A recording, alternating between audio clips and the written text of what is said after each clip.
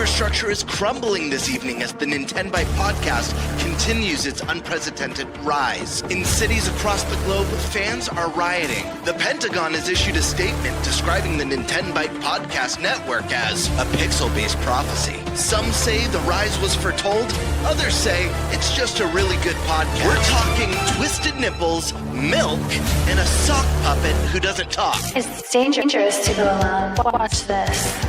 Welcome to the Nintenbyte Podcast, bitch. That's right, ladies and gentlemen, you're watching the greatest Nintendo podcast ever! Yeah! Is that a Joy-Con in your pants, or are you just happy to see us?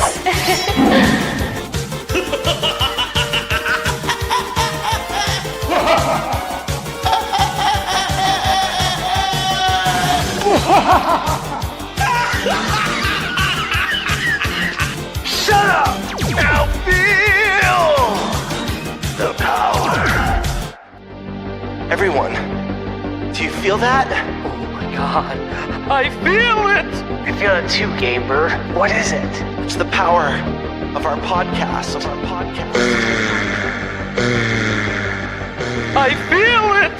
This is rad, Nintenbyte. So rad. Power.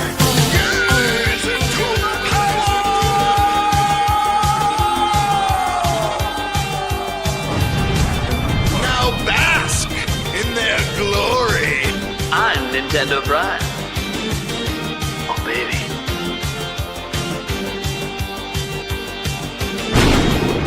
I'm ThunderStash.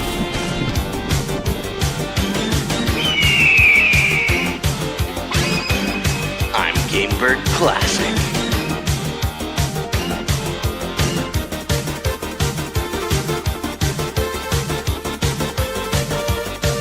Nintenbyte rules. Let's rock. Hey everyone, welcome to the Nintenbyte Podcast, Season 3, Episode 65. We got the full crew back at it. It feels weird to say that, but we do. We're all here. I love it. Let's keep it going. Let's hopefully keep it strong the rest of the year. We'll see what happens, obviously. We do have a special guest here. How's it going? Super Metal Dave 64. Hey, what's up? How you doing? Oh, man. It's going to be a good one, man. We got some great topics today. We do have another guest coming in later, guys. Shadow Fox Infinite. He said he's going to be about 45 minutes late. So he's probably going to miss our first topic, which is totally fine. We got a lot to go over, though, guys. I don't know if you've heard this last week. There's been like Zelda 40th anniversary leaks. Of course, got to go over that and what that means for a future direct, which is probably not that far away. We're probably like, 4 to 6 weeks away, somewhere in there before Tokyo Game Show. We're likely to get a direct. So we got a lot to talk about with that. We have some stuff going on with content creators. Should they be knowledgeable about what the fuck they're talking about? It's a very interesting question submitted by one of our users. So, and it's kind of cool because we're going to approach it obviously from the angle of what I kind of do versus what obviously Stash does from the review angle, because you would assume for reviews, you should know what the fuck you're talking about before you talk about it. But you'd be surprised. You would definitely be surprised at how often you'll read a review. And if you've already played the game, no, they didn't play the game. It's quite interesting how that works sometimes. We obviously have to talk about Nintendo's financials a little bit as well, because they had that come up since last episode. And we're not going to go over quite literally everything in there. We're going to go over all the big news and all of that. And then we have some stuff going on with Switch 2 game porting. And is it getting better or easier thanks to some updates Nintendo and NVIDIA have been doing to the hardware side of things, and well, really on the software side to help the hardware do its thing, right? The hardware's already there. They're not installing new hardware, right? They're just unlocking and enhancing features. There's obviously updates as well. We've had like, Unreal Engine 5.8. Speaking of the man who was going to be later than I thought, but he's actually here now. We got Shadow Fox already here. Little stepped in the game. It's already here. See, look at that. He said, it'll be like 45 minutes. Like, dude, 9 minutes. That's it. Yeah. How's it going, man? Yeah. Rumors of my death have been greatly exaggerated. But other than that, yeah. Happy gaming. Happy gaming. Welcome to the show, man. All right. Let's go around the room and let everyone know for the co-host here. First off, hopefully everyone can hear all of it this week. I know you couldn't last week because this is a really long one. Welcome, Eric.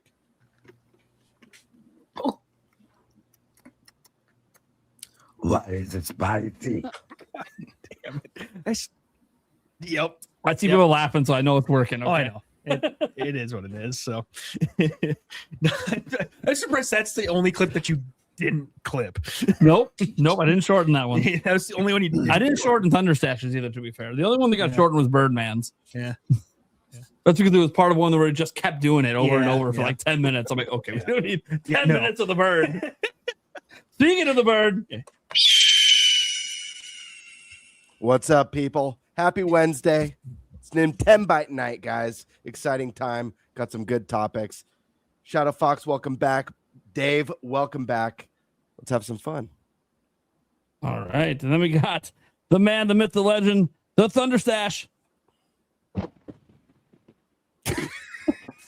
Weakest storm ever. The funny thing is, it actually is like really loud on my end, but what actually comes through to you guys is so weak as shit. I'm just gonna blame Charter Spectrum. It's so bad. Yeah, it's all good. Hey guys, happy to be here. A lot of good topics tonight. I just realized, by the way, they will allow me to upload sound effects to the back end of StreamYard. So why don't I just do that? They probably will sound way better. Yeah. Because then it'll be on the server side. So Yeah, okay, I'll take care of that next time. Yeah, I'll be here. A lot of good stuff to talk about. Very busy time.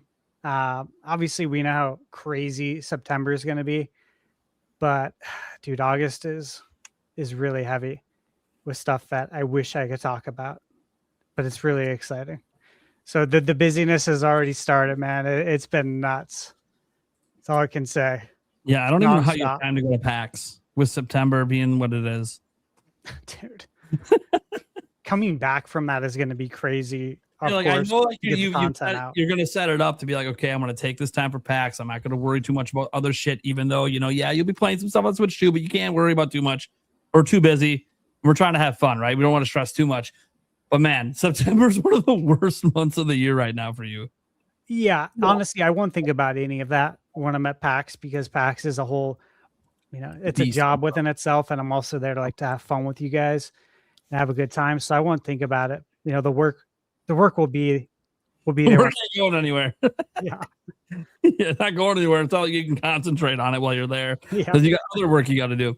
All right, guys, and I'm Nintendo Prime. What's up? Don't I have a button? Oh yeah, I do. Wait, let's see if it's working. Let's see if I'm Nintendo Prime, bitch. Yeah, I don't know if that comes through really weak or not, but I am Nintendo Prime, bitch. How's it going, guys? I'm the biggest clickbaiter in the game, right? That's what they say. Let's go ahead then and get to our topic roulette. Who wants to take that first topic? Anyone jumping at it? See, GameBird's gone, so I know he's not jumping at it. What's the first topic? The first topic has to do with you, so we can get to that one done before you leave. Eric, you want to take that one? Yeah, I can take it. Yeah. All right, Eric will take it. All right, Eric, what are we talking about, man? All right.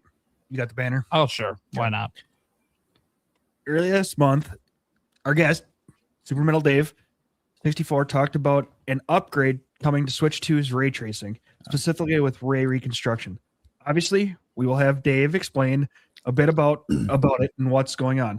More than this, we are seeing the impossible ports become all but confirmed. Crimson Desert, widely considered to be some sort of benchmark by some for world size, combined with graphic fidelity, being talked about as coming out in the first half of 2027 as they work on optimization. But this is considered one of the possible ports? Do we think it will run well? And more important, is this yet another sign that porting to Switch 2 is getting easy? Also, what ports impress us the most just in terms of how well they run and take advantage of the Switch 2? Do we have any feel could have done better? Dave, if you want to go ahead and take it away and explain the ray tracing and what's going on. Well, that first of all, it wasn't my video. Wasn't about ray reconstruction. Sorry. Yeah, that was my bad.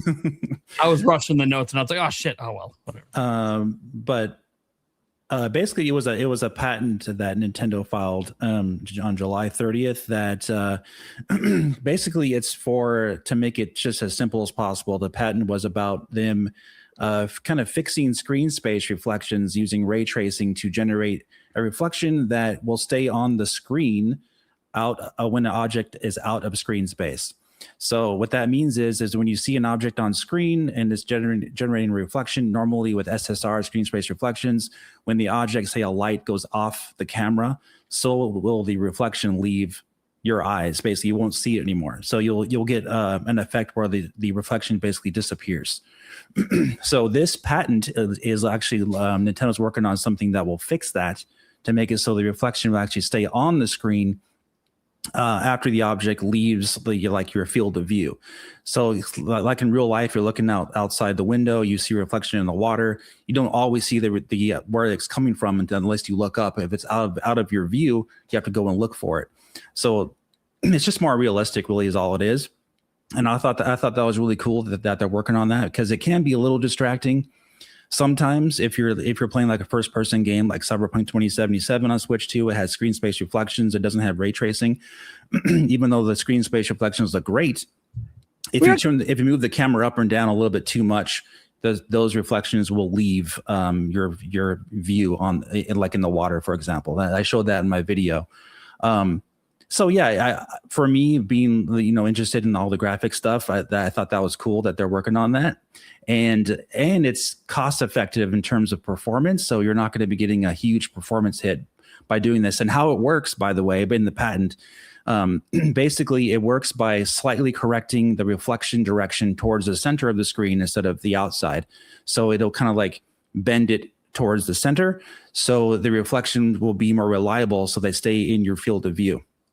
We have to see it in action to see how that works, but it's technically like ray tracing to the eyes, but like the performance hit will not be there because it's not really like 100% true ray tracing, because it's not ray trace the entire screen. For example, that's why these games take so much processing power to run with ray tracing, because the entire scene is full of, they're rendering all the light in real time, all the reflections in real time, everything on the screen is rendered in that way. That's how they do it in a blanket way on PC, and it costs a lot of resources, which is why you're getting so many diminishing returns in games that don't look that much better.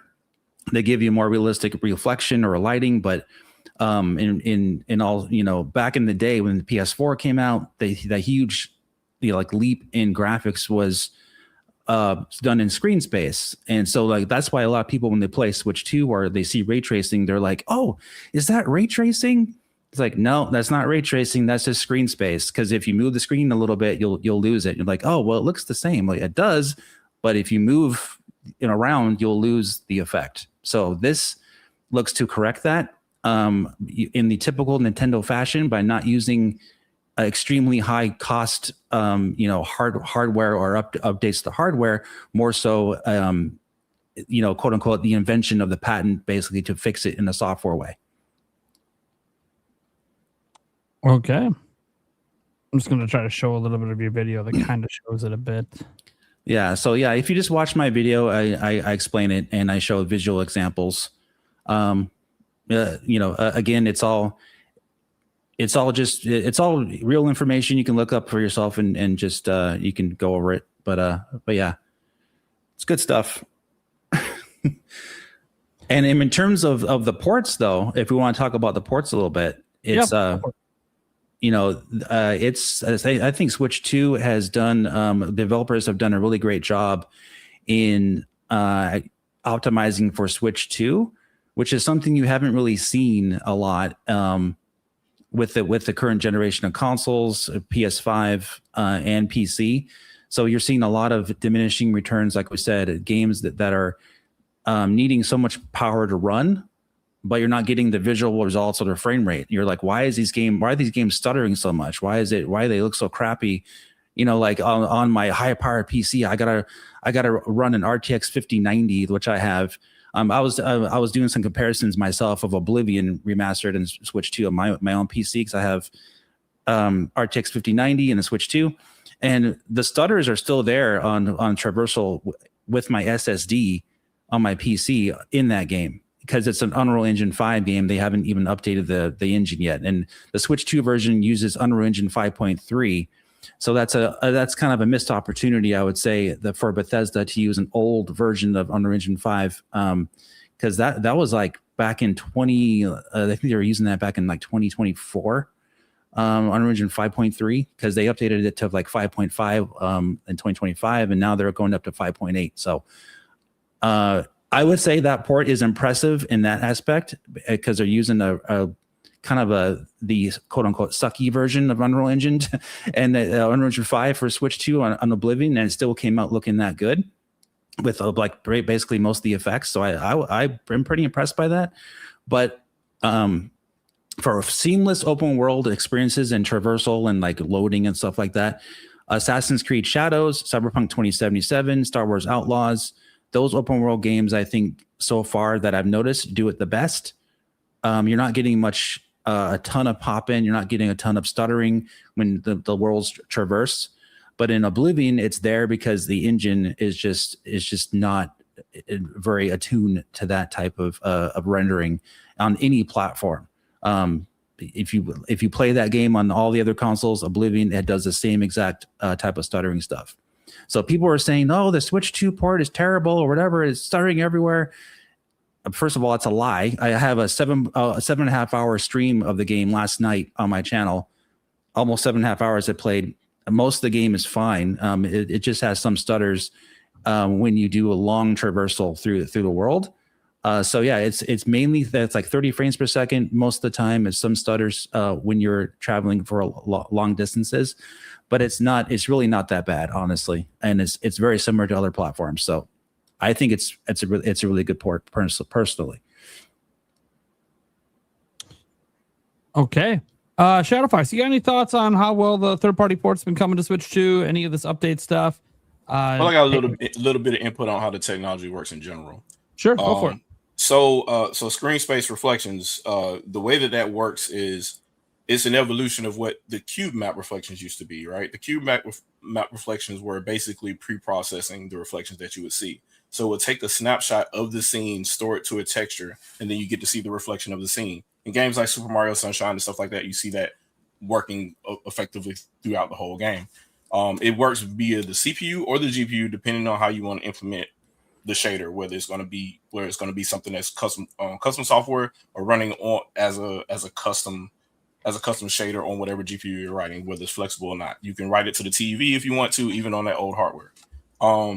Now, if you're talking about say Switch 2 versus anything else, what you're talking about now is GPU grunt for screen space, because screen space reflections have to trace every single pixel that's on frame at any given time for any change that happens. So you're effectively redrawing the frame anytime that it has to make an adjustment to find out where the next shadow is going to be, where the next reflection is going to be to do what it needs to do. So you get the accurate representation for the final draw. And if you have a game where the CPU is heavily indulated with requesting draw calls, in addition to the GPU doing extra work for putting the pixels on screen and doing screen space reflections and with minimal ray tracing or some ray tracing effects, be it fire, texture, whatever, that can overload the system, and it works. It does that on any platform. It doesn't matter what GPU you have. It's going to be an issue because it's a fault of the engine and how it's making the shaders do what they need to do. The correct thing to fix it is to write better shader model for that screen space reflection effect, and you'll get better effects for that game. You'll see better use of it depending on the game. But older games, definitely, if they try to port them, it's going to look terrible because you're basically putting that effect on top of an older engine that wasn't built to handle that in the first place. You have to build it from the ground up.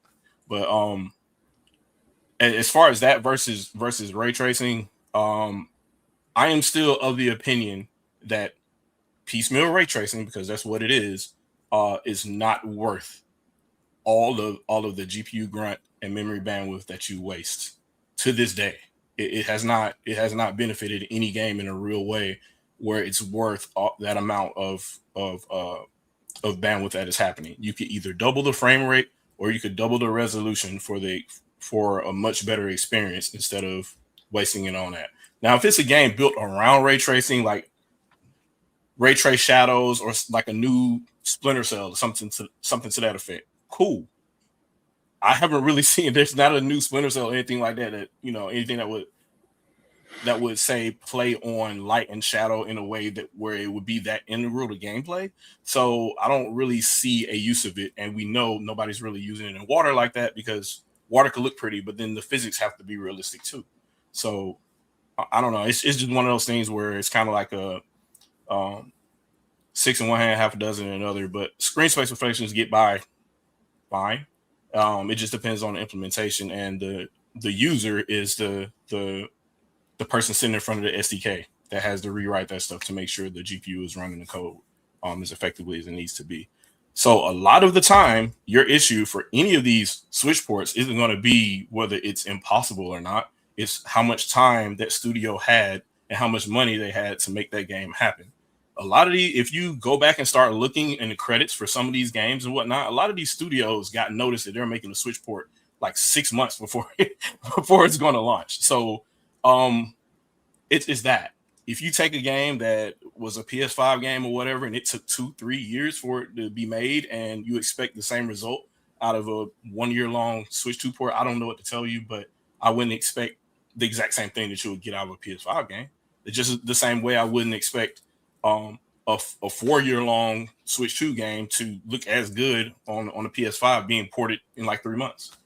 So it's all about the time and material that a studio has to make things work.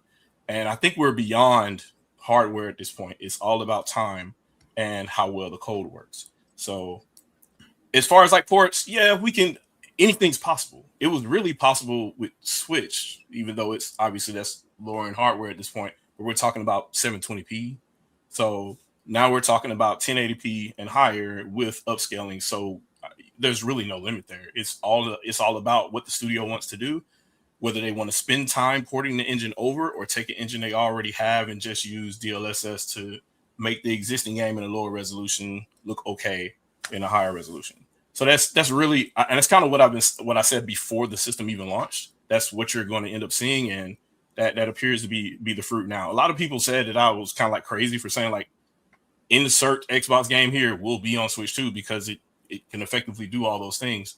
But we're seeing it now. So I don't know what to tell you other than it'll follow if the money's there. So, and the money's there. So now we got Final Fantasy everywhere. I think it was funny. Bethesda made that tweet about, we saw the request to patch Oblivion on PS5 and Xbox Series S and PC. We heard you because we figured out some stuff with Switch 2, basically. And they're like, dude, you guys haven't patched the game in over a year. So you exposed yourself, saying that you could have done this if you actually optimized for those consoles, which you didn't. You just we got power, so we're just going to use that power, and now these games run like crap. Deal with it. We're Bethesda. Yep. Yep. And I feel that that's a thing too, and then maybe that's another topic. But I think a lot of third-party studios they depended heavily on the other two platforms to just make hardware to brute force their games.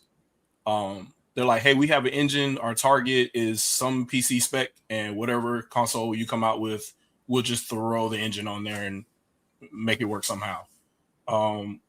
That needs to end, because the whole point of these games, especially for console games, is it's a console game. Like, it was built for that console, so it works well for that console. There's no point in having a console that's just going to be an also ran of what a mid-range PC would be. There's no fun in that. There's nothing special about it. And PCs have gotten so good these days that like just automatically setting your settings is something that runs decently well for most people anyways, that like now that's not even necessarily an advantage for consoles unless they're completely super optimized. And we're seeing with a lot of third-party games, obviously I'm not talking about the exclusives, but the third-party games, they just don't really seem to be that well optimized on a lot of platforms. Yep. I do get credit to, like, we brought up Crimson Desert is coming to Switch 2. They've been talking about it for a while, and now they just straight up said, yeah, we're targeting, first half of next year. Whether or not they make that target, whatever. And it's coming out next year on Switch 2. But they're a studio that as well, like their game came out. There was a whole bunch of feedback on some of the mechanics and the way it ran in some instances. Boom, they came out and worked their ass off and fixed it. I wish that like more studios would care about that kind of shit. Like actually get on top of this shit. Like even if you don't know, like with them at Crimson Desert, there's a massive fucking game. Optimizations on that got to be insane. And yet they saw the player feedback and they're like, no, we know exactly what's causing it. We're going to fucking fix it. Like, that's awesome. Now, for them, it's a fully custom engine. It's their own in-house engine. So they know the ins and outs of how it all works. And they knew exactly what was causing that hiccup. And they took care of it. So for them, credit to them, it's their engine. They have to take care of it. A lot of these companies are using like Unreal Engine. and it doesn't run very well without some work. And that's what a lot of companies are finding out. And Nintendo, by the way, good feel. They're using it with Yoshi. So Nintendo's also using it for some of their games, and they might use it for more. But it comes down to optimization. And again, we still see it with the exclusives, guys. Sony's games run great on PlayStation, of course. They do. They're optimized for it. But, we're seeing some of these third-party games. Like, I'm just going to straight up say it. I'm going to call out, like, it's EA. I don't got a problem calling out EA.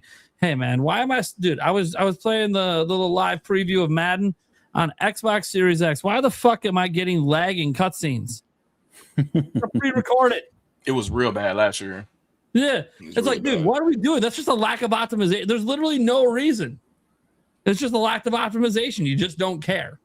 And to be fair to them, they're forced to share out a game every year. So like a little harder probably to get the optimizations in when they're already probably working on the next fucking Madden right now. But of course they are talking about getting off it. What are they talking about going to? Unreal Engine. I'm like, well, shit, you better be ready to optimize that because that's a shit show without optimization. So good luck.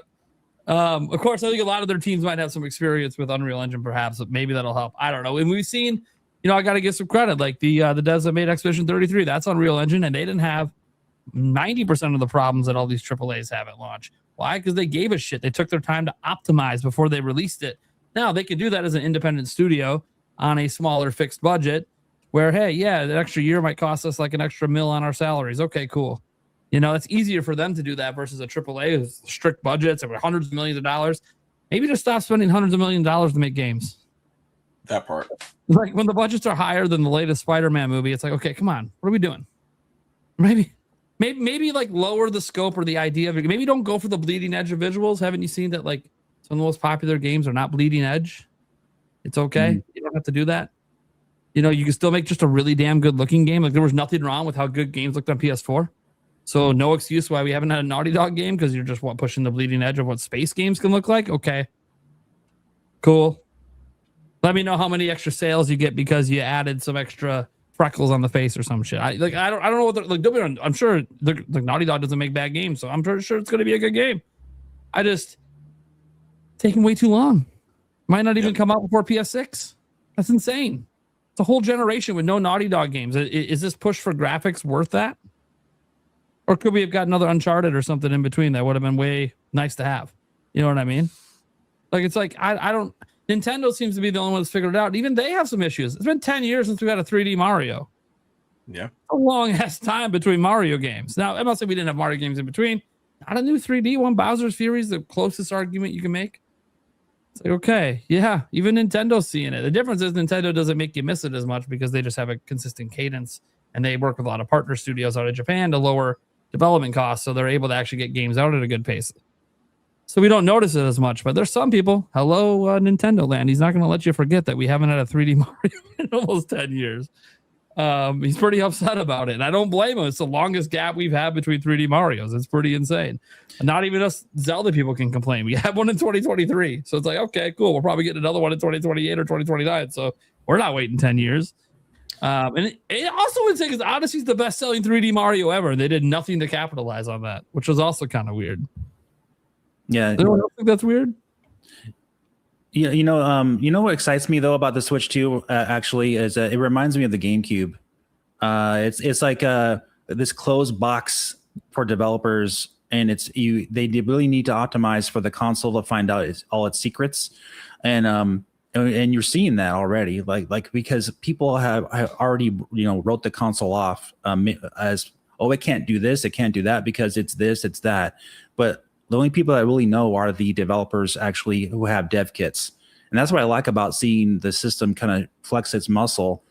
It's like 12 watts or whatever in portable mode. And then you dock it. It's like 20 something watts.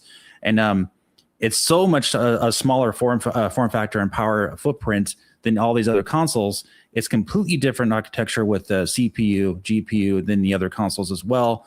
So they have to optimize for it. So it's exciting to see that, to actually the developers that actually need to be like, so we need to actually optimize again. Okay. Oh, it can do this stuff for less. Cool. And then so we got Dragon's Dogma coming out from Capcom this year. Then we have Space Marine 2 coming out.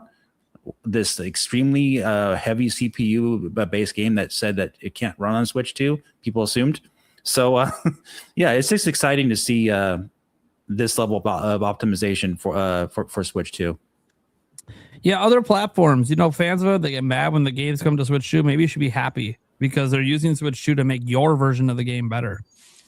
I made a video about that a long time ago. I probably should make a sequel to that video, but it was really for the Switch at the time because at that time, elephant in the room. Like it was the market leader clearly, right? So if it's the market leader, it should be the lead platform, and everybody benefits from it because if you make you spend all your time to make a 720p game for Switch or a 1080p docked or whatever, and everybody benefits from it because now you have a really good looking PS4 version, a really good looking PS5 version of that same game. So Monster Hunter Rise that was made for Switch first and then ported, and everyone who played the port, no one complained. Yeah, you're getting your 60 FPS, you're getting your higher res, it plays really well. And guess what? The people who played it on Switch also thinks it plays really well because they cared about making it for the platform. Yep. And you gotta imagine it's a lot easier to port to upport than down Switch code to the sys processors on the other two platforms, and you only have to do that once versus you having to take all the code from the PC base or whatever or the other console base and then try to convert everything over to Switch. At that point, it just there was no point in doing that. And a lot of developers either opted out, created cloud versions, or what have you at this point because it wasn't worth. They didn't know if they were going to get a return for almost 2 years worth of development for that platform. Versus if you made it a target to begin with, it's not that big of a deal because you could spend 6 months to port to Xbox or PS5 from that and be fine.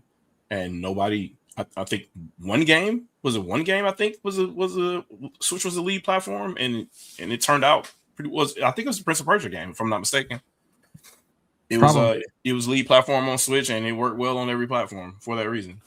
Yeah, I mean, and we're seeing the people from Capcom and Square Enix specifically talking about, hey, the more we keep making games for Switch 2, the easier it's getting, the better it's getting. Like everything's just we're passing the knowledge between our teams, and this is. We're shocked. We thought it was going to be, we actually thought like the gamers did, it was going to be a struggle. And then we put our game on and we're like, it's just kind of running. Yeah. Yeah. We didn't even optimize yet. It's just kind of, well, we're obviously going to optimize shit. It's okay. We're committing right now. Everything's coming because we threw the best we got at it and it just kind of runs. Well, then, all right, let's figure this DLSS out. Let's figure out this architecture. Let's see where we can make cuts. Let's see what we can do to make this run even better. And that's what we're seeing excellent results, guys. Look at the third-party games. Look, Liza P just came out. Might be one of the best running third-party ports I have seen to date. It runs so well on Switch 2. It's insane. You're pretty much missing out on nothing if you play it on Switch 2, how well it runs. It's incredible what we're seeing with these third-party ports. And even now, when I saw a couple of content creators like, oh, well, I played this on Switch 2. They're talking about Oblivion, and it's got this stutter. I'm like, yeah, welcome to this game. Yeah, on every console. It's a problem. They're aware of it.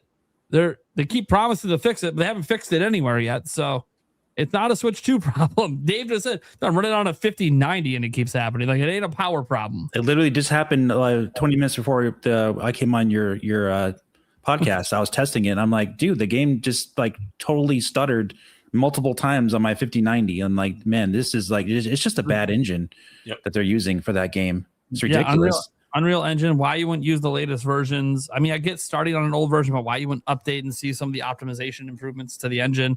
And then on top of that, just, you just been a year. You haven't patched on anything else. And just now you're like, oh, hey, the Switch 2 version, we did some optimization we're going to bring to the other platform. Yeah, but you didn't fix the hitching. How about we fix the hitching? It's like the biggest complaint everyone has. Now we're not going to deal with that because it probably requires you to upgrade the version, which requires you to recompile the whole game. Yep. So yeah, I saw a lot of clickbaity videos about that port on Switch 2. I'm like, okay, you obviously haven't played the remaster that came out a year ago. It's just console warriors. It's ridiculous. That aren't actually playing the fucking game. That's all it is. People like watch a Digital Foundry video, but they don't listen to what's being said. They just see the chart and they go, LOL. I'm like, dude, do you not hear what they just said happened? There's a technical reason that they didn't do in the game that made that happen that shouldn't have happened, and they don't know why they made that decision.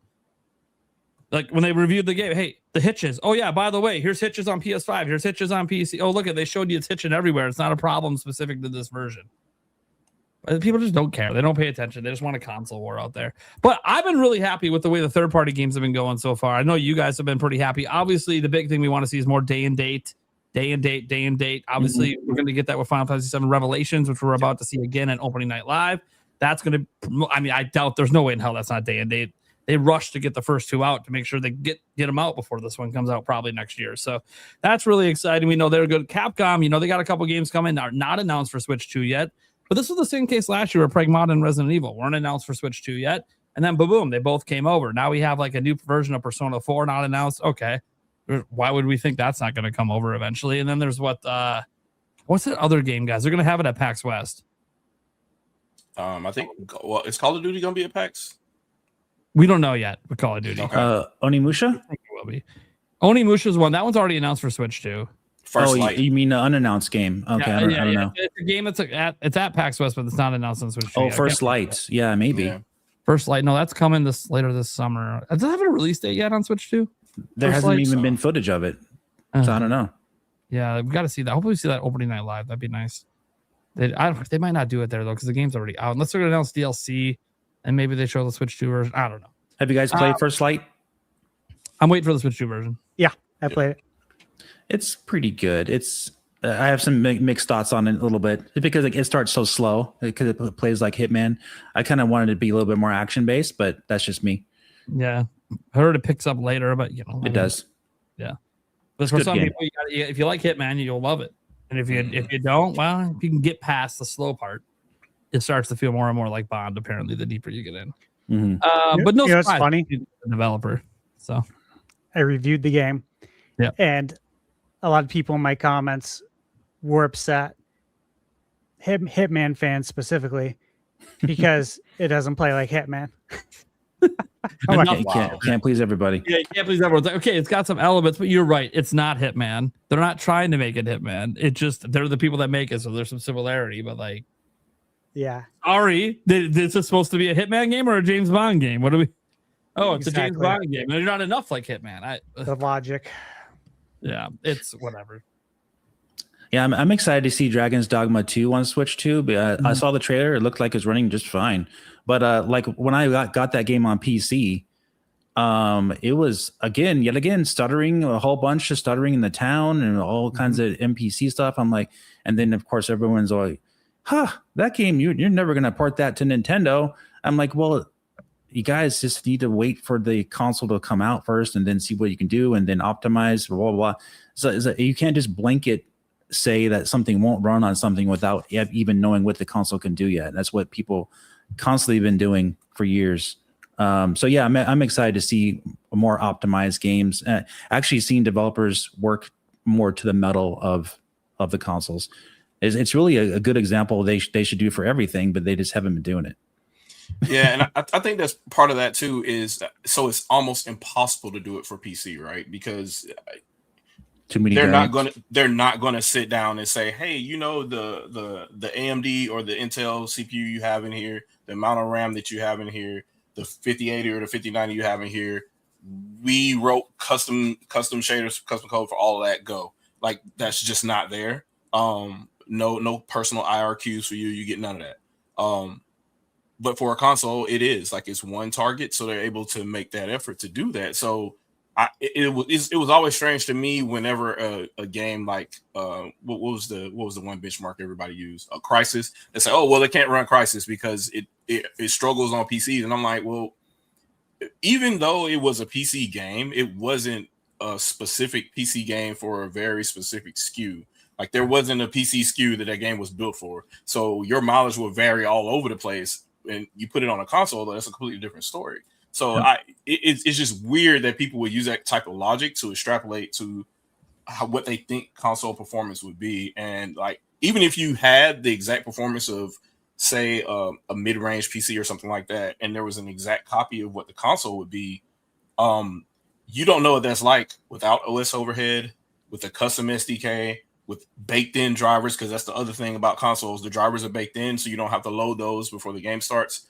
All those kind of differences are there, and that's completely different from how it would be on PC. And people, for whatever reason, they just say, well, the specs are the same, so I expect the same performance, and that is never one-to-one on honestly. So just a thing, people, I don't know. Yep. And that's why we have these discussions, to kind of just try to get some clarity somewhere there. So Get it out there. And I like doing it on this show because it gets it out to people who just don't know. I've seen a lot of people in the chat saying, thanks guys for explaining this stuff, because people don't get it. They don't understand it. They just see people talk about it and bitch about it. And like, what are we doing? Like, I'm just here to play games. Like, yeah, that's all you should really worry about is playing games. But some people like to get into the technical aspects, and that's fine. Just have honest conversations about it. And most people don't have enough knowledge to. And even me, I don't have all of that knowledge. I have enough to have some conversation, but I'm not gonna go into the realms I don't get. There's no point for me doing that, because who cares? Obviously, if I don't get it, it's because I didn't care to look it up. I'm cool with that. It doesn't matter to me. Like, oh my God, did this light bounce 100% correctly off this source? Look, there's a smidge of static in RE9. I'm like, motherfucker, I'm looking for a fucking zombie, and you're out here looking at that fucking static in the corner. I tell you, when you're playing the fucking game, you ain't paying attention to that. Yep. So how does that impact my ability to play the game? Nothing. It just impacts you taking a screenshot. I had fun doing 20 replays of that game, and I didn't care anything about any of it. Yeah, you don't care about any of that. Every platform I played it on. Oh, the hair's a little fuzzy. Yeah, okay, I did notice a little fuzzy hair, and guess what? I noticed it for 2 seconds, and now I'm looking forward. I'm not looking at the back of their fucking head anymore. Yep. Like, I don't. Yeah, it's like people forget that. Like, dude, when you play the game, you don't notice this shit most of the time. Right. You really don't. You get immersed and you lose yourself, because the gameplay is what matters. If you make a fun game, you're not going to notice it. It is what it is. Unless you're looking for it. And if you're looking for it, then what are you playing games for? You're here to have fun, or you just here to have graphic debates? Like, cool, go become a graphic artist and do that for a living, I guess, if that's all you give a shit about. But most people playing games, we just want to have fun. Yeah, I think Pragmata was probably the biggest example for me, because there was such a big gulf in the performance on the Switch 2 versus the other platforms and PC. And I would go play on PC, and I'm like, ooh, that's cool. The ray tracing looks nice and stuff like that. But I could just pick up my Switch 2 and play it in my hand, or just go into any room of the house. I have it docked here, have it docked upstairs or wherever. And that's just that instant play for me. I felt no difference going back and forth between the two. I pick up this controller and I just go. So it didn't matter whether I was connecting to my PC here or whatever. So I guess that tells you that it's a good game as well, because it didn't matter what the frame rate was when you're like slowing down to stop enemies or whatever to move through your little chart to do your attacks. So yeah, I 100% of that one too. Yeah, when that comes up, like a story always comes to mind that Andres researched told once on the show. I can't remember which game it was. I think it might have been Hogwarts Legacy. I can't remember. He was playing some sort of game on Switch 2 with some friends over, and they grabbed the controller. And until they touched the controller, they thought he was playing the PS5 version the entire time.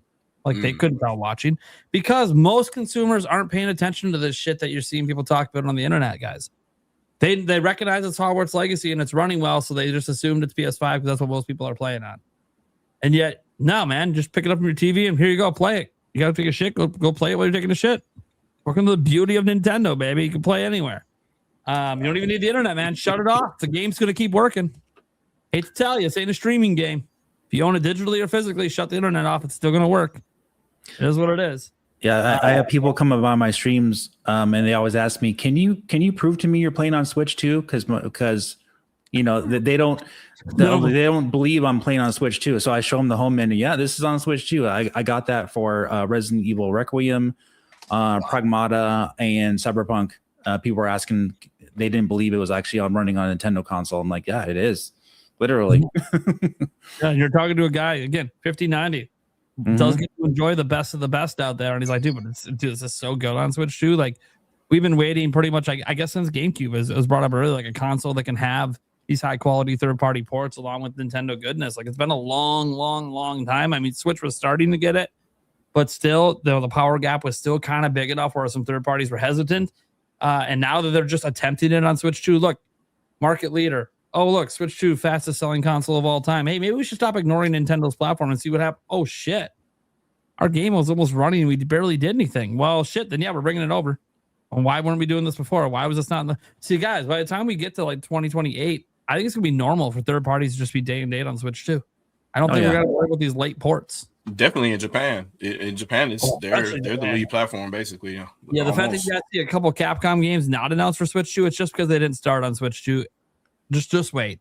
Just wait. A lot of the brand new ones they haven't announced yet, a lot of those are going to be day and date Switch 2. You're going to see the announcement at the same time. Capcom's all in. They've already shown that. Square Enix is definitely all in. They've shown that as well. We're seeing, even out in the UK, we're seeing, Switch 2 third-party sales outpace Xbox sales. So, yeah, that's always something that third parties pay attention to, is they look for more platforms to bring games to, as Xbox is maybe not doing as well as it once was. So just something to pay attention to. Not acting like AAA third-party games are like the biggest sellers on the console. No, that's obviously Nintendo games. But the more of them we get and the better they perform and the more people start to be satisfied with, we just got 60 FPS in Madden. Cool. Add crossplay now and we're fully featured. So... It's not only that though, but I'm a full believer now. I wasn't fully with the Switch 1, but with the Switch 2, I'm a full believer in the portable aspect. I did the whole test. I went to Las Vegas, went on the airport and the airplane, played Switch 2 the entire time. People were noticing and then were like, it looks like PS5, because it's like, it looks like you're playing a portable PS5. Like I was playing Resident Evil Requiem portably. With the Pro controller on the airplane, literally just plug it in, no have to worry about no battery stuff, and I had a fantastic time. I was like, dude, this is like playing at home.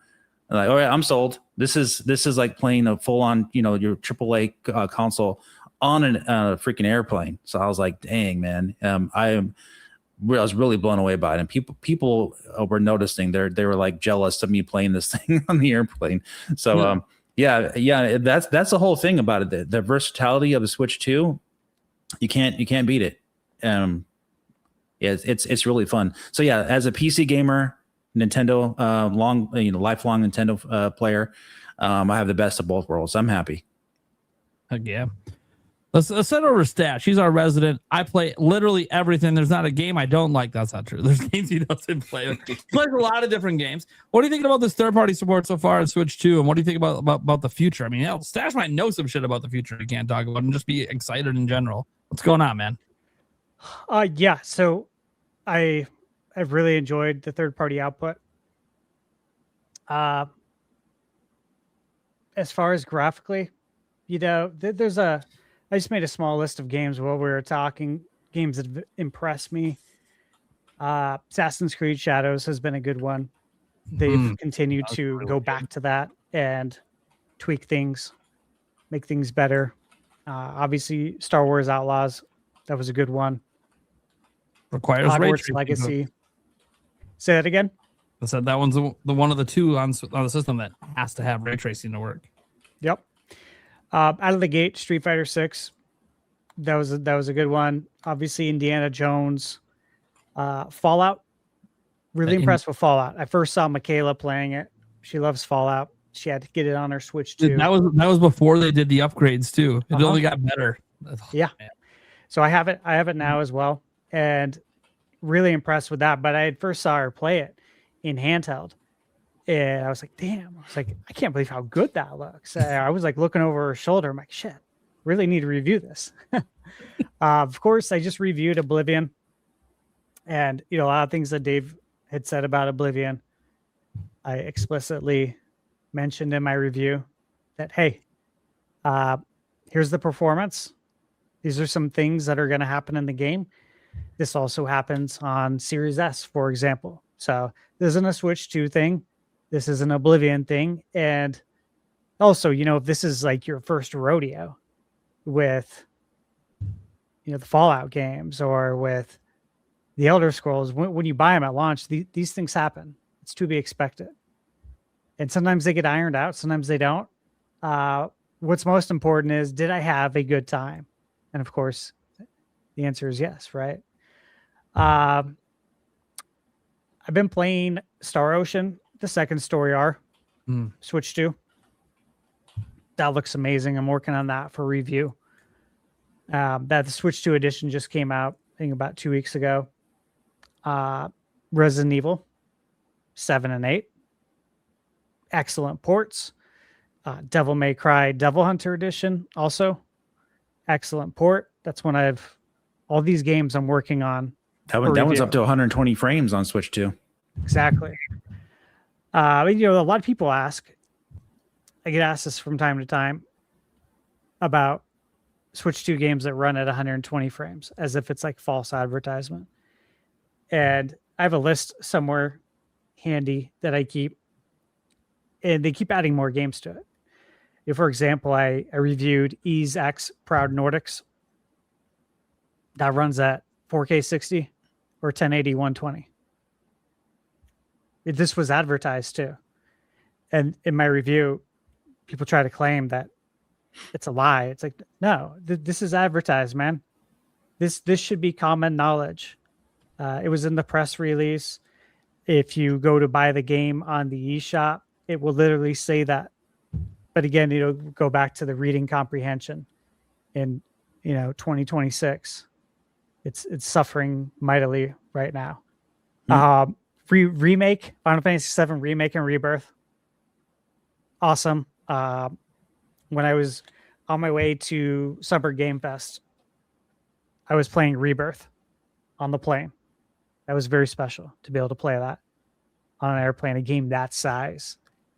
I've been playing this one too. I'm working on a review. Bird, I think you played it, but Yakuza 0. That was a launch day game as well. Kenna, Bridge of Spirits. That was an impressive port. This doesn't get any love, but Red Dead Redemption Switch 2 update looks awesome. Looks so good. Of course, Liza P. I played Turok Origins on Switch 2. Yeah. How was that? I'm curious about that one. It was great.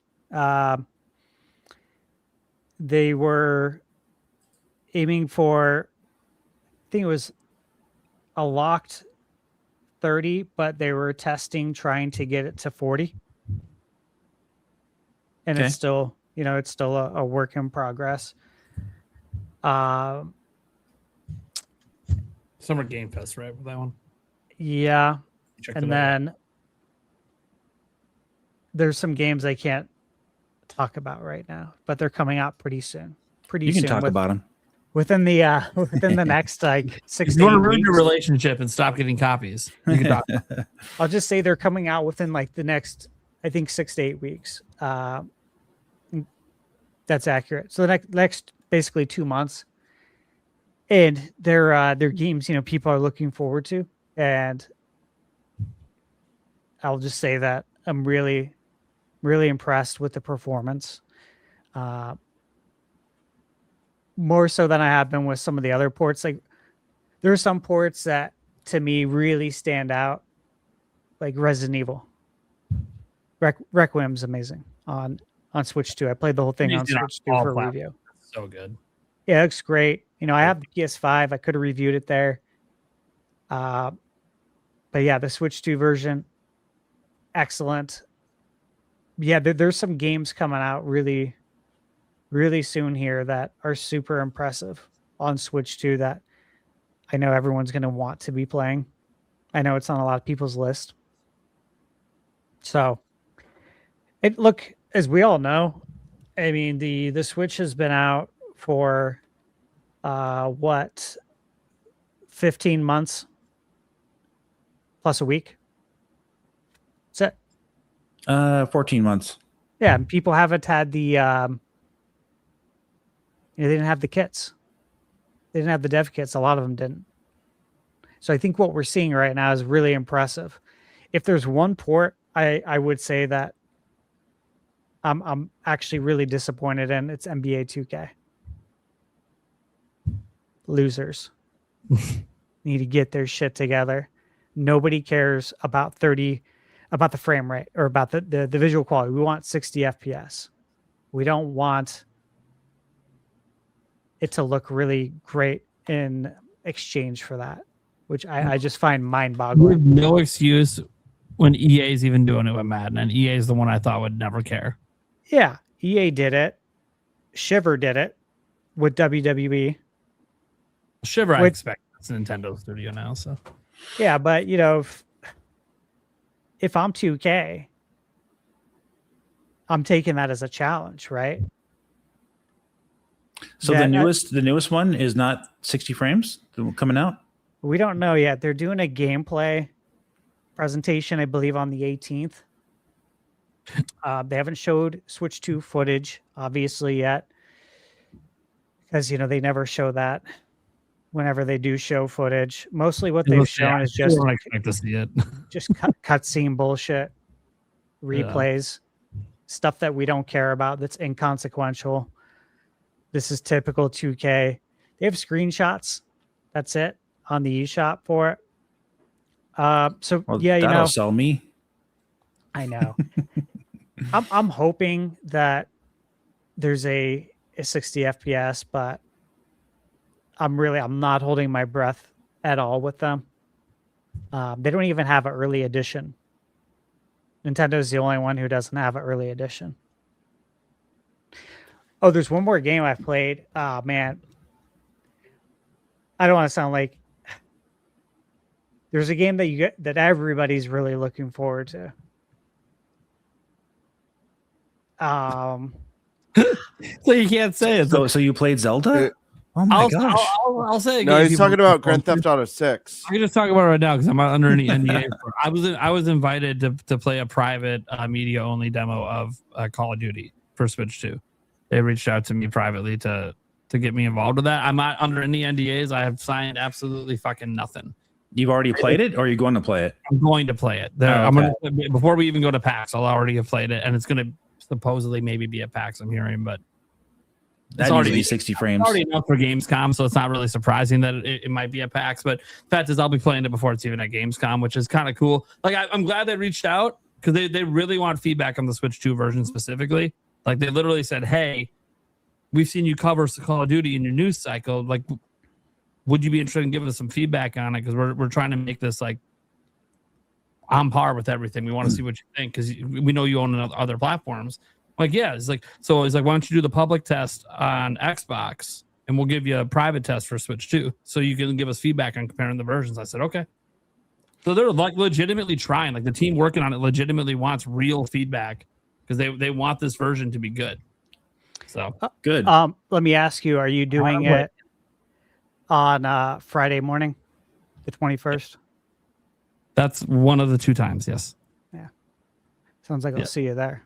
Yeah. I figured you were going to be at that one because that one's pretty well known. I would reach out like, oh, a bunch of people are doing that one. I'm like, okay, me too. Yeah, it's a different game. It's not that. Yeah, I wonder if they'll give you the ability to show some footage of the game or something. Because they may want to get the Switch 2 version shown. I'm waiting to see. Yeah, I'm waiting to see what the restrictions are going to be. Like I said, I mentioned it because they never said I couldn't. But I'm going to play the game. But if I can't talk, I can't talk. If there's a September Direct, then maybe they will wait and things can go live after that or something. Who knows? See them NDA in it until then. Outside of the public demo that's at PAX or Gamescom, like obviously people are playing that and talking about it, so you'll probably be able to show that. But I have a feeling we're going to be able to show it. Yeah, I think so too. Stash, have you played Truxton Extreme on Switch 2? I have it. They sent me a review code. It's installed. Apparently, that version has the best textures of all the ports on Switch 2. Better textures than PC and PS5 and Xbox consoles, which is weird. Really? And but it doesn't run at 4K. It runs at 1080p 60, but it has better, higher detailed textures. I saw a Digital Foundry video on it, and they showed the proof. I was like, wow, that's interesting. So yeah, I think you should check that out if you have the ability to. I do. Is Switch 2 the lead platform? I don't know. Maybe. That's interesting. But it looks really clean. It looks really good. I'm probably going to buy it. It came out on July 30th. Actually, it's already out. Yep. Yeah. I told them that I have like a handful of embargoes to get through. I have one more tomorrow morning for Dusk Fade. I don't know if you guys are following that game. Dusk Bloods? Oh, wow. No, Dusk Fade. Oh. It's it looks awesome. That's coming too. But well, I'm not interested in that. But thank you. No, I'm kidding. You might be.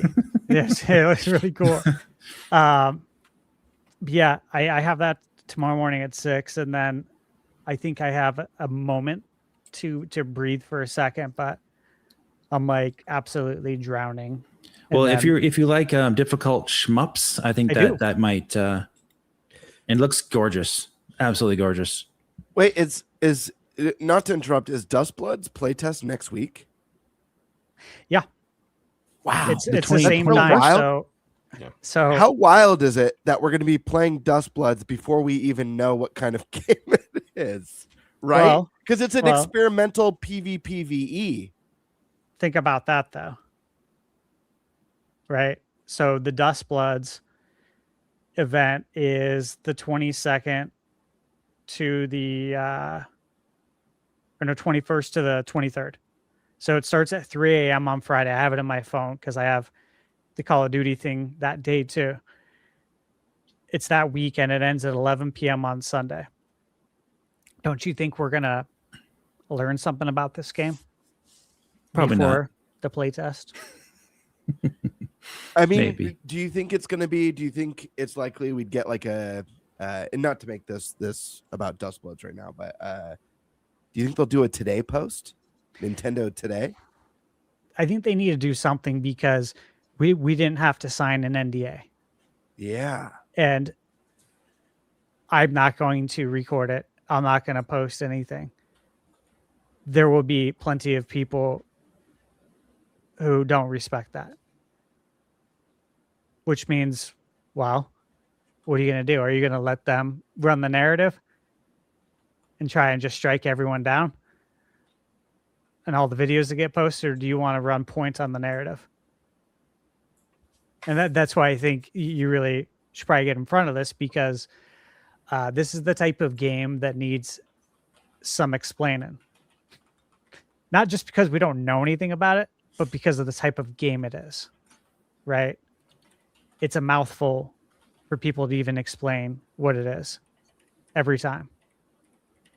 And it throws people off and they don't know what a PvPvPe blah, blah, blah is. So you need to like really explain that and be crystal clear about it. And if you don't, then you let whoever, got accepted into the playtest, which seems like everyone did who signed up.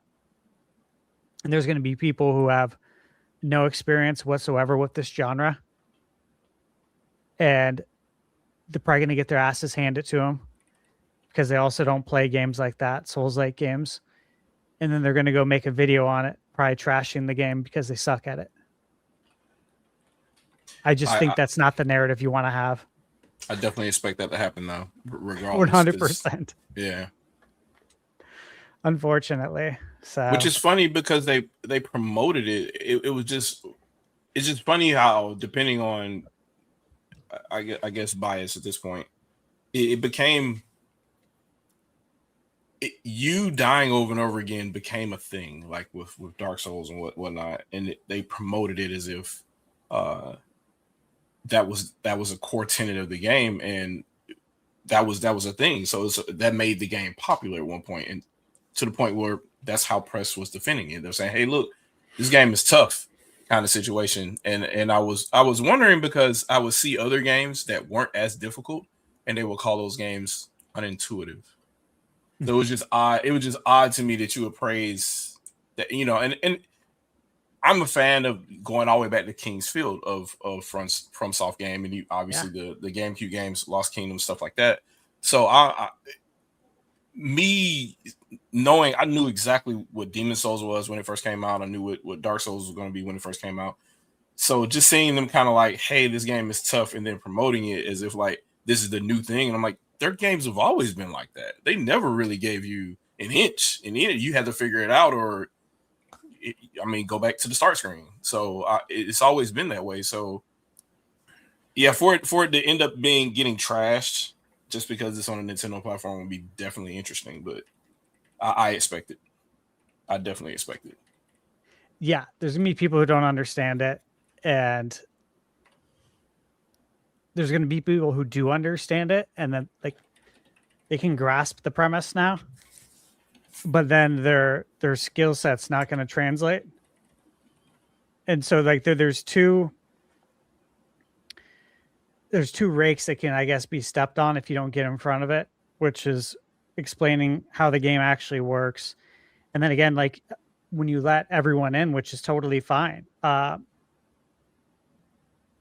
I'm just hoping people can, I guess, use some discernment and see through it and understand that there's going to be people who say the game sucks, and hopefully they understand that that's probably because they suck at it.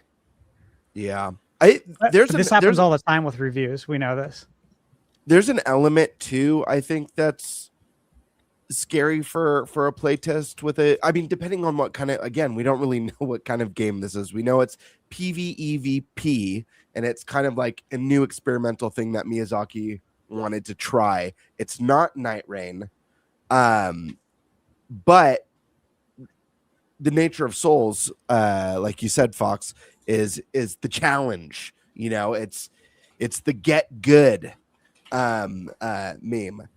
And what's scary for this one is if we don't get some sort of a deep dive about what kind of game this is, what's the goal, what's your objective as a team or solo. If this is team based and there's rando pickup groups and people don't know what they're doing, it's just going to be people pissed at each other. You know? Yeah. People running around. I don't know what I'm supposed to be doing. I don't get it. And then the other person, like, you're fucking up the game, dude. What the hell? Shadow, did you play? Go ahead. No. I was just gonna say it's already tough and like games where we already know the objective, picking up randos on your team.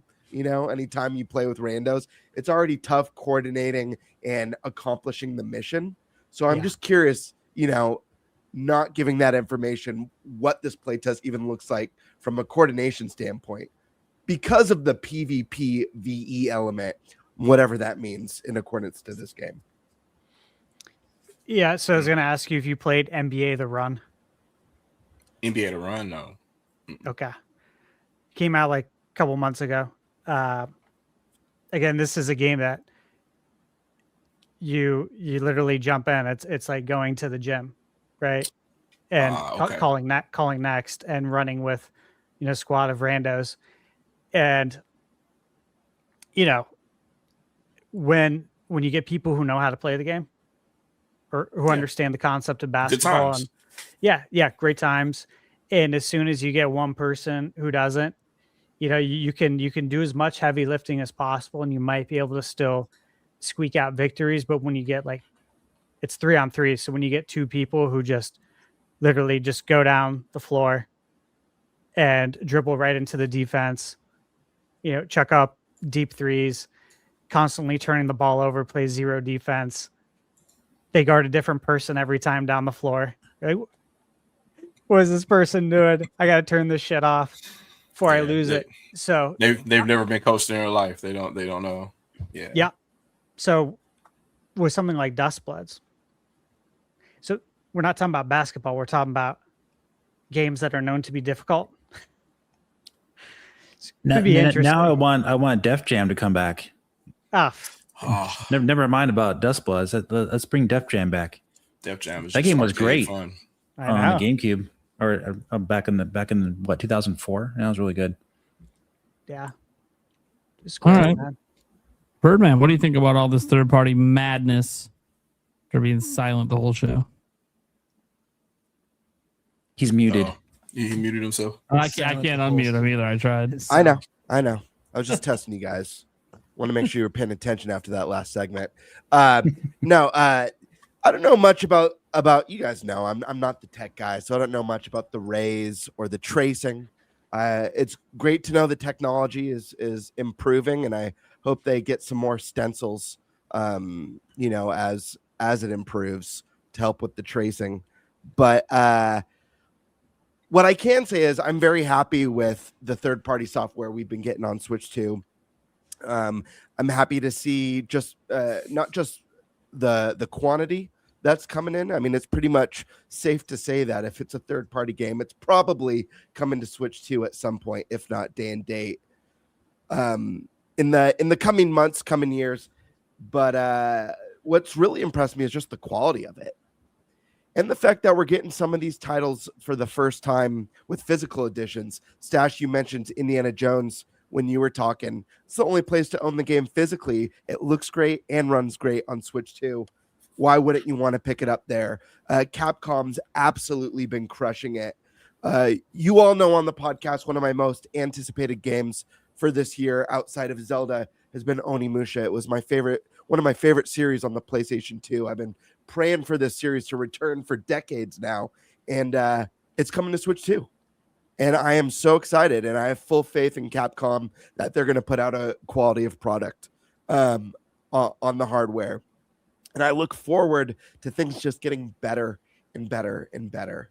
So, yeah, I mean, I don't have too much to add other than what's already been said. We have a killer third-party lineup. I think we're going to get closer to more frequent day and date. I'm here for it. I'm excited. I love that I have the option of playing some of my favorite games or some of my most anticipated games, both at home and on the go. And knowing that they're looking better and running better than ever is very, very enticing. All right, Eric, it's your topic. Bring us home. Yeah. I mean, like Birdman said, I don't have much to add either. But no, I'm definitely happy that we are getting a ton of third-party support on the Switch too. And it's great to see brand new games that we never even would have thought coming out to a handheld system are actually starting to come. And I believe for sure that we're going to start, as things start getting easier and people start getting more experience with deving for the Switch 2, we're going to have a lot more day and dates, and it's only just going to get better and better. All right. Cool. All right, ThunderStash, you want to give us another topic, man? Which one do you want to grab? He ran away. Nah, ThunderStash is here. Oh, I thought you said GameBird. Never mind. No, ThunderStash. Which one do you got? Am I going to grab GameBird? Not here. Yeah, I'll just take topic 2. Awesome. Should Let's go. content creators be knowledgeable? And so this topic was submitted by a fan of the show, Long Rua 1231. And so the question is, should Nintendo content creators be informed about Nintendo and their gaming logistics?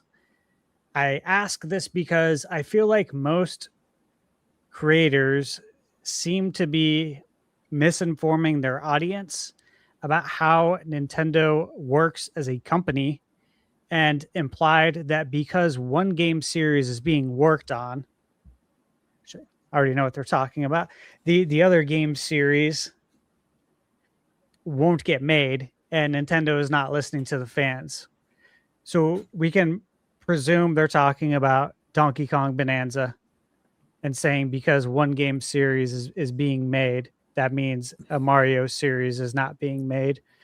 They go on to say, let's see. Actually, that's the end of what they say. Okay, so that was the question, and we can expand it further into other types, of course, of content creators. Though this seems focused on kind of like the talking head news space. But again, this potentially applies to the review space as well. So let me get your guys' take on that part first, and we'll get into the second part. As far as Nintendo content creators, since that's what the question is specifically about, do you think it's important for the person giving the news, relaying the information, essentially to know what they're talking about? Or do you think it's okay if they don't know what they're talking about and they're informing the masses? I think it's definitely paramount with regards to Nintendo, because Nintendo is special. And I think the big problem is a lot of content creators, I mean, outside of maybe Nintendo Prime and other channels like OJ and whatnot, they cover news as if Nintendo is just a third-party company or Sony or Microsoft. And they treat stock reports or sales or any other things as if they would for any other company, and it doesn't apply that way for them. Nintendo, I don't want to say they hate their investors, but they feel like they get in the way. So they kind of like, hey, here are these things, now leave us alone. And we're still going to do our long-term plan because we want long-term growth. We don't care about how much money you get the next quarter. We're trying to make sure our business stays alive for the next 30, 40 years. That's effectively how they operate, and other companies don't operate that way.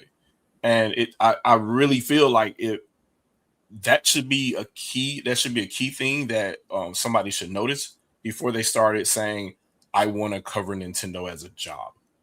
Whether you're a part-time influencer or a full-time influencer on social media, you should know at least that before you start covering them that heavily. And I see that quite a bit, and I see a lot of misinformation relayed that way because of that fundamental flaw. I'm pretty sure we can get into a whole bunch of other things, but I think just that alone starts a lot of it. Yeah, absolutely. Dave, what are your thoughts on that?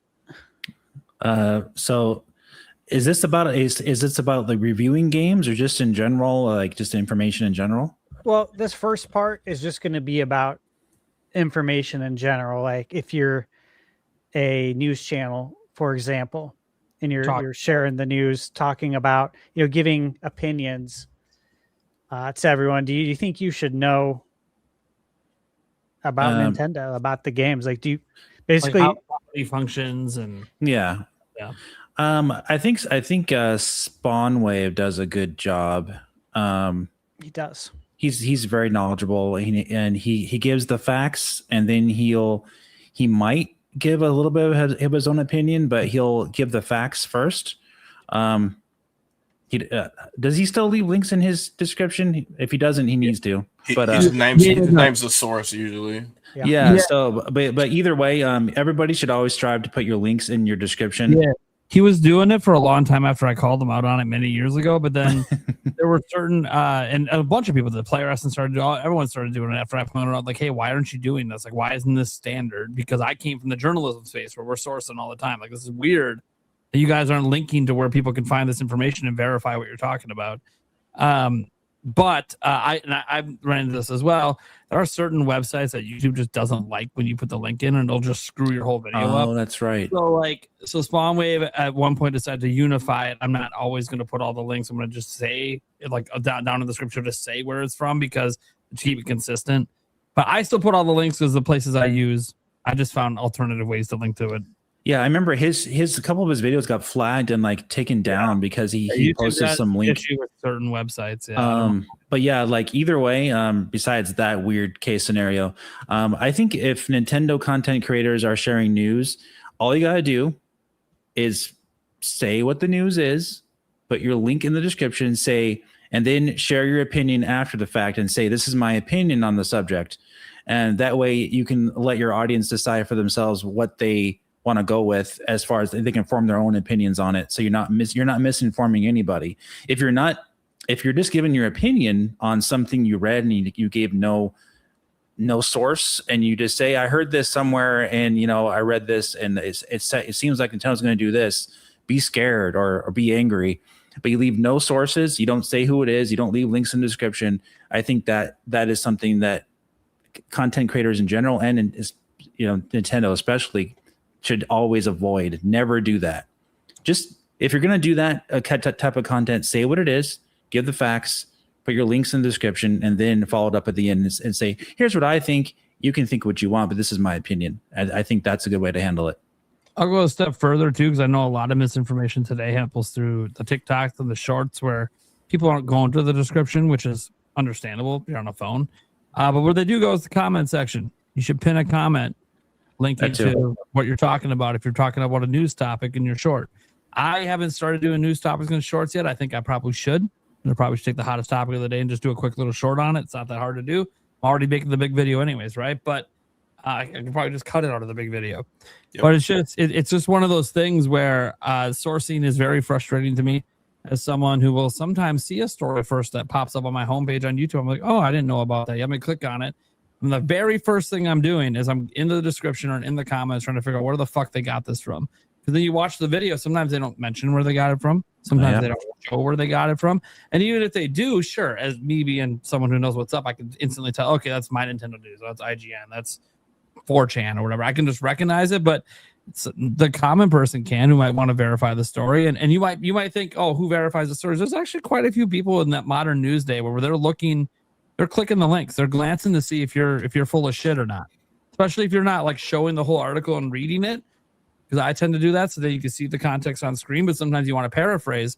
Well, your paraphrasing might suck ass, and you might be misspeaking what the author wrote or what the quotes are. Especially when you're quoting game devs, man. I think it's really important. Give what they said, their own words. You can give your opinion and your paraphrasing. Give their own words. Like I made sure today, like there was a couple of game dev quotes, like the Crimson Desert one from the financial report, and there was another one. I read the whole quote. Why? No misinformation there. Straight from the source. This is what they said. Here's what I think about it. But yeah, I think sourcing has been a problem. This is something I called out many years ago, and thankfully, most of the creators I surround myself with now source. I don't know if they got it from me. I don't really care where they got it from. It's just proper etiquette. You learn about it in college about sourcing shit. It's important to, and also, guys, it's important to absolve yourself. Say a story ends up not correct. You're not the source. You might have handled it poorly in your reporting, but technically it's not your fault. Somebody else is the source. And you yourself. Yeah, you will get called out from the actual sources if you don't source them. Eventually, if you're a big enough channel, they'll be like, "Hey, man, that's my article, and you're basically like plagiarizing me." Like I've seen that happen before. Like they will actually strike your channel, not because you can't. You have a right to commentate. You have a right to talk about it. Hell, even show it. Fine, but you have to link to the source and give proper credit. When you don't do that, they're going to come after you because you're just stealing information at that point. Even if they're just regurgitating a press release, it doesn't matter.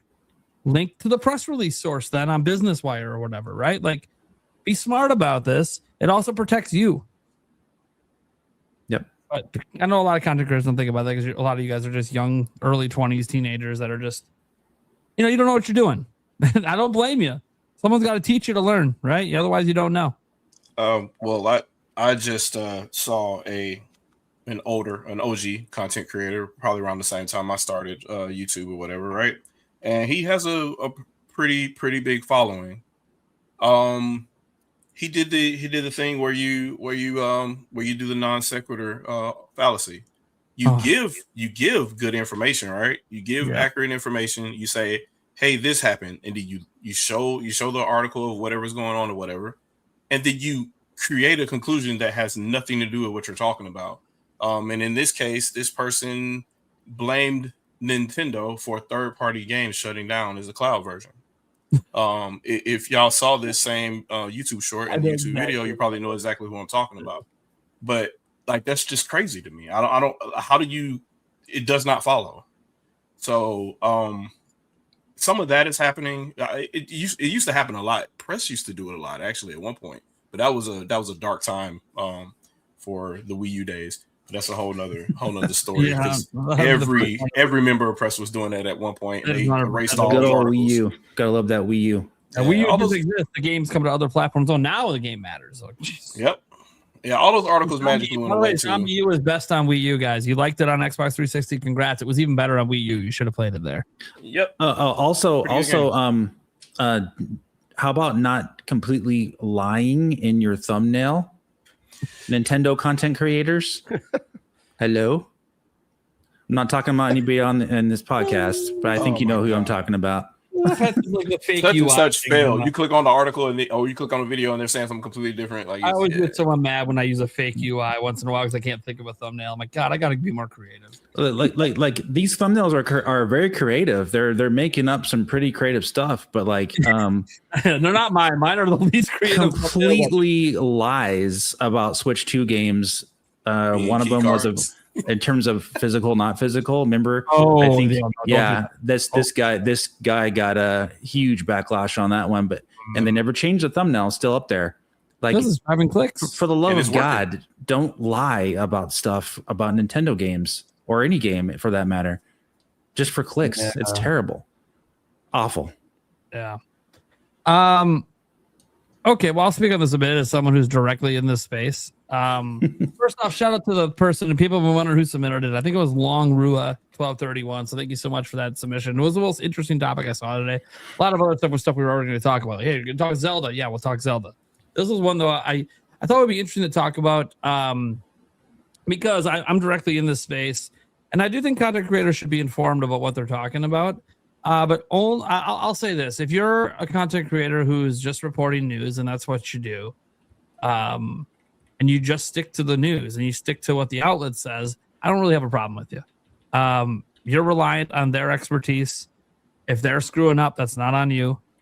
And if you have an opinion section, as like Dave said, and your opinion's also based on what they said and that's screwed up, guess what? No one's really going to blame you for being ignorant. That is something that most of us are willing to accept. If you are showing your source and you're basing your opinion off that source, we can't get mad at you.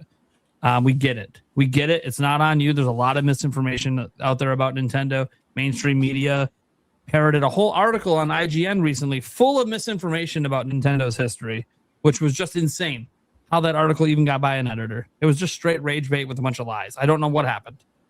So yeah, when that's happening at the biggest site in the world, yeah, okay, there's a lot of misinformation in these articles, a lot of agenda driving. So you being misinformed is not shocking. So most people won't get mad at you for that. It's when you come out and speak matter of fact, like this is a fact. It's $90 games because I saw a headline on Tom Henderson's article. Don't blame you, right? Tom Henderson should have never made that headline. It was wrong. And then the first sentence also said 90 USD. 90 USD was never a price for any Switch 2 game, especially at launch. There was no price like that. There was euros being confused for USD. I knew that because I'm an informed consumer. Right? Switch 2 is chaos, pure evil. You know, the old adage that the GameBird like to throw up now and then for those watching the video version. Like the media, creates this panic, and if you're uninformed, you're sharing misinformation. And here we are in the line. Where's the picture from? Oh. Yeah, it's GameBird on the history of that one. Oh, that looked like an old EGM magazine. That's the point. Yeah, that looked kind of cool. I was going for National Enquirer. Oh, okay. Space aliens have landed, and we found it. Yeah.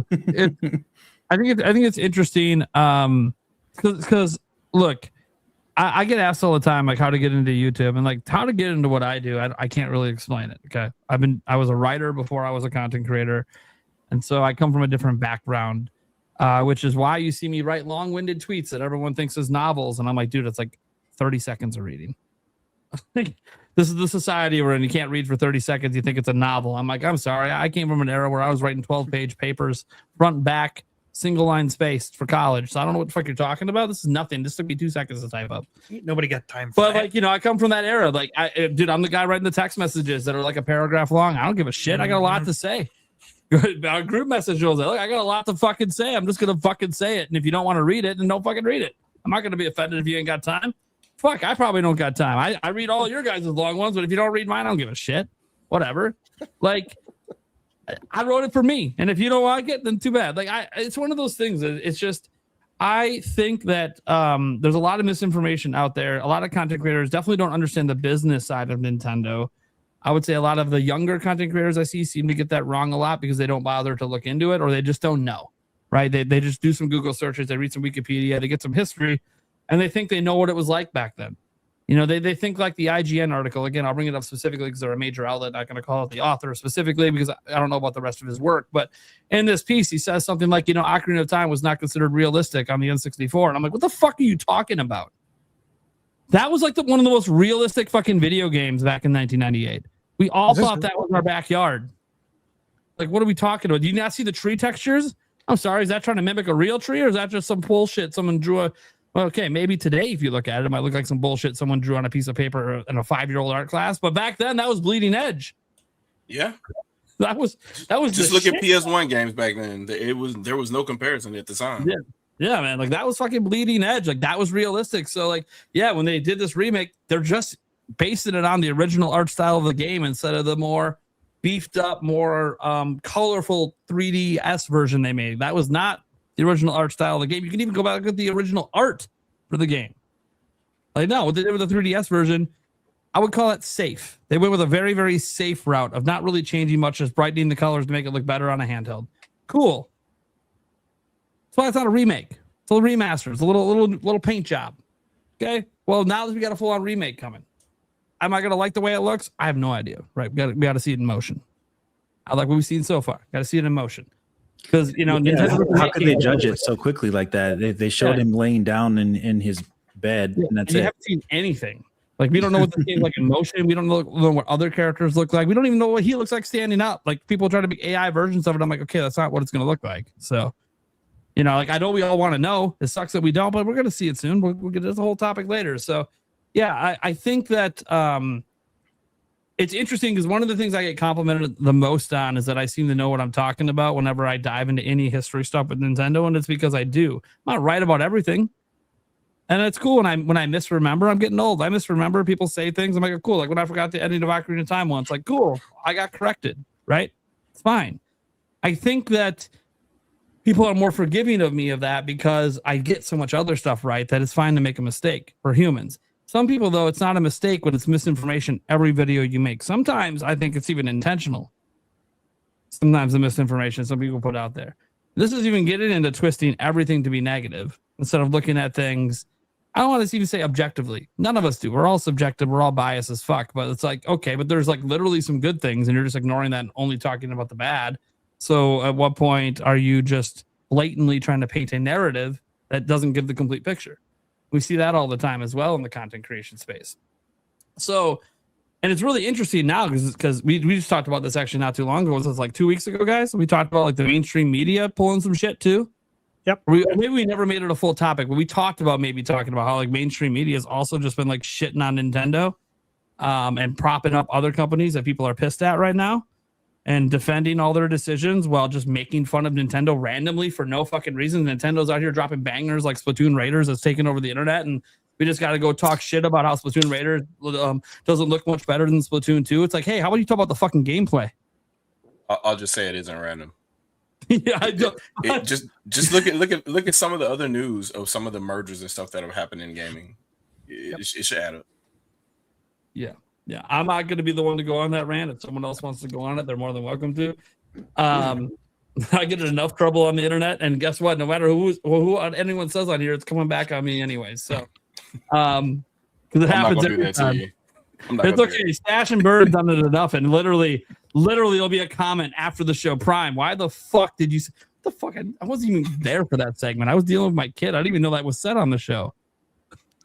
Like, all right, whatever.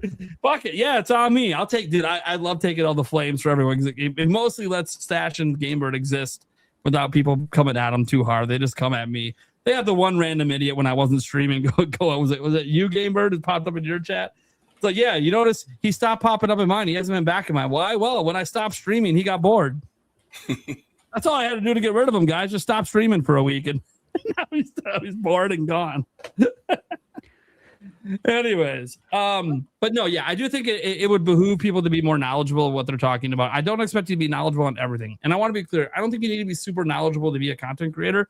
You have to be super passionate about something and then be really good at that something, whatever it is. You don't have to talk about all the Nintendo news just because it might get some clicks. Focus on what you're really passionate about. If you're like a big Zelda theorizer, make Zelda theories. You got to do a whole lot of research for that and be really knowledgeable. I used to do that stuff. I get it.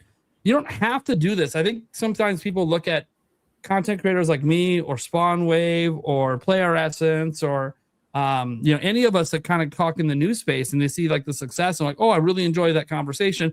I want to do that. And you don't understand like the passion that has to be involved to do this well, because you have to care about doing it well. You really do. You can't just grab headlines and read it and that's good enough. Like when you see me do that in my video, it's because I know enough information about what we're talking about to know that this is reliable. And I'll go into extra explanations if I need to. Every story, when there's an update, I'll bring up former stuff that I remember from stories we've already covered before on this to try to keep you more updated. Because we're making videos. This isn't news articles. We don't get to just update the article, right? You can do that on a news site. You can't do that on a video. You can't just update the video. You got to make a new video. So some people get tired when I recap things, and I'm like, yeah, but there's a whole another person that's happy I'm doing it because they missed the prior news. And I just think that we need to, if you're going to be in the news space, I think you have to be knowledgeable. You have to do your research. And if you're not willing to, then you're just not passionate about it and you shouldn't be making that kind of content. I also think in general, as a general tip, I don't think most people making content should be making content, because every time I see someone who's a tiny content creator, just a baby content creator, let's say smaller than even GameBird is, and I see them come up to me and whine to me about, hey, how can I make money on YouTube? And I'm like, you should just be a YouTuber if that's what you're thinking about right now. You should be doing this because you fucking love it. And if you happen to make money one day, you just think you're lucky stars.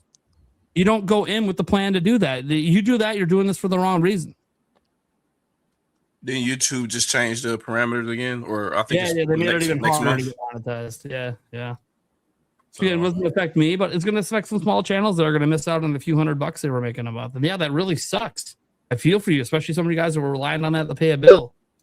Also, if you're going to stop making content because of that, were you really that passionate about it to begin with, or are you already just doing it to pay that one bill? Well, what is the new stipulations? Double whatever double what it used to be. The subscribers stay the same, only 1,000, but you got to have double the watch hours or double the views on shorts. Oh, okay. Yeah. So again, and I get some people that are mad about it, small content creators. And if I was one of you, I get it. If I was in my early days and I just got monetized and I made my first few $100 and now YouTube's telling me they're taking that away, yeah, that would suck. I'd also be like, well, it's not why I'm doing YouTube anyways, right? Like, if I just need that little side income, I'll go do some DoorDash. I'll go do something else and make a few $100. So that's all I actually need to pay my bill. There's other side gigs you can do for that, that anyone can sign up for. Or if you can, even DoorDash, you can just ride a bike if you're in a city, right? You don't even have to use a car.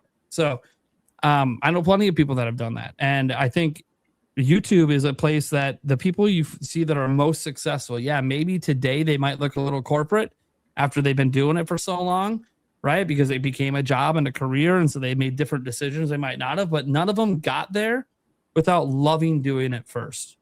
And they weren't doing it to get paid. You see all these big YouTubers. Look, Spawnwave didn't start doing YouTube making money. He had a full-time job. Okay. Thumbro Nation right now, he actually gets better views than me. He still has a full-time job. Okay. Me and Players has a whole different career before YouTube took off for him, right? He's got a college degree and everything. He was really successful at it. Was able to leave it because YouTube became successful enough that he could afford to not have that job. That's the way you got to look at YouTube. It's a hobby. Yep. It's something you do for fun, for passion. And if that's the first thing, and it's really hard for a lot of people, and I'll just say this right now, it's hard to cover news passionately if the only reason, and I'll just say this, and I see this a lot in my space, if the only reason you're doing it is because you're coming in with a preconceived agenda of wanting to push one thing. You're looking for news to support that one thing. I see this a lot in my space, whether it's positive or negative. I see a lot of it's like, I'm coming in, I'm not actually passionate about the news. I'm passionate about one thing, and I'm going to find everything I can to support that one thing. And that's not a great way to make content. And that's also a great way to have a lot of misinformation get out there because you're only caring about the one aspect. And it works. That's the sad thing. It works both directions. It does work. You can rally the troops, as they say. Me? Look, guys, positive or negative, I'm covering the news. I'm going to give my thoughts. No, I'm not going to have some crazy out there headline being like, this is the worst thing to ever happen in Nintendo history, or, oh my God, Nintendo just killed PlayStation 5. No, that didn't happen. What I will say is, hey, Nintendo crushed it last quarter and had their third best Q1 of all time. That's a fact. It doubled up what Switch did at the same time period. Pretty fucking wild to think about. I'm not going to be like, oh yeah, a factual headline. Oh yeah, the sales dipped 34%. Yeah, because they had a record launch. Are you going to throw that out there? Like, if sales didn't dip, then holy shit, Switch 2 must be at like 30 million. Like it's normal. Like the sales is still, how about, hey, it's still outpacing every Nintendo system ever, despite all of them having a holiday behind them at this point. Right? GBA would have been the fastest in the US, and look at where it is on the chart. It's outpacing GBA worldwide by quite a bit. And it's actually looking like, based on the way things are lining up, it's probably going to keep outpacing all the systems all the way through year 2. And then we'll see what happens in year 3. And what do we think is happening next year? Wind and Waves, 3D Mario. So just when you think, oh, maybe momentum's going to slow down, it's just when they start bringing out the big guns. Right? They haven't even gotten to those yet. We're talking about a remake of Zelda being their big holiday game. That's not one of their big guns. I mean, we're going to treat it like one because we love Ocarina of Time. But it's not a new game. Kirby Air Riders. That was their big holiday game. That's what they went for their first 2 holidays. Kirby Air Riders and a remake. So what do you think's happening in year 3, 4, 5 when we get their big ones? Momentum should just keep going. Theoretically should get better, but we'll see on the world economy. We'll see if prices have to go up. We'll see. Obviously, there's a lot that could happen. between now and then. And obviously, we don't know what's going to happen with Helix and PS6 and all that. We assume $1,000 systems, but I don't know what these companies are going to do. We heard the bill of goods of what, $1,200 for PS6 most recently? Yeah. Jesus. You know, I think people need to have a mindset that these companies need to sell the products to the consumer. It's not us trying to sell the products to the consumer for these companies. They need to deal with it and sell their products to us like they used to. Like this stuff going on with like, we're going to raise our prices to $1 million and you're just going to accept it. No. And, you know, we got other options. You know, we don't have to accept the insane prices. You're going to have to make adjustments. No. But getting back to what you were saying with content creators, though, I think news channels, like straight up dedicated news channels, have a really hard time, I would say, being consistently getting viewership, because what if there's no news? And that does happen quite a bit. There's just nothing to talk about. Yep. So it becomes a really hard thing. So like if you're doing content creating, I always tell people similar things, like you go with your passion. If you got something exciting to talk about, you're passionate about it, go for it. You know, and that's what fuels my content. You know, I got something that excites me to talk about, then I cover it. That's basically it. Yeah, to be someone like me that does daily videos when there isn't slow periods, it ain't for everyone, man. It ain't for everyone. You got to have other things you can talk about, other kinds of content you can create. You got to plan ahead. I got a couple evergreen ideas I'm working on that are just slow builders over time that I want to drop this holiday for Switch 2. But like, okay, that's stuff I'm thinking about because this is a business for me now. I got to think about some of this stuff. And yeah, there would be times like coming up where I'm like going to get surgery. Then in the past, I would just stop YouTube for a month or two. Now I can't, right? It's my job. I got to think about this stuff and prepare for it. You got to think, is that what you really want to do? Do you want to be a news person? Do you want to turn it into a job? And if you do, are you willing to do what it takes when the news is slow? Because you got to come up with original ideas. You got to come up with discussion topics people care about. And on top of that, keep the money flowing. Hey, I don't always make all my money through my videos. So it's a slow news period. So now I got to try to make a bit more stream revenue. How am I going to do that? How am I going to entertain extra in my streams? What events am I going to put in there? What goals am I going to have that are make people want to do it? You got to come up with all that stuff. And it's hard to come up with those ideas. That's part of content creation. You got to come up with ideas, and you can't just always copy someone else because someone ate a spicy pepper. Well, if you don't do well with spicy, that might be funny once, but you don't want to kill yourself, right? You don't want to actually hurt yourself for entertainment purposes. You don't want to end up in the hospital. So you gotta kind of figure out what works for you. And by the way, it's kind of work with your personality. Like if you're going to do like a challenge on your stream to make extra money, but you don't have the personality for it. Like if you're going to do the pie in the face thing like GameBird did, dude, you got to have the personality to pull that off to make that entertaining. You know, you don't just have a random goal for it and then you're really super lame about it. You barely touch your face about it. You complain and act like this is just disgusting. Let me get this off quick. You walk away from your stream for 20 minutes while you take a shower because like you just care about your personal comfort, not about their entertainment because you're not comfortable with that. Well, then you should have done that. You should have done something that you were more comfortable to do that could entertain your audience. If that's not something you're comfortable with, just because some other streamer like GameBird smashed his face and then started making noises and yes, because he was comfortable doing that. He hates milk, and yet he was comfortable doing milk jokes for the dang intro and stuff. Why? Because he knew it would be funny. He just put up with the fact that milk tastes like shit in his mouth. Who cares? You got to know what you're willing to do. Now, he might like other cream in his mouth. That I'm not sure about. I'd have to ask his wife on that. But yeah, he acts like the cream talk's not going to come out when we're at PAX. I think it's a staple at this point. It's got to return to the vlog. We got to get more shocked faces as we're walking downtown Seattle late night talking about cream. I have no idea what he's talking about. We'll watch the vlog. To be fair, half that conversation's cut out of the vlog. It's totally inappropriate to be on the internet. But the reactions of certain people there as Ricky turned the camera and asked them their thoughts on it was classic. It was great. It was GameBird Classic, as it were. Because he's the one who made the joke that caused that reaction. It was fucking hilarious. But it was off of something I said that was extremely inappropriate. But that's what you get when you hang out in person. If you guys catch us in person and you hear something inappropriate, I mean, come on. You know who you're talking to? This is the Nintenbyte crew.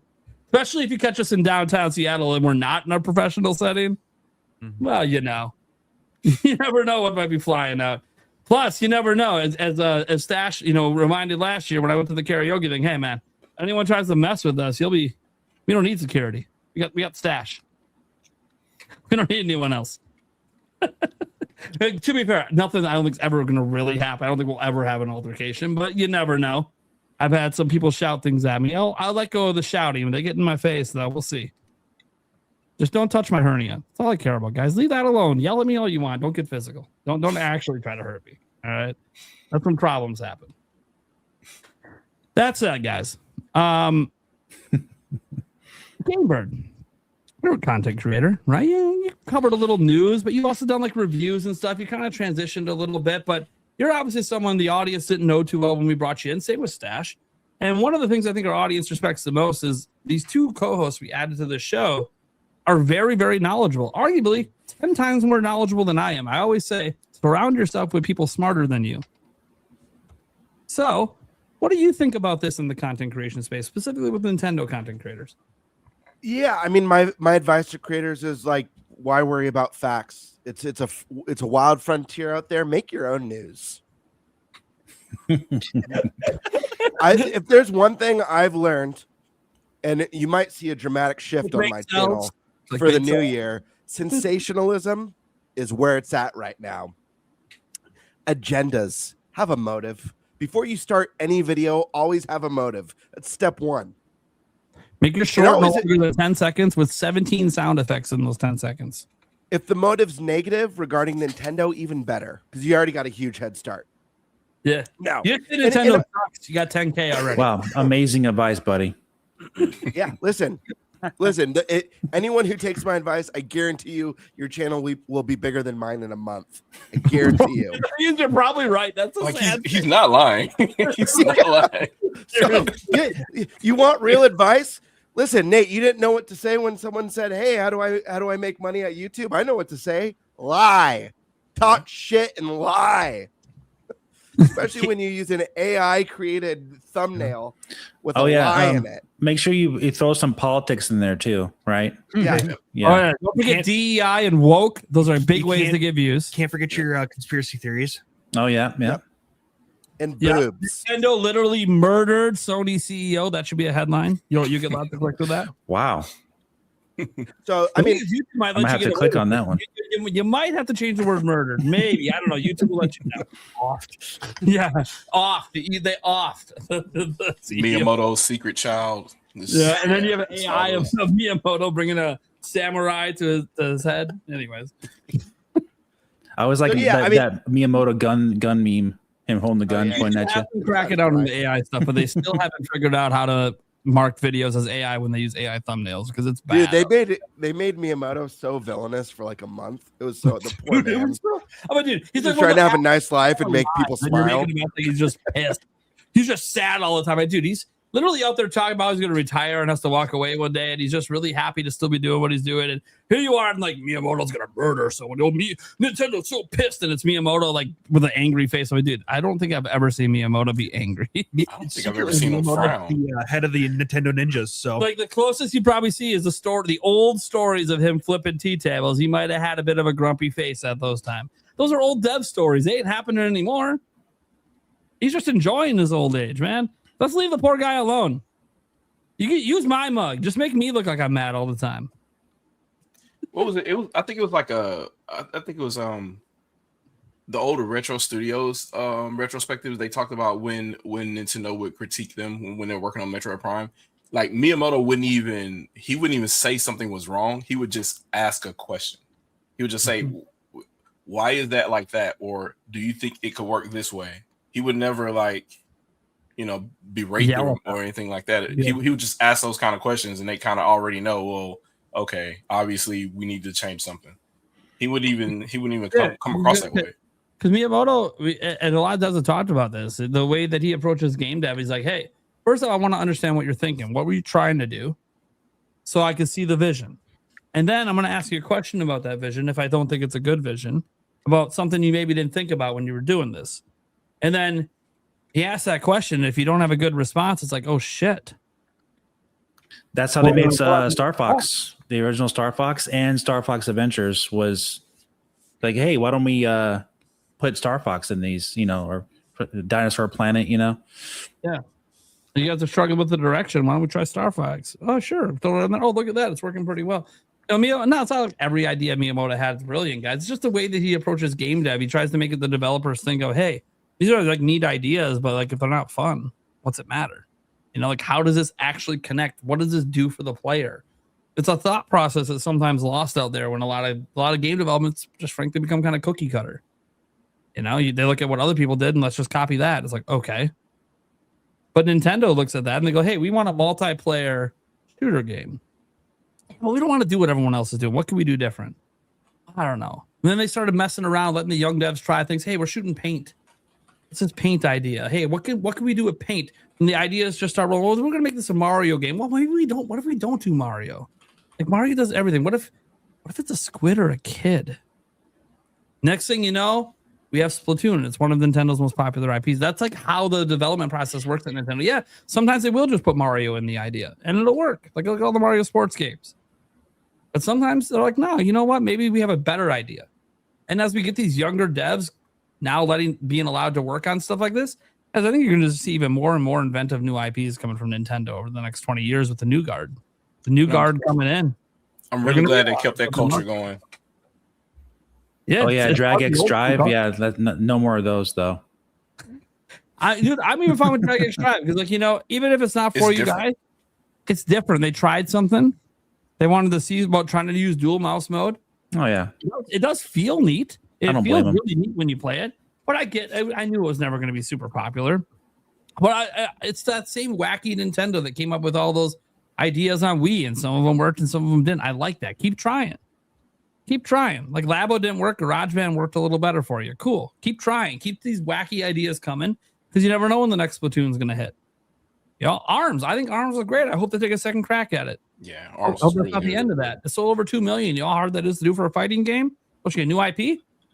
Let's try it again. I think you're onto something with this arena fighting stuff. Let's, maybe they are. We have no idea that is possible. So, because maybe it's a once per generation game, which is totally what it probably should be. At least until it can get more popular or whatever. So yeah, I think that there's a lot of stuff there. Stash, what do you think about all this stuff just from like the perspective of you as someone who consumes? Oh, sorry, we'll go back to you, GameBird. Real quick, yeah, I just had a couple more things to say. Yeah. Just a couple more tips and then a personal perspective, and then Stash can take it away. Another tip to thrive, never admit you're wrong. Just don't pivot. Whether you have to pivot, whether you have to backpedal, move dates, goalposts, whatever it is, never admit you're wrong. You're never wrong. You just change the top. Double down. It's always good to open sentences with allegedly. Allegedly is a good one. And you never get in trouble for anything you say after. You never get in trouble for anything. Who's alleging it? You are. It doesn't matter. It's a legend. Yeah, allegedly. In per se, that's a you could say add a few per se's in there. Allegedly per se. Reported. That always sounds good. But no, in all sincerity though, yes. I mean, if you're doing like, listen. I said it tonight. I've said it every time Dave's on here. I'm not the tech guy. So I personally don't feel like I have any business talking about making DLSS and CPU videos on my channel. Sure, I can show some interest in it in videos, but I'm not going to be doing breakdowns and freaking improv. The DLSS what I'm talking about. I'll leave that to people like Dave who are knowledgeable in that, who are researching and actively following that side of the industry. If you're doing news, it's like Dave said, have your sources, give your opinion afterwards. There's nothing wrong with having an opinion. You can have wild ass opinions, but don't treat your opinions like fact. Let the facts speak for themselves. Let other people develop their own opinions and share yours. There's nothing wrong. We all have wild opinions. We did a hot takes episode on this podcast that got pretty heated. We all had some wild ass opinions. Nothing wrong with that. And you can do an opinion channel to stir up some heat that doesn't have to be misleading. And maybe you could grow that way if you prefer that more sensationalist approach. You want to be an angry person? There's a lot to legit be mad about in the game industry. So it actually isn't that hard to be that kind of content creator and just stick to the facts. Yeah. Yeah, I think the thing is that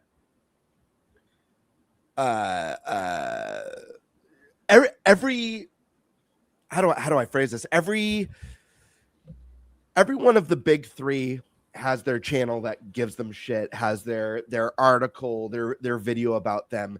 But you will find that when someone's in top, especially when it's Nintendo, and I'm trying not to come across as biased here, but I feel like it seems a little bit obvious, in my opinion. This isn't fact, but to me, it seems a little bit obvious that for some reason, every time Nintendo's on top, like it's the hip thing to just shit all over them, spin every positive into a negative. I'll never forget when Nintendo announced that it would no longer be doing live E3 presentations, and instead they came up with their Nintendo Direct. And I forget if it was, I don't want to name drop the wrong awful outlet, idea that was. It was someone like Polygon saying that like it was proof that they have lack of confidence in their hardware and software. And go figure, everyone has Directs now, and it was the way of the future. So it wasn't just them. IGN and the other sites did it too. But what they did, so you remember that? Yeah, they did it in their separate podcast, and then they took the podcast down. So I mean, you can probably go back and find them on an alternate site somewhere. I found one link from a Wayback Machine link, and I pulled down one of them, and actually the last time I had one, it was actually from iTunes, and I kept it for that purpose because I knew when you try to go back to their page again, they'll be gone. Yeah, they always get rid of those old things when it turns out they were wrong. It was a bad opinion. And it's like, oh yeah, Directs suck. And it's like, no, Nintendo was just forward thinking. They do that sometimes. Yeah. It's really bad for certain people because I don't know how they do this, but somehow the Wayback Machine entries are gone now. I don't know who they talk to. I don't know how that goes, but you can't even pull that up anymore. There's been a lot of companies fucking with it. They need to do more. I know IGN specifically, they used to with when someone would have like a hot take article, like a couple of the recent Nintendo articles that have dropped. I'm sure you guys know what I'm referring to. They used to do a thing where they do like, it would say like opinion piece. I don't know if they did that with the recent ones. Yeah, they did.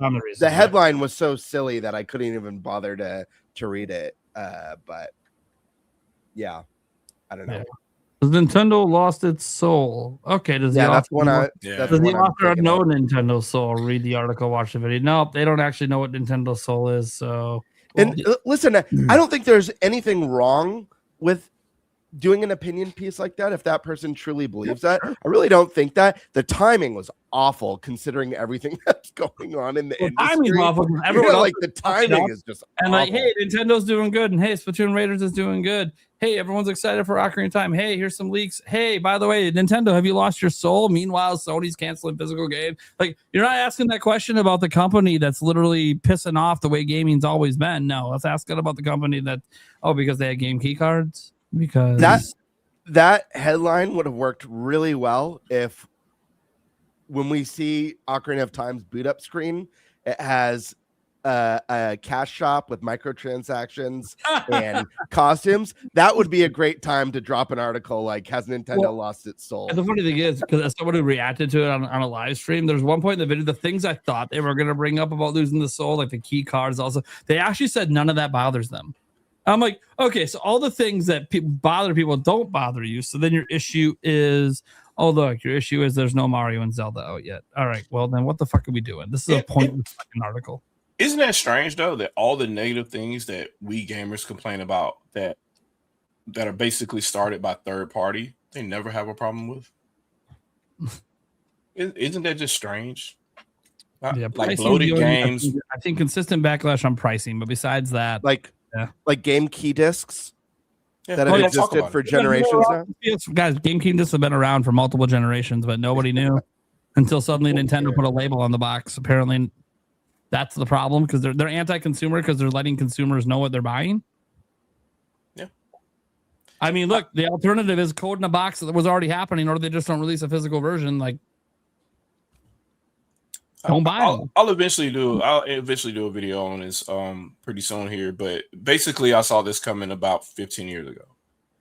And it honestly starts with the original Xbox. But there's a whole bunch of things that ended up happening, and companies and how they were moving, that kind of led me to believe this is where we were going at this point. And it did not surprise me at all when Rockstar announced that Grand Theft Auto wasn't going to be a physical release. Yeah, it didn't surprise me.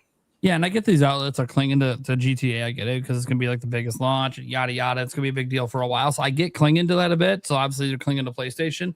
I get it for a bit, but I'm like, guys, does anyone ever think like Nintendo at these outlets and go, hey, what would we think about the next 10 years, not the next year? Okay, Nintendo, who is best positioned to still be relevant? Oh, a certain platform that's cheaper than everyone and about to be half as much as the next platforms. With 100% of the retail space now, too. With all the retail space pretty much to themselves, especially once we get to January 2028. By the time we get to PS6 coming out, there'll be hardly any retail space for PlayStation. And Nintendo is opening their own retail stores. They have theme parks. Their movies are doing billions. Maybe we should hitch up to the wagon that is blowing up and has been doing it since 2017. Maybe Nintendo isn't about to have another Wii U moment. I don't know. Maybe it's time to hitch your future of your company to the one company that's been around for 100 years. Yeah, they're not going to have another Wii U moment because the Switch 2 has already been out for over a year, so that's not. We already knew that. And I'll say the other thing too. Gaming Press doesn't have as much power as they used to either. At one point in time, people used to like cringe and hover over their pages to get E3 coverage and stuff like that. But now you can get that anywhere. It's on YouTube, it's streaming on Twitch or whatever. Nintendo does their own directs now, so they don't even deal with them anymore. So all that influence that negatively affected the launch of Wii U at that time no longer exists also. So that's another thing that they kind of worked out. Satoru Iwata's he's a nice guy, but he's not a nice guy. He knows how to solve certain problems. But I will say that it is definitely interesting that there were attempts, because let's not forget, just like for Wii U, there were attempts to smear the Switch when it first came out. And I know y'all saw the attempts to smear the Switch 2 last year. So I remember all the attempts to smear Switch in 2017, calling it, oh, it's super weak. I'm like, okay. Yeah. All right. Let's first off, can you tell me one handheld device more powerful than it out right now? Oh, it doesn't exist, because the one that did got taken off shelves. The one that used this chip before. So It's the most powerful gaming handheld in the world, and we're talking about how weak it is. How about we talk about how fucking amazing it is that a AAA game like Breath of the Wild that you used to only be able to play on the TV, just fucking play anywhere. Yep. No, let's not talk about that. It just worked in 2011 and 2012. It just wasn't going to work anymore. When you can see everything directly, you don't have to deal with translations anymore, because they used to intentionally do bad translations and say bad things. None of that stuff is a thing anymore, because you can get a live translation from another feed. So a lot of that power is gone. And I think we need to bring it all full circle with the content creators and the media. Look, everyone's clinging on. Okay, if you're someone who's reliant on one specific type of content, one direction for your content, one bias, one this, one that, you're clinging all the time. Not the way to go as a content creator. Don't be clinging.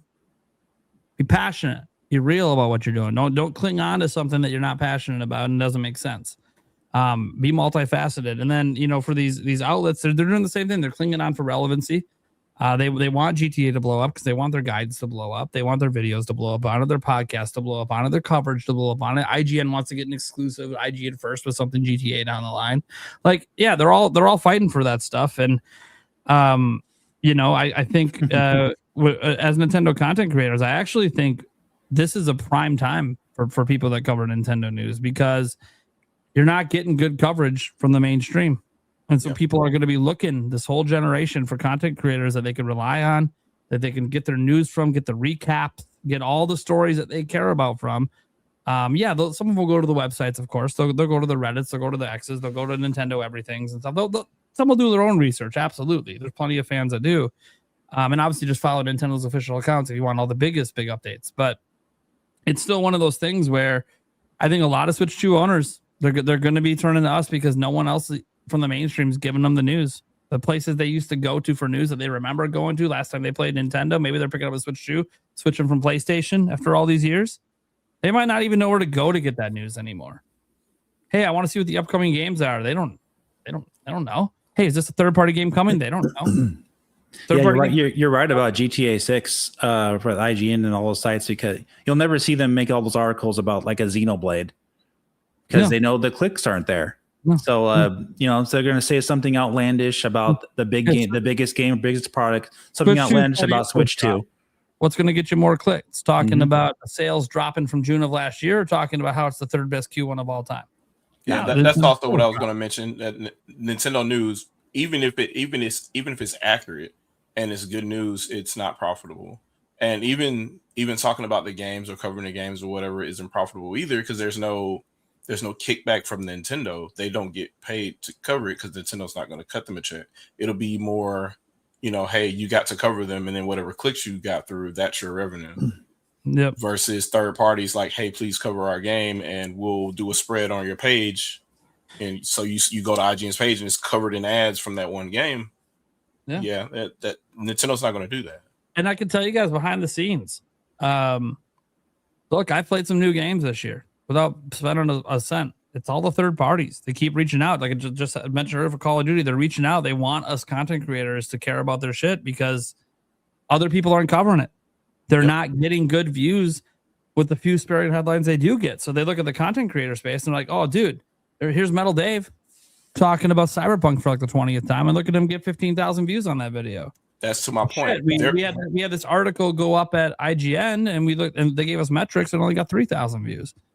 Maybe we should reach out to Dave if we're bringing Witcher 4 and ask him if he wants to preview that on Switch 2 or something. So that should tell you, Prime, right then and there, that if they wanted to get covered on those other sites, they got to pay.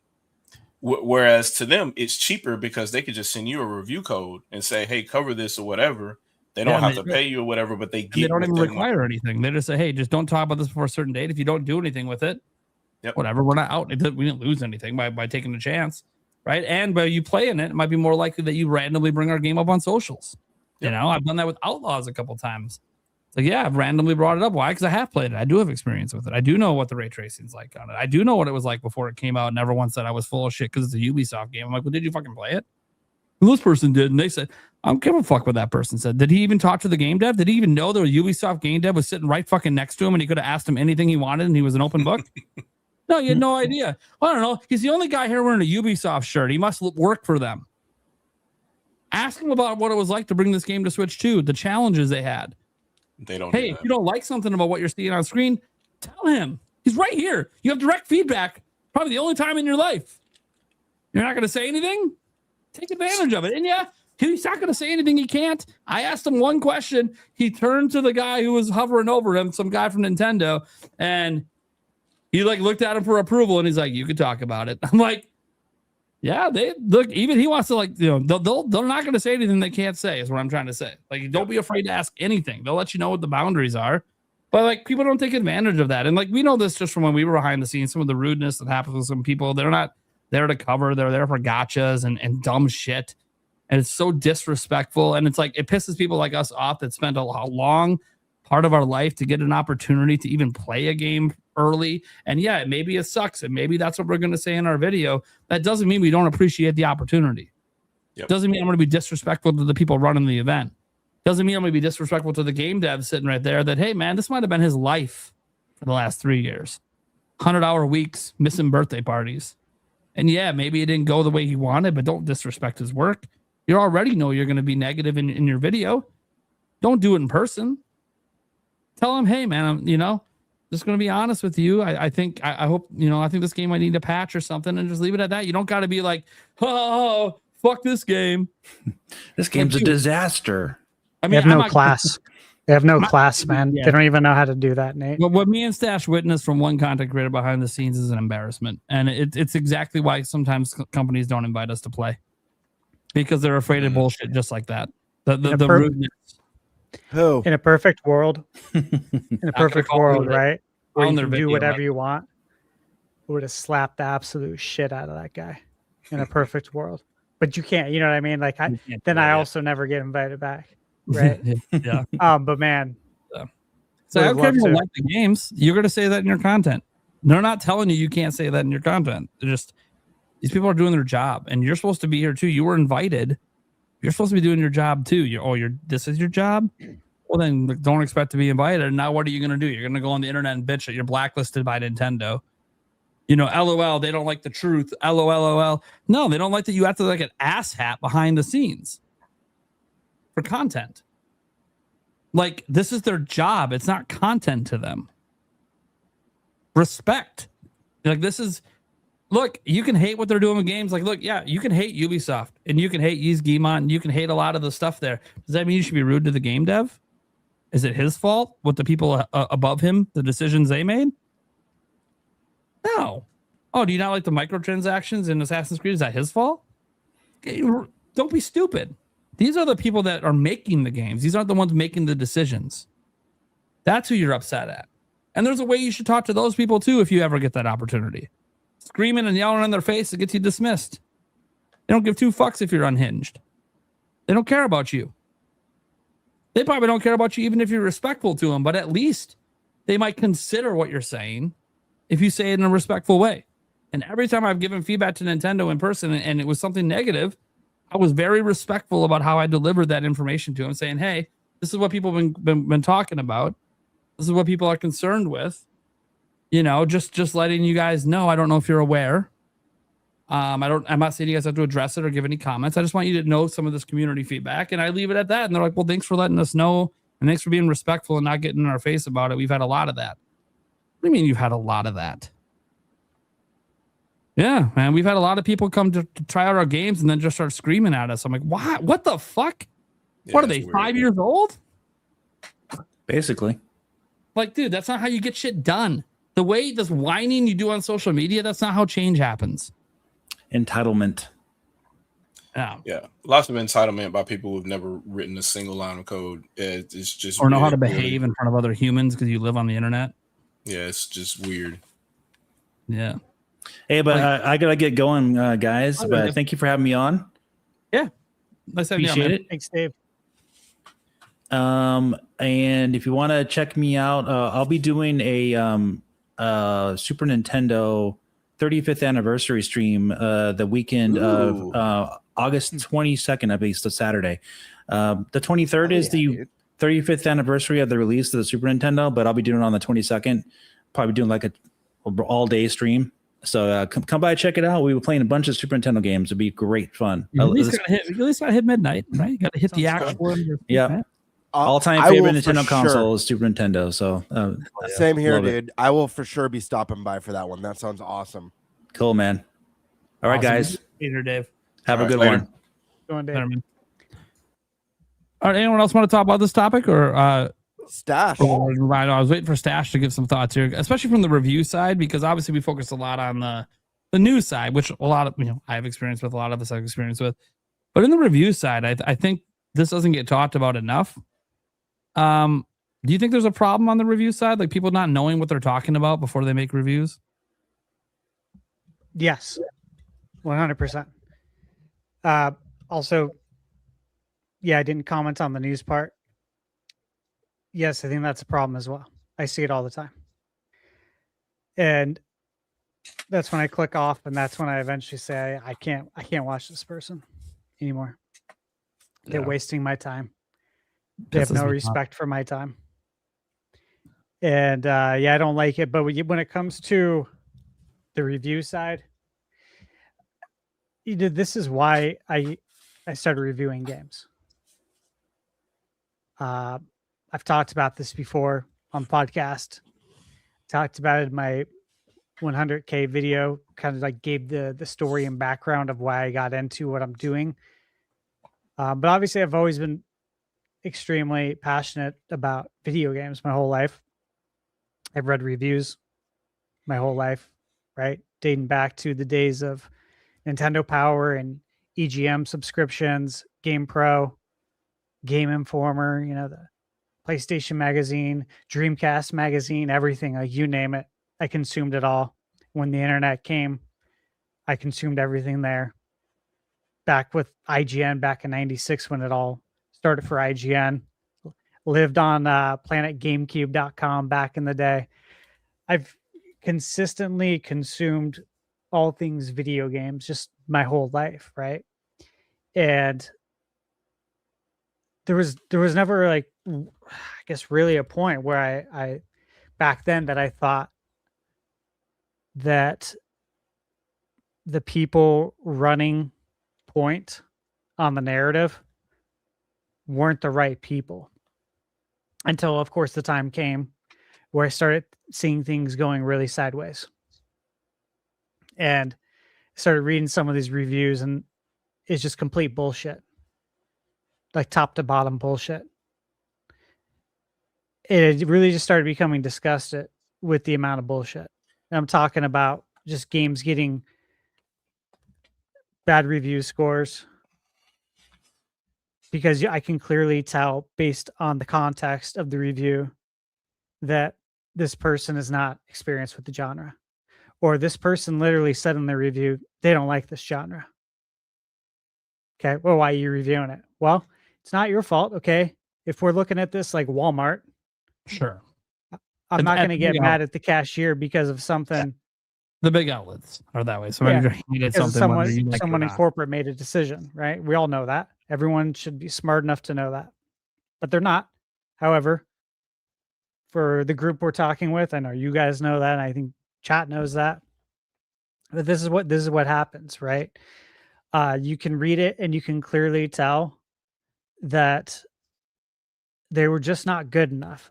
They're not good enough at the game, and they didn't have the strength or the willpower to try and get better.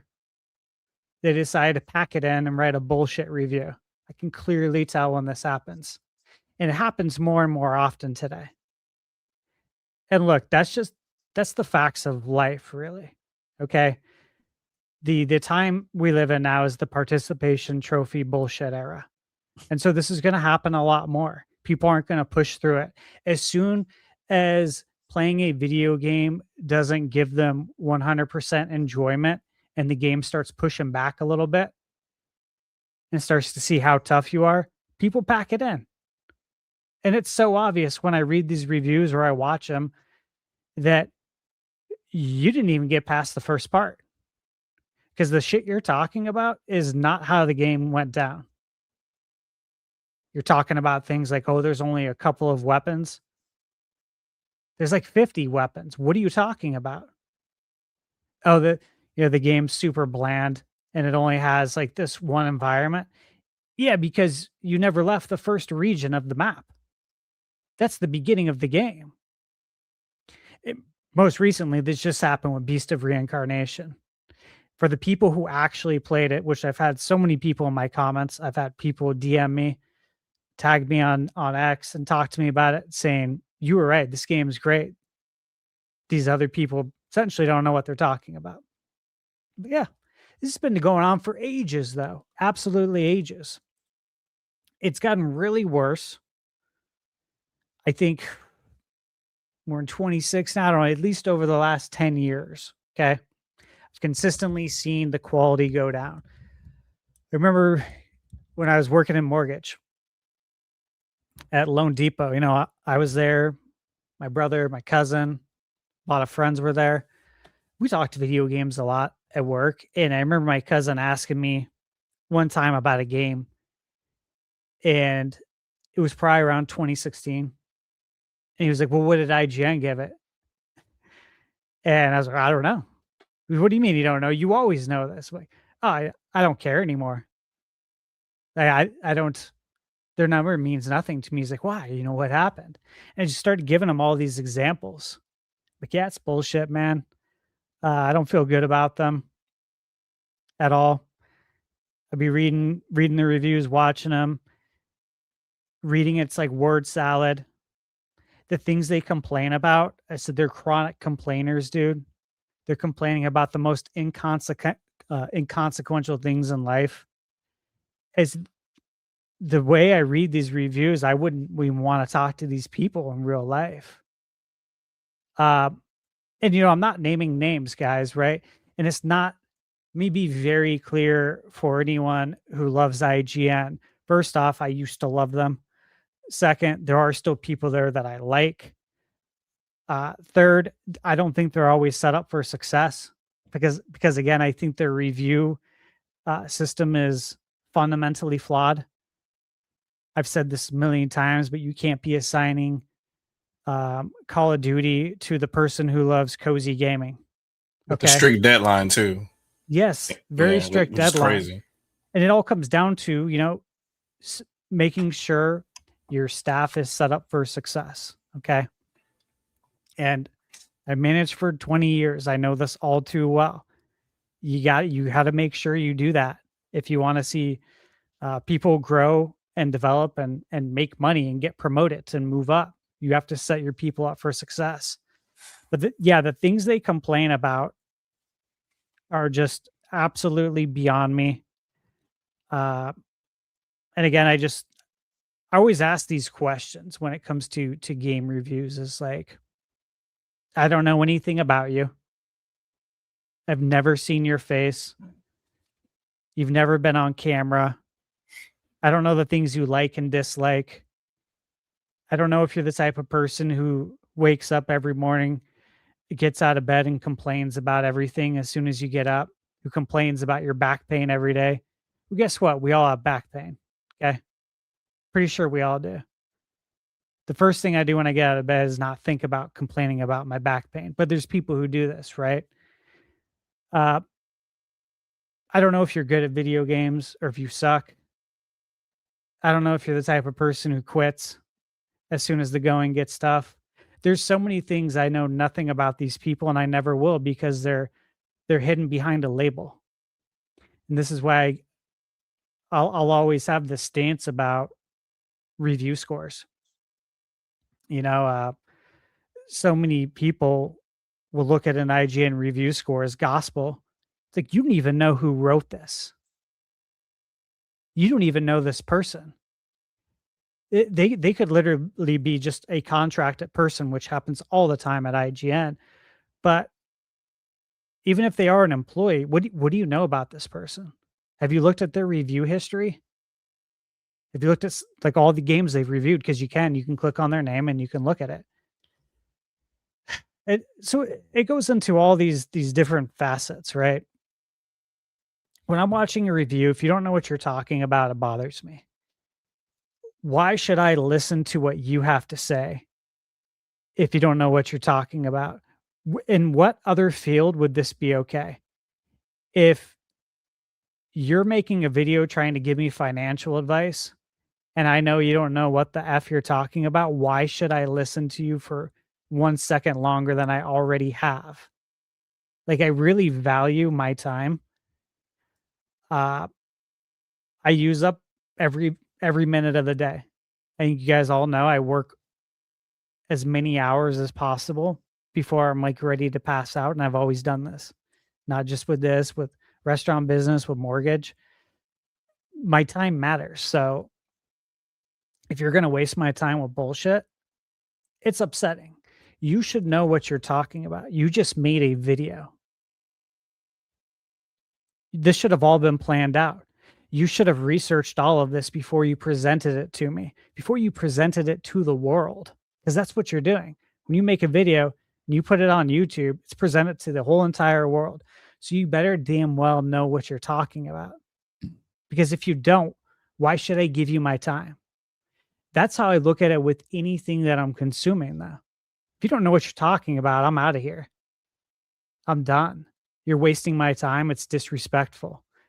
When I watch a video and I hear ums every second, it bothers me because it's like, you're wasting my time, bro. Get to the point. Okay. It used to be me. Yeah. It still happens, but it used to be like every fucking 3 seconds. I get it. And when you're doing YouTube, it's something that you do have to work at. Yeah, it's a train. Yeah, everyone has to work at it, okay? Some people will never work at it, though. All right? So, does it matter if you're knowledgeable? To me, that's paramount. Can I sidebar real quick? Yeah. Just because we're all content creators here, right? Yeah.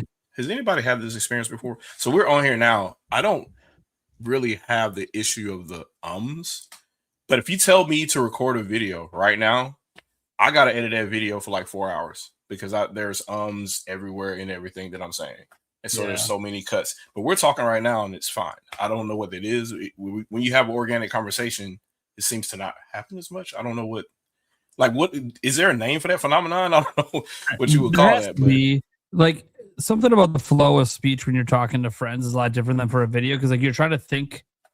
Like I notice with me because I don't do a lot of scripted videos. Like when I do a scripted video, it's fine. I'm just reading a script.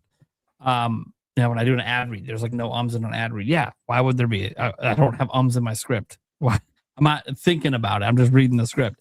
What I'm more focused on is trying to make sure I'm looking at the camera since I don't have a teleprompter.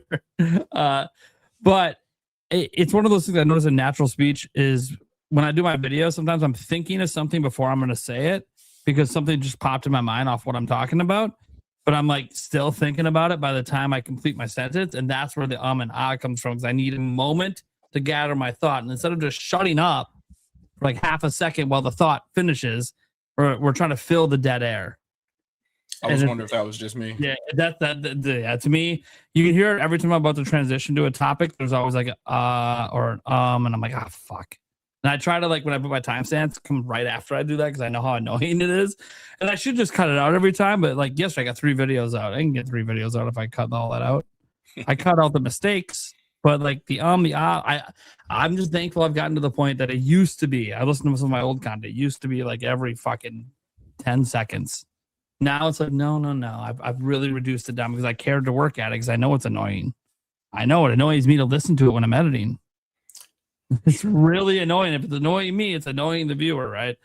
But yeah, man, I used to do it. You did take the time to cut out every single one, but it was so bad. I'm like, I gotta just get better at this. I can't spend 4 hours cutting out ums and ahs, especially when I'm on camera and now it just looks like a stop motion. Yep. I was wondering, but yeah, we can. I didn't mean to cut you off, Stash. No, you're good. That is a good question. I just did it myself. Yeah, happens all the time. So, for me, I write all of my reviews.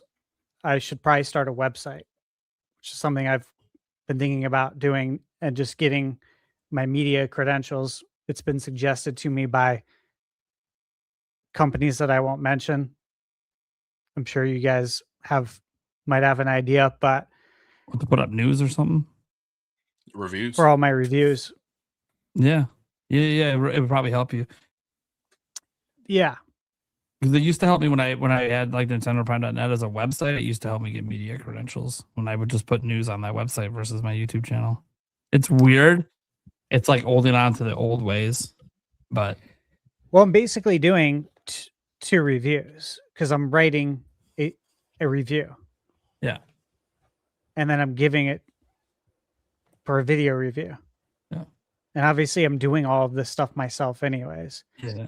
I don't have an editor, but I'm already doing a written review and a video review. So literally both could live on a website, and with YouTube, they can only live as a video. Yeah. And if I have a written one, then it allows me to have that media credential so I can get review codes from certain companies even more early than I already am. So stupid. They need to get in tune with modern day, man.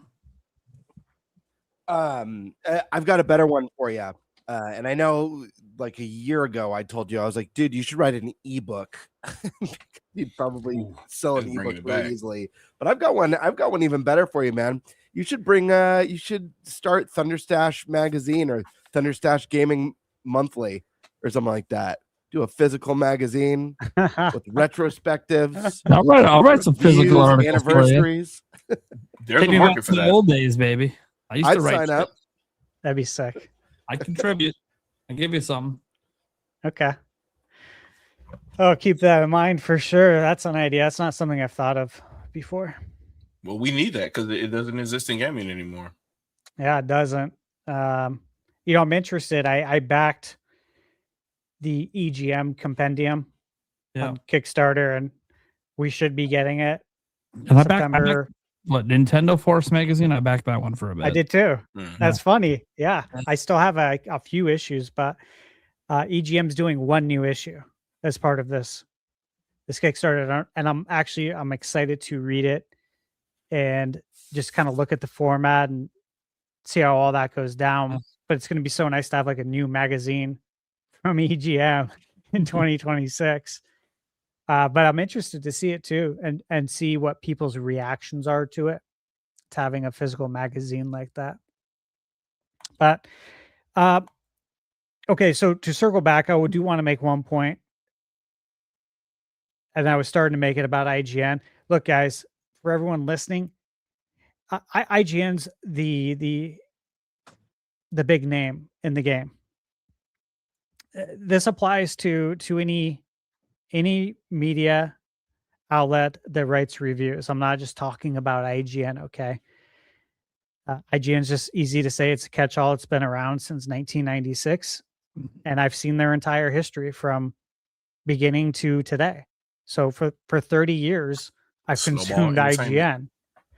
Yeah, but this goes for any reviews.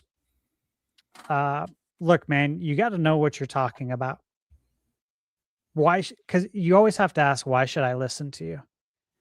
Before you put a video out, you should ask yourself, why should anyone listen to me? Did I do research? Do I know everything about this genre? Do I know enough? What am I telling them about this game that they may not know? Am I telling them anything about this game they don't know? Do I believe in what I'm saying? There's so many things that you need to do, and so many bases you need to cover. And again, too often, I'll listen to a review for a little bit, and look, I'll give an example. Someone mentioned this in chat earlier. I won't give a name, but I had reviewed Oblivion. I had it for a little over 2 weeks on Switch 2 before it came out. I got to spend a lot of time with it. And I made my points about the performance, went over it in detail. I got it posted at right when the embargo lifted. And then I went to the gym, was on my way home, saw something pop up in my YouTube feed. Typically, I do not watch any reviews of games that I review after, but I'm driving, and the headline and the thumbnail, got me. I'm like, what is this person gonna say? I was genuinely interested, and I'm watching it, listening to it, and I'm just like, dude, again, how do you get through the day? Chronic complainer, just complaining about everything possible. And then you have to ask, like, do you like video games? Do you like what you do? And it goes back to that question I always say, and it's it's how you view life. Is this something you get to do, or is it something you have to do? And all too often, when I read or watch a review, you can tell it's something they have to do. They do it because they have to pay their bills. They don't do it for the love of the game.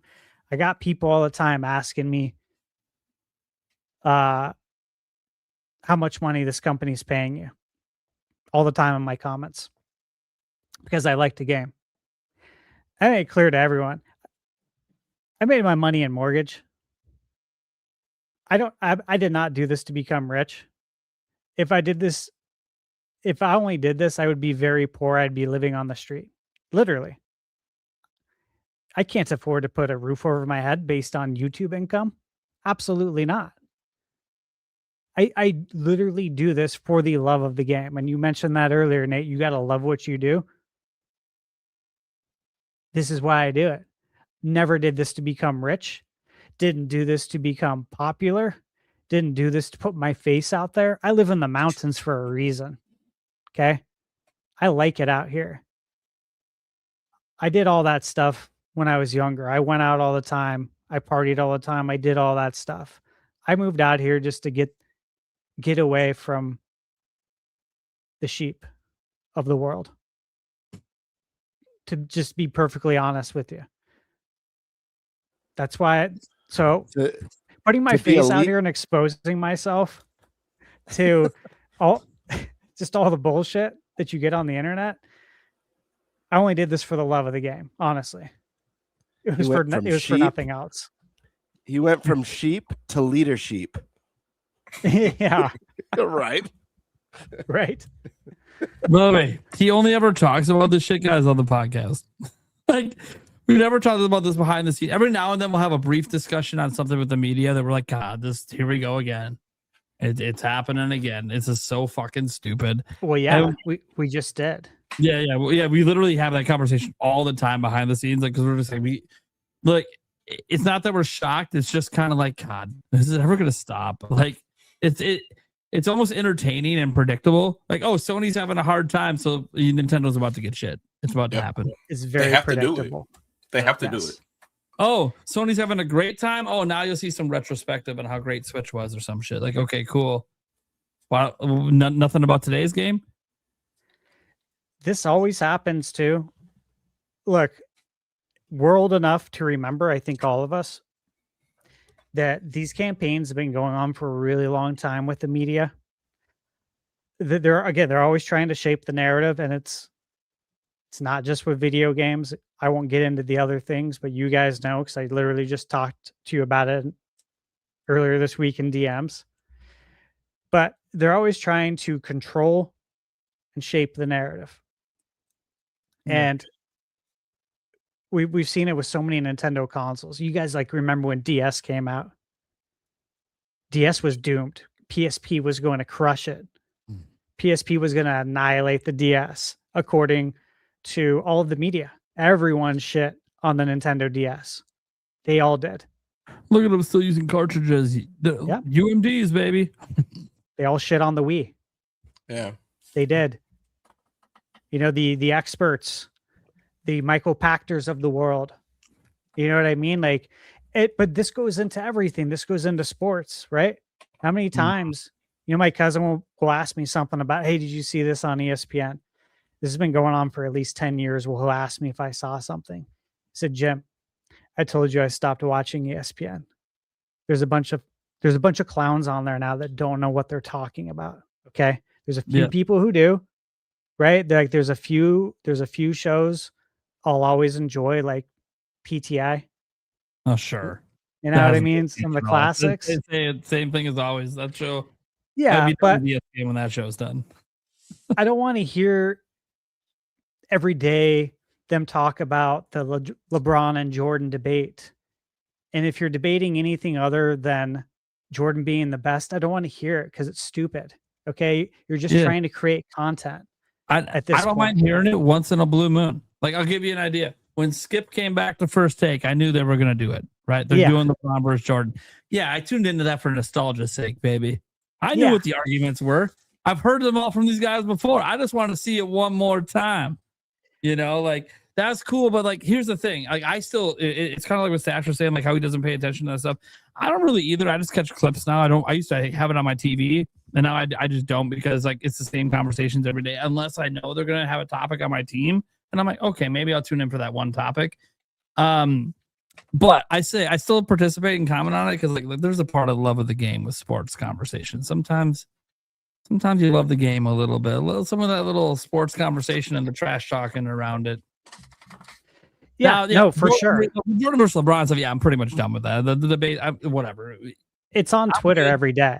Yeah, it's in my feed every day because I consume a lot of basketball content, so it's always there. But it's ratings for them. Yeah, it is. That's why they do it. It's good ratings, and it's going to be that way until LeBron retires, and then it'll be really big again. Then it'll fade away. And they do it because that's how they make money. Just like with YouTube, right? Complain, be negative, sensationalize stuff, do all the things that I'll never do. Those people will make the money. I won't. But Stash, you're biased. But I won't lose my soul. Remember, you're biased. You don't play games you don't like. Yeah. Do you know what I mean, though? Why would I? Why would I subject myself to a game I have no interest in because it looks like shit to me?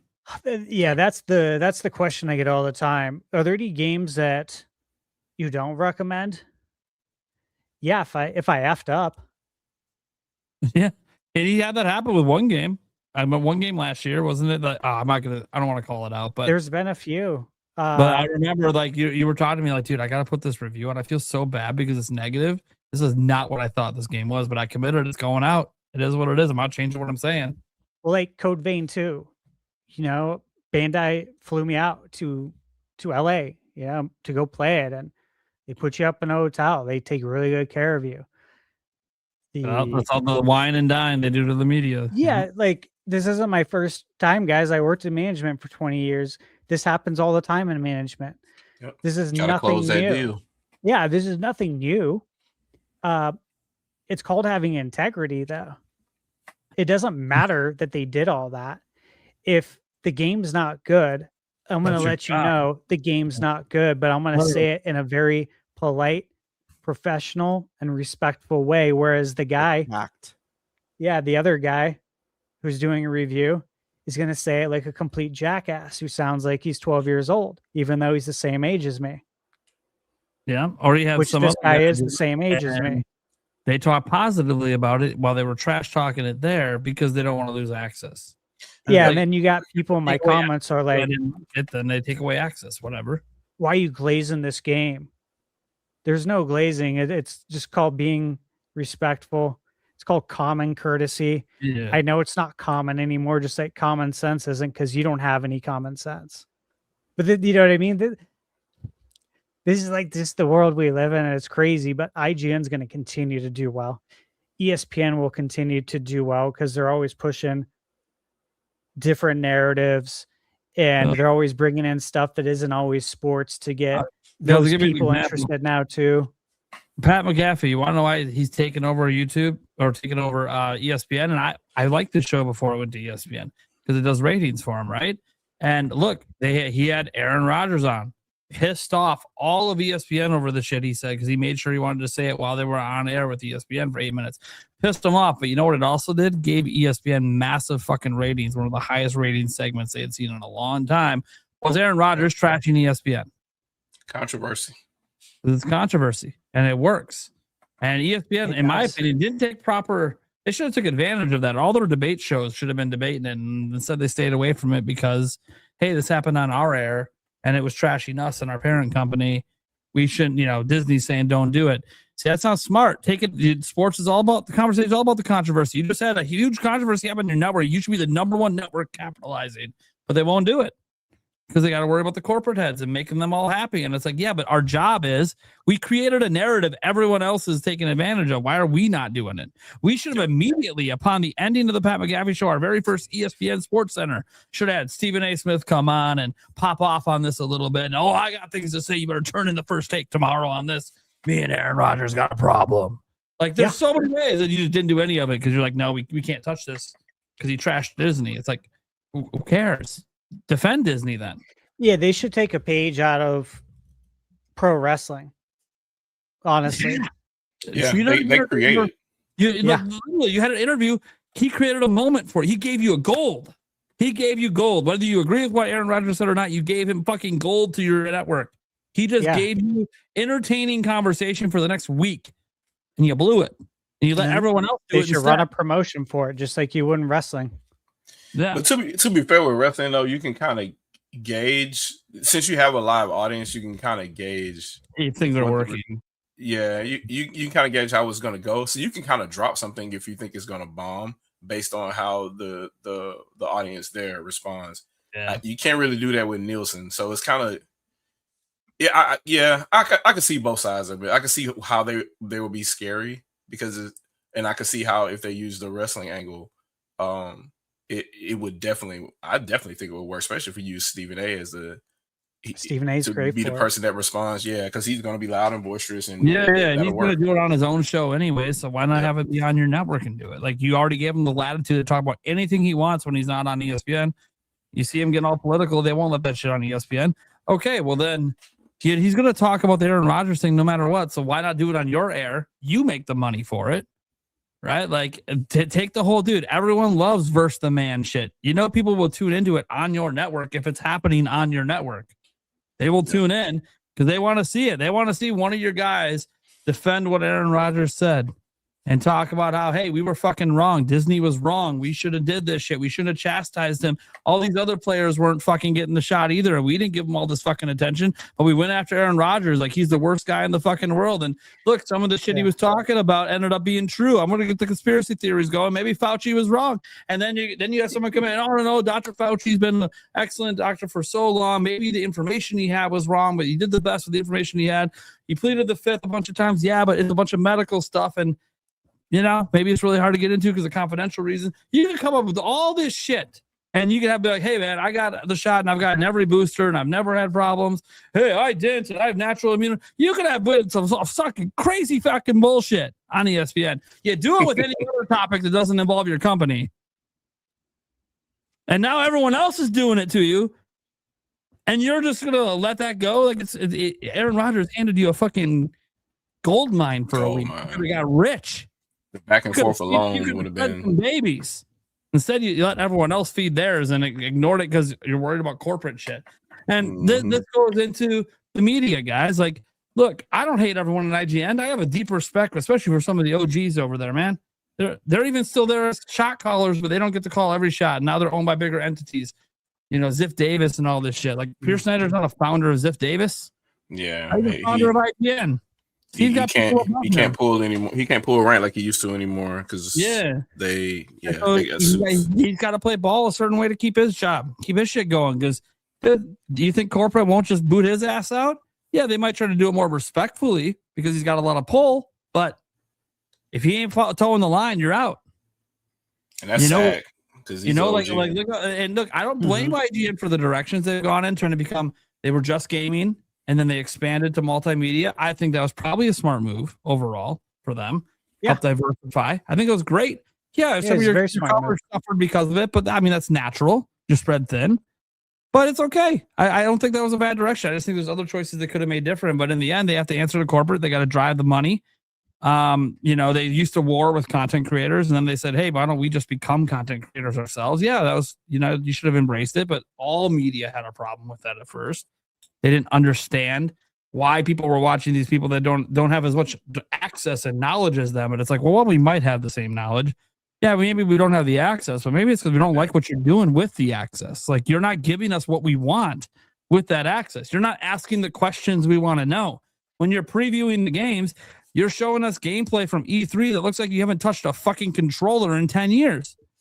Like, we're not getting any idea how this game plays because you don't know what the fuck you're doing. Like, when's the last time you played a Zelda game? Oh, you're playing Breath of the Wild E3 2016? Dude, the amount of people that told me that I was like the only person to beat the Stone Talus. And I'm like, fuck you mean I'm the only fucking person to beat this? And now I get it. When you first face it, it's a new enemy. I've never faced it before. It's a little tough. You have no items.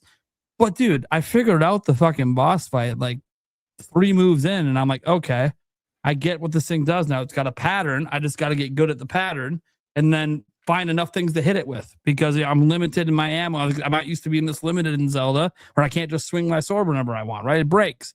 So, yeah, I figured it out and I took him down. Like, you're the first one. And sure as shit, I posted the clip on the internet. Guys, go look it up. It's got like 400,000 views. One of the top viewed videos. Why? Because I was the first person to post it on the internet. Why? Because I beat it before Nintendo Treehouse beat it on their live stream. And I'm like, dude, this wasn't even that hard. How did nobody in no other media that's been playing this up in the private area this whole time, none of them did this? Now, to be fair, yeah, the one Nintendo rep told me, oh, don't go over there. You're going to die. Why? Because everyone dies over there. I'm like, well, that's exactly where I'm going then. Yep. You're telling me there's something fucking awesome over there everyone's running from. I want to see it. I walked up and I saw a Lionel and I'm like, ooh, Zelda 1. Let me go see it. I get owned. And then you get better. Like, get wrecked. You keep wrecking me. I don't give a fuck. Like, show it. Show a player trying to get better. And if you don't get the footage of beating it, you're at least going to see a gamer who knows what he's doing, recognizes patterns, and is trying things. Yeah, maybe he's slow at it. Maybe my reflexes aren't what they want. So I can admit that I'm 40, right? Yeah, I'm not as quick as I once was. It's okay. I at least know what I'm doing. I know how to recognize patterns, and I know how to try. And so a lot of us got frustrated watching the media put up these shit ass gameplay. And look, I'll give them one small defense as someone who goes to these events. You are rapidly changing controllers from back-to-back meetings, and it can get a lot because that's not your normal day. You're not going at the expos, yeah. Yeah, you're not going PlayStation to Xbox to Nintendo to some random weird Logitech controller, back to PlayStation, then to Nintendo again. Oh, and this one you're doing a side Joy-Con, and this one you're using the Pro controller. This one you're using motion controls. Like, it gets a little wild at these media events when you're going rapid fire. So I understand having a little bit of skill issues because I don't know what you just played before this, and you only get 15 minutes, and by the time you get your grip on it, you're moving on. I get it. But that's exactly why a lot of us content creators say, well, why are you moving on? If you know you struggled the first time through, try to play it again. Mm-hmm. Play it again now that you got a grip on it. Let's actually see what the game's about. Now that you figured it out, play it again. Oh, you can't because you got to wait in line. Well, I'll go wait in line to play Breath of the Wild again. You're not going to wait in the 3-hour line? Well, guess what? This is what Nintendo fans want to know. It's the only fucking game at E3. It's my job at Zelda Informer, specifically, to let them know about fucking Zelda. So what do you think I did the entire E3? Eric knows. Round and round in the line. I played that game more than anyone else there. Well, plus Eric. No, I will say even more than you because I got the media session that you just watched. So technically I had one extra gameplay session over Eric. Fair enough, yeah. And that one, I wanted to show off some stuff. And I was like, you know what? Let's try to beat all 4. And then I fucked up. I'm like, okay, now let's make it into how many ways can I die? The Nintendo reps are laughing. And I'm just like, well, look, I was going to try to show off and be like, yeah, I think I played it enough to go and beat all 4 shrines. Does anyone beat all 4 shrines in one go in the demo? No, I'm like, I think I can do it. But then I went to the farthest away shrine first, and I fucked up. I went to the tall peak instead of the other peak. If you guys know in the beginning area of tutorial Breath of the Wild, there's 2 peaks. I went to the wrong one. I went with the demo time. I knew there wasn't enough time to get to the other one and complete all 4 because I wanted to get the one furthest away first because I knew there was a route I can go from that. Then I can kind of drop down to this one, and this one I can just kind of drop down levels and go all the way to the end. I'm like, dude, I think this can be done within the demo time limit of like 25 minutes. But you have to not make any mistakes. So I was hoping to impress everyone, but then I didn't. And then I'm like, well, I'm just going to start flinging Link off the mountain. Just see what happens. But why are you doing this? Like, do you know what you mean? Don't I know how to shield surf? Here you go. I figured it out. Oh, well, I mean, because one guy watched me dominating on the Stone Talus fight, and he's like, oh, man, you're good at this. You want to shield surf? I'm like, yeah, man. Cool. We haven't shown anyone this. Here, press this button. Press this button and that button. I'm like, oh, fuck, this is sick. Now I'm shield surfing, shooting arrows, having fun. I'm like, dude, the game's wild. But you weren't seeing this. Like, I was watching some of the media videos after I uploaded my Stone Talus. I was just doing some research, seeing what IGN and others were putting out from their experience. I'm like, dude, the gameplay shit. They do fucking nothing in like the entire demo. Like, they started a fire in the weeds, and they're like, oh, this is so fun. I'm like, yeah, I did that too. That was cool. Yeah, I saw that, you know, you like has like a gust of wind, but we don't have the glider yet, so I can't do anything with that gust of wind. That's cool. And that's all you did? For 15 minutes, you just ran around and lit the field on fire? Compelling gameplay you're showing here. Compelling. Absolutely compelling. Near limited time with the game. You know you're only playing it one time. That's what you chose to do. And don't get me wrong, it's fun to run around and burn shit in that game. It is. Well, wasn't that demo wide open too? Like you could leave. Couldn't you leave the Great Plateau still? Or so we don't know. Yeah. I asked the rep. They said, well, no one's beaten all 4 shrines within the limit. So they weren't positive if the demo was actually completely locked because it was time locked for sure. But they didn't know 100% for sure if it was locked, but you couldn't actually get off. Just no one had enough time and knew enough. Like I'm sure a Nintendo rep probably could have did it, but yeah. So no idea because no one actually, as far as I'm aware, completed all 4 while there in a row to see the cutscene where you get the glider and then you can get off. So no one really got to use the glider. But still, like, that's what I mean, though. I knew as a Zelda fan, I'm like, what would I want to see playing this game? Well, I want to see everything that this has to offer. So I want recordings of everything I see it. The Stone Talus, the herbs, the trees, the items dropping, the food, the cooking, all the different stuff I'm cooking. People want to see this shit. They don't want to just see one thing. And that's the same way with like, and that's how I approach game demos now. Like, you know, yeah, when it's Kirby Air Riders last year, okay, it's pretty linear, pretty straightforward. Everyone's kind of seeing the same stuff. But then when it's something like Star Wars Outlaws, I'm like, let me try this. Let me try this. Like, I know this game's already out. People already know what's in it. But people want to know, hey, what does the performance look like when you get out of this opening hangar area? What's it like in the open world? Hey, people are kind of curious on if the graphics hold up. Hey, what's it like in docked mode versus handheld? Hey, does the space fights hold up Are those really good, or are they just kind of crap? Like, what do people want to know? Same reason I asked the developer there a bunch of questions, and then I was allowed to share that information. Then had the whole internet call me a liar. Then I'm full of shit that I never had access because I don't have any photos because we weren't allowed to take photos of that one, unfortunately. So I couldn't provide any photo evidence that I was there and played it. People just had to believe me. Then the game comes out and they're like, "Oh shit, Brian was right." Yeah, no shit. I'm describing what I played. You talking about New York? When I was at Seattle last year. Okay, Seattle. Okay. Yeah. So this was PAX last year. And it's just like I looked at what media was doing, and I'm just like, God, I don't really like what you're fucking doing. Like, this isn't what I want to know as a gamer. And now that I have access a little bit, I don't have the same access they do. I'm waiting in line for 3 hours. But I'm going to make sure when I get the footage, it's going to be what people want to see. At least what I think they want to see, because what I want to see. So, yeah, that's what made me start realizing that, you know, they don't really get it. And that's when I think content creators started to take off, is they started giving what the mainstream media wasn't. It was kind of weird too, because when they started to notice that was the shift, and it's not just gaming press, but it was also mainstream press that's still struggling with it right now. Yeah. They do the weird thing where they pretend to be you, because before they would do their podcast or whatever, or they'll be in the studio talking to each other and whatnot. Now all of a sudden they do this and they have the headphones on and they're like doing the whole thing to do their. I'm like, you're in the studio. Why are you doing this? And even if you're not in the studio anymore because of COVID pandemic or whatever, they changed it. Yeah. So like, you're not anymore. So why are you still doing that? Unless y'all are working remote or whatever, that's fine.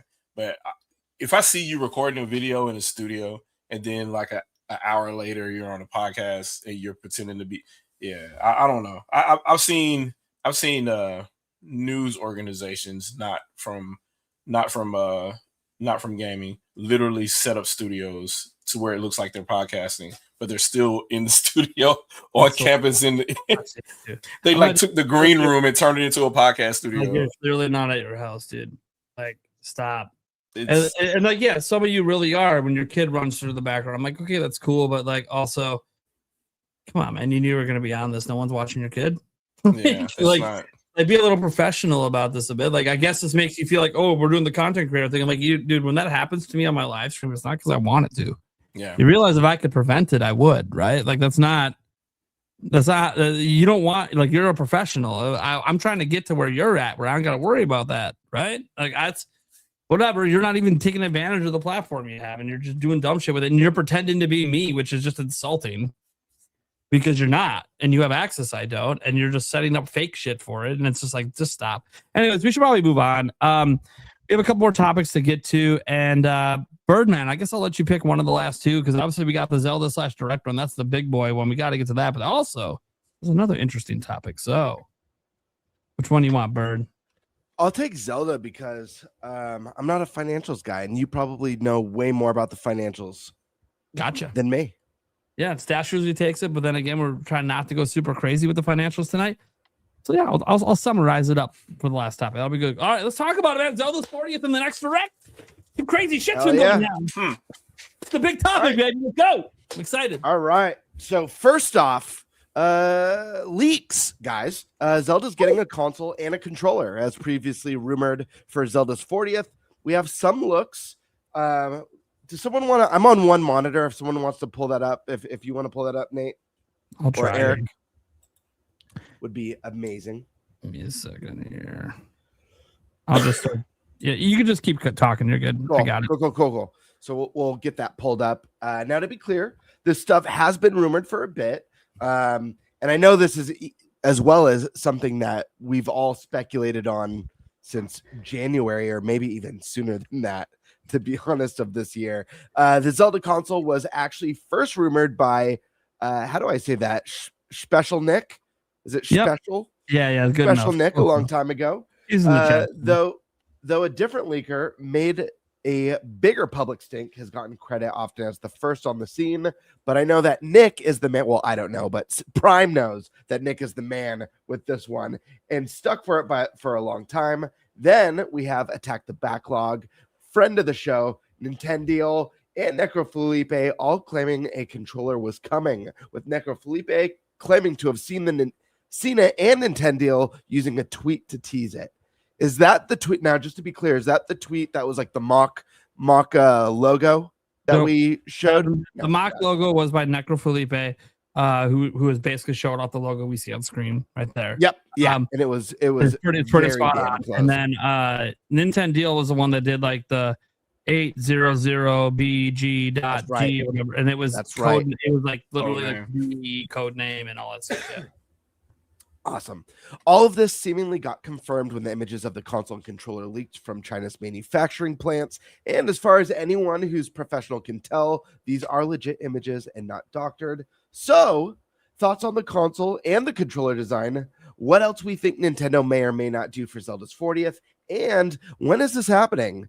Is it its own event, part of a larger direct? And if the latter, do they end with Zelda stuff, start with it? And what's the big 2027 teaser game they use to excite us for the next year while not overlooking Ocarina of Time? Now, as a bonus, any thoughts on who is making Ocarina of Time? And will this lead to Majora's Mask? There's another piece to this, but we'll start with just the games. Movie stuff. We'll save the Zelda movie. Perfect. Let's start with Shadow Fox. For this, yeah. So just to summarize, thoughts on this, the hardware and accessories that were leaked. Your thoughts on when we can expect a direct, if it'll just be Zelda or Zelda within a larger direct. And what else? What else was there? Big topic. You just start there. Yeah, let's start there. I just think they'll be both. They'll do some type of announcement that'll it may be a Twitter direct or something, but they'll do a little video, whether it's a small Nintendo direct or something, with saying, "Hey, this is coming" type deal. Maybe with a little bit of gameplay, and if they don't show gameplay, they'll just show the console and the controller or whatever, and then do a specific Nintendo direct right before the game launches. So I'm pretty sure they'll do one. They may even do the whole thing where kind of like how they did for Xenoblade, where there'll be a series. So after the game launches, they'll do 2 more, like every week or something. That might be a thing as well to continue to drive sales through the holiday. I kind of see that. I see one of the images, 3 of the images there are from the UK leak. The third, one of the other ones I don't recognize, and that's for the control. Yeah, it's either the second or the third controller one. I don't think was the UK one. Those are all UK, but I think there's one that shows the back that's not here. Yeah, and I think that one of those might be US. I'm not sure which one it is, but one of them might be. Yeah. And all the stuff guys came from Chinese forums from manufacturing. Yep. They got to mass produce this stuff somehow, and you know, all you gotta do is look at the manifest. You'll see some of the numbers or whatever, and you'll be able to figure out the rest. Yeah. People already figured out it's legit because the numbers are on the boxes and they already lined it up. It's like, oh yeah, this shit's real. It's coming. Yep. But yeah, as far as that, I think it's pretty much all they'll do. As far as the game itself, I'm going to assume that it's pretty much done at this point. They've probably just been sitting on it for a while, and they're trying to figure out. I guess they already figured out, nailed down what was a correct release date for it. Kind of like just like how Star Fox was. They'll let us know more when it comes down to it. They're definitely not going to shadow drop it. That's not happening. So this is a Nintendo franchise, and if they're making a movie off of the franchise soon, they're not gonna treat this lightly. So it's the 40th anniversary. There'll be a bunch of stuff done. So I think there will be like multiple videos for the game though after release, I believe. So you're thinking we'll get some reveals as well as this game's place within a direct is what you're thinking. And it'll have its own direct too. Gotcha. And what are your thoughts on these designs, both the console and the Pro controller? How are you feeling? Oh, I'm going to be broke because I'll probably buy 2 Pro controllers at least. The console, I like staying married, so I'm not going to buy another. I'm not going to buy another Switch 2. But it looks nice though. It looks nice. You like the colors? Yeah, I like the gold and the black. really set off to me. Green on the ride, Triforce. The Triforce looks really good. It's really good. It's some of the most all out they've gone, even with Switch. Yeah. Wish I could have it. It'll be a Pro Controller only for me, but yeah, it looks really good. I want to see the back of the Switch too. Oh yeah. Whatever they did with that, maybe because I'm pretty sure there's gold on the back. There's got to be. There's got to be something on the back like that. Yeah. I'd be really happy if they threw a gold 40th anniversary on the back of the Switch. That logo in gold. I really like the logo with the pixel link. If that back shot of the controller is real, we don't have a picture of it for here. There's a detail on it that I love so much. It's Pixel Link from the original Legend of Zelda swinging a sword, and then on the other side of the logo, it has the beam from the sword. There we go. Yeah, there it is. I love this so much. If that's real, is that real? Is this? First off, this is an AI mock up, right? But yes, that's legit. Yes, I absolutely love that. It's my favorite detail on the controller. As much as I love the gold and the Triforce, I just think this is such a nice little tribute to the history of the series. But Fox, I got another question for you. There's the actual real life one. Oh yeah, there you go. Yeah, I love that so much. Beautiful. Yeah. Do you believe that Ocarina of Time remake will lead to a Majora's Mask remake, or do you think that's wishful thinking? The reason why I think it should happen is because same engine. Like, why wouldn't you? If you've already spent the money to do Ocarina of Time, you might as well do Majora's Mask and Zelda or whatever you want to do after that. Master Quest. I see no reason to not do that at this point, because it would. Why waste the R&D at this point is what I would think. You'd make the Majora's Mask the same way you made Ocarina of Time and go from there. Now, as far as whether or not Nintendo is going to do that, they like to stretch stuff out sometimes, because we might not see it. It could be done at the same time this game is done, but they'll hold it out for another year if need be. So whether we'll see it or not relatively soon, that's up in the air. But I would say, for money's sake and R&D sake, there's zero reason for them not to do it at this point. It's effectively the same engine. They might as well go ahead and port everything over. Hell yeah. Eric, thoughts on the controller and the hardware? What do you think of these? These have got to be one of the coolest things I've ever freaking seen in my life. I love the colors. I love the design. Am I going to get one? Probably not, but they're freaking the coolest things I've ever seen in my life. Yeah. I got to get that controller. That's crazy. That would be probably the thing I would get. It would be the Pro Controller. Even though I play 99.99999% of the time in handheld, but still. See, I purposefully only bought one Pro Controller for my Switch 2 because I knew that there would be, one, I knew we were going to get a Zelda Pro Controller at some point, most likely for the anniversary since launch. So I've been like, okay, that'll be my second one. That's going to be special that no one's allowed to use except for me, with washed hands and all that good stuff. What's that? The white gloves and everything. Yeah, the white gloves.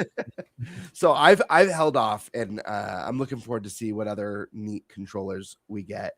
And then what are your thoughts, Eric, as far as Direct goes? A, when do you think the Direct's going to happen? B, do you think it's going to be a traditional large Direct with Zelda 40th stuff in it? Or do you think it's going to be a Zelda-focused Direct? That's a tough one. I mean, you got to start thinking that, the Direct's next month, with September being a very common month for Directs. But with the way Nintendo's going nowadays, you just can never tell if they're going to have a full dedicated Direct, which I think they probably should for Zelda. And then, because there's so much stuff they could cover between, the game itself and then the actual, confirming the cast for the movie, showing some more, showing a trailer, things like that. I think, that has enough content to stand on its own, in its own, correct. But you never know with Nintendo nowadays. So I want them to have their own separate direct for it, but yeah. Got it. And do you think Ocarina of Time remake will inevitably lead to Majora's Mask remake, or do you think that's wishful thinking? No, I think it will. They aren't going to design this art style and just use it for the one game. I have a feeling that they're going to use it for the next part of it. Hell yeah. Primal. What are your thoughts on the hardware and accessory that we've gotten leaked? This is the worst year ever for me to be on a game buying freeze. You never said you're on a hardware accessory buying freeze. It's an all gaming buying freeze. I know, I'm kidding. Yeah, I don't have the finances to afford anything. And of course, it's the same year that Zelda's 40th. And of course, unlike the 35th, they're actually doing something. And that something wants to charge me another $600 plus, another $100 to get Ocarina of Time with taxes. So, it wants me to come up with money. I've been talking about this for a while that Nintendo's giving me everything I want when it comes to Zelda for the 40th, right? I'm getting my console and my controller. No regrets getting Switch 2 day one. Sure, I can make an argument to pick up another Switch 2 because then I can give Yulia mine, right? That'd be great. She'd have her own and it'd be cool. I can't justify the purchase. I don't have the money. But what I will say is this hurts my heart. I will probably have that console at some point next year, and I'll probably have to get it scalped, and that's going to suck. But I want it that bad, and I want it sealed. Now, I'm probably going to open it, but I want to be the one that breaks the seal. I want to know no one touched that thing but me. No kids, no grubby person who tried to swap Joy-Cons and try to put some fake shells on or some shit.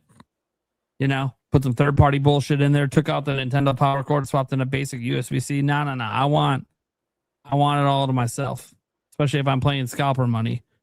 Shit better be sealed.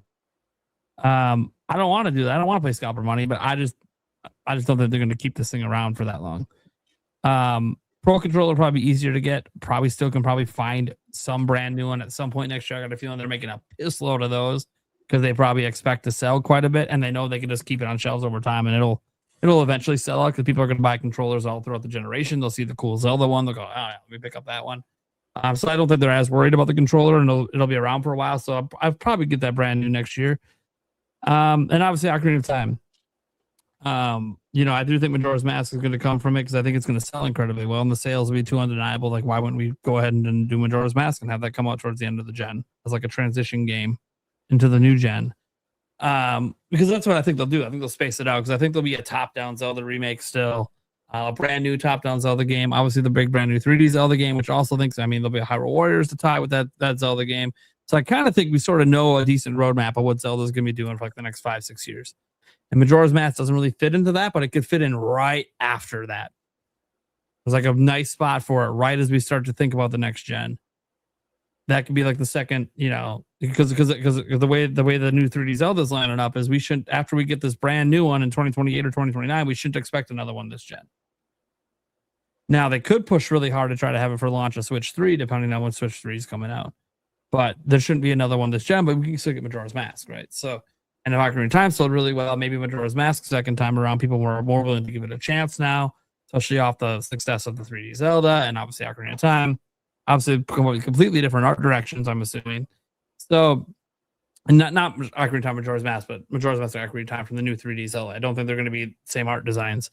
And also, like, a lot of people have been waiting for realistic Zelda to come back in some form. No one really ever thought it would happen. People were like, well, maybe the best we get's like 4K Twilight Princess. No, we got a from the ground up remake of Ocarina of Time with a realistic art style that no one thought would ever exist. And here we are. It exists. It's real. We don't know anything else about it. We need to see footage. But what we've seen so far looks good. And the console, you just look at this thing, man. I mean, look at that thing. It's beautiful. It's gorgeous. I think it makes the Tears of the Kingdom one look like shit. A lot of thought got put into this. Yeah, they keep using the same Triforce, the same family crest. Well, yeah, we know at this point they're going to put that on every console. And yeah, there's part of me that's kind of hoping the back of the dock or the back of the Switch 2 has the 40th anniversary logo, not just on the box. Kind of hope for that. We don't know because we haven't seen the backs yet. We haven't seen the complete inside. You can see the cover removed on the back of the dock a little bit here, but we can't see the complete. So we know the brown continues through the back of the dock when you take off the cover. There could be a 40th anniversary logo in there. There could be a nice hidden logo or something. There could be something hidden in there. I don't know what. It looks like they put a lot of details in it because they didn't have to make that whole backplace brown. You cover it most of the time, right? They did. So there's a little touch back there. I don't know what it is. We'll have to wait and see.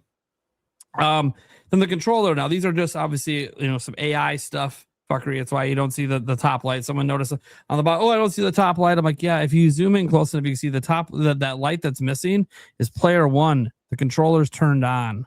So it blends in with the gold on the box. That's why you guys don't see it on the box as well. When you're trying to zoom in, it's too pixelated. It's a lit up light. So when you AI it, it just looks like it just blends in. So yeah, you this logo in the middle. We know this family crest logo with the Triforce. We've seen this on a billion products. But it's not really the focus of the controller. See, it's there, but it's covered by this pattern, this Triforce triangle, but then not Triforce pattern because they're filling in the Triforce, the Tetraforce. What are they doing? This is weird. Why are we doing this? Okay, you see the green, and then you see the subtleness of the green underneath the control stick, and the gold underneath this one. And it blends in where the gold just cuts off right there. The little details. I like this. I like what they're doing. There's a lot of detail put into this controller, including going into the back. They didn't have to put this little split with OG Link shooting his sword beam across the Switch 2 logo. They didn't have to do that. They did. You only understand this reference if you played the original games. A lot of Zelda fans that might think this looks weird. Hey, why is this sword over here? The OGs get it. We know. That's full health, baby.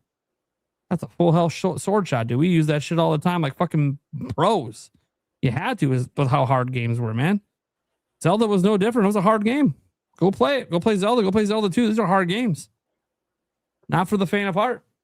Especially Zelda 1. There's no clues for shit. Good luck knowing what wall to break, what tree to burn. There's no hints. There's none. Every tree looks the same. Every wall looks the same. This isn't, Ubisoft paint by numbers. This is yellow or purple. That means go there. This is OG. The textures all look exactly the same. They're identical. There's no difference. You just try something and it works. You push that rock happened to move. You burn that bush just happened to burn. That's frustrating. A lot of people use guides. No shame in that. I don't mind if people use guides. I care that you have fun. I'm here to judge how you have fun. But yeah, I think this looks great. I really want it. I know I can't afford it. Doesn't matter. I know it's going to be in my life. This and the console are going to be in my life. They might even become the priority once I'm off my buying freeze, because they're so fucking cool. And I know they're going to be harder and harder to get the longer and longer it takes me to wait. Whereas the games, those will still be around. In fact, they might get cheaper if I wait longer, right? The console is only going to get more expensive. And the controller, as I said, I don't think the controller is going to go anywhere for a bit. I think we might even see it all the way to next holiday. Especially with the Zelda movie coming out. I can see that's my one hope is the Zelda movie leads to a second print of the console. And they decided to drop more of this console around the time the Zelda movie comes out, thinking it might push units. We'll see. That's a hope I have. I don't know if they will. And yeah, so that's just for me. But yeah, if I had all the funds, I'd be buying all this shit right away day one. I'd be unboxing it for you guys and all that. So yeah, really excited about that. And Zelda's 40th, look, the console was leaked by Special Nick, the controller by a bunch of different people. Obviously now we have the images proving it. There's obviously a direct happening soon. I think we all know this. This isn't surprising to anyone. We usually have a direct in September. I thought the backlog has been on multiple people's tweets that we're guessing the 15th, guessing the 1st. And he's like, I'm not going to say anything, but I know enough that I've taken off work. Does that mean the 1st is the date? Does that mean the 15th is the date? I don't know. The 15th could be. That's Tuesday before Tokyo Game Show. That's about the last minute Nintendo would do one before Tokyo Game Show, and they have done it before. Also, it could make sense for them to do it the first week of September if there's something that they're trying to, advertise before PAX West, because there's going to be a demo at PAX West that they don't want to announce. And so they want to get a direct out first, like say a Zelda demo is going to be there, but they need to get the Zelda trailer out first. Sure. Obviously, they could do separate events. I'll just say this: Ocarina of Time will have a dedicated direct. I just think it's happening in October. I don't think it's happening now. I think the next time, I think the Zelda 40th stuff's going to just be like the Mario 40th. It's going to be part of the big September direct. It's going to, I think the direct's taking place in the first half of the month before Tokyo Game Show. That's how it traditionally does. Now, twice they've done it after Tokyo Game Show, so you never know with Nintendo. But I'm assuming that they're going to want, as all these big games are coming out in September, they're not going to want people to forget, hey, we got a big one still this year. We got a big boy. Don't forget about us. We got a dedicated direct next month for it. But right now, we want to remind you what's going on with Zelda. And I think they'll announce, obviously, the controller and the console, all that. They might even come out before the game. Sometimes they do that. But then I think, obviously, we'll see Ocarina of Time. We'll get the release date. I do think they're going to throw some sort of bone to Switch 1. I don't know what. My instant thought goes to Shadow Drop Wind Waker HD. That would be a nice bone to throw to Switch 1 owners, and obviously Switch 2 owners can enjoy maybe higher resolution or something, but that would be really nice just to give them something, because the Switch 1 audience is huge. They got to give them something. And since they're not going to do Switch 1 accessories, then maybe, something like throwing them an NSO game, although all the Zelda ones they could have based on the platforms they have are already there. Unless they want to do something neat with like BS Zelda, but then they've kind of already done something with that in the past. So I kind of feel like, they're kind of running out of the well to give stuff to Switch 1, but Switch 1 is still really popular. So I think they're going to do something. And maybe it's something as simple as Zelda 40 temporary app, like Mario 35 was or whatever. And then that could be enjoyed by Switch 1 owners. Or maybe they bring back the Zelda Pick Cross we used to have, right? And they throw that on NSO for everyone on Switch 1 and Switch 2. They could do something like that. I think they might announce a special Zelda 40th anniversary Lego set. It might just be a giant 8-bit Link. I have no idea.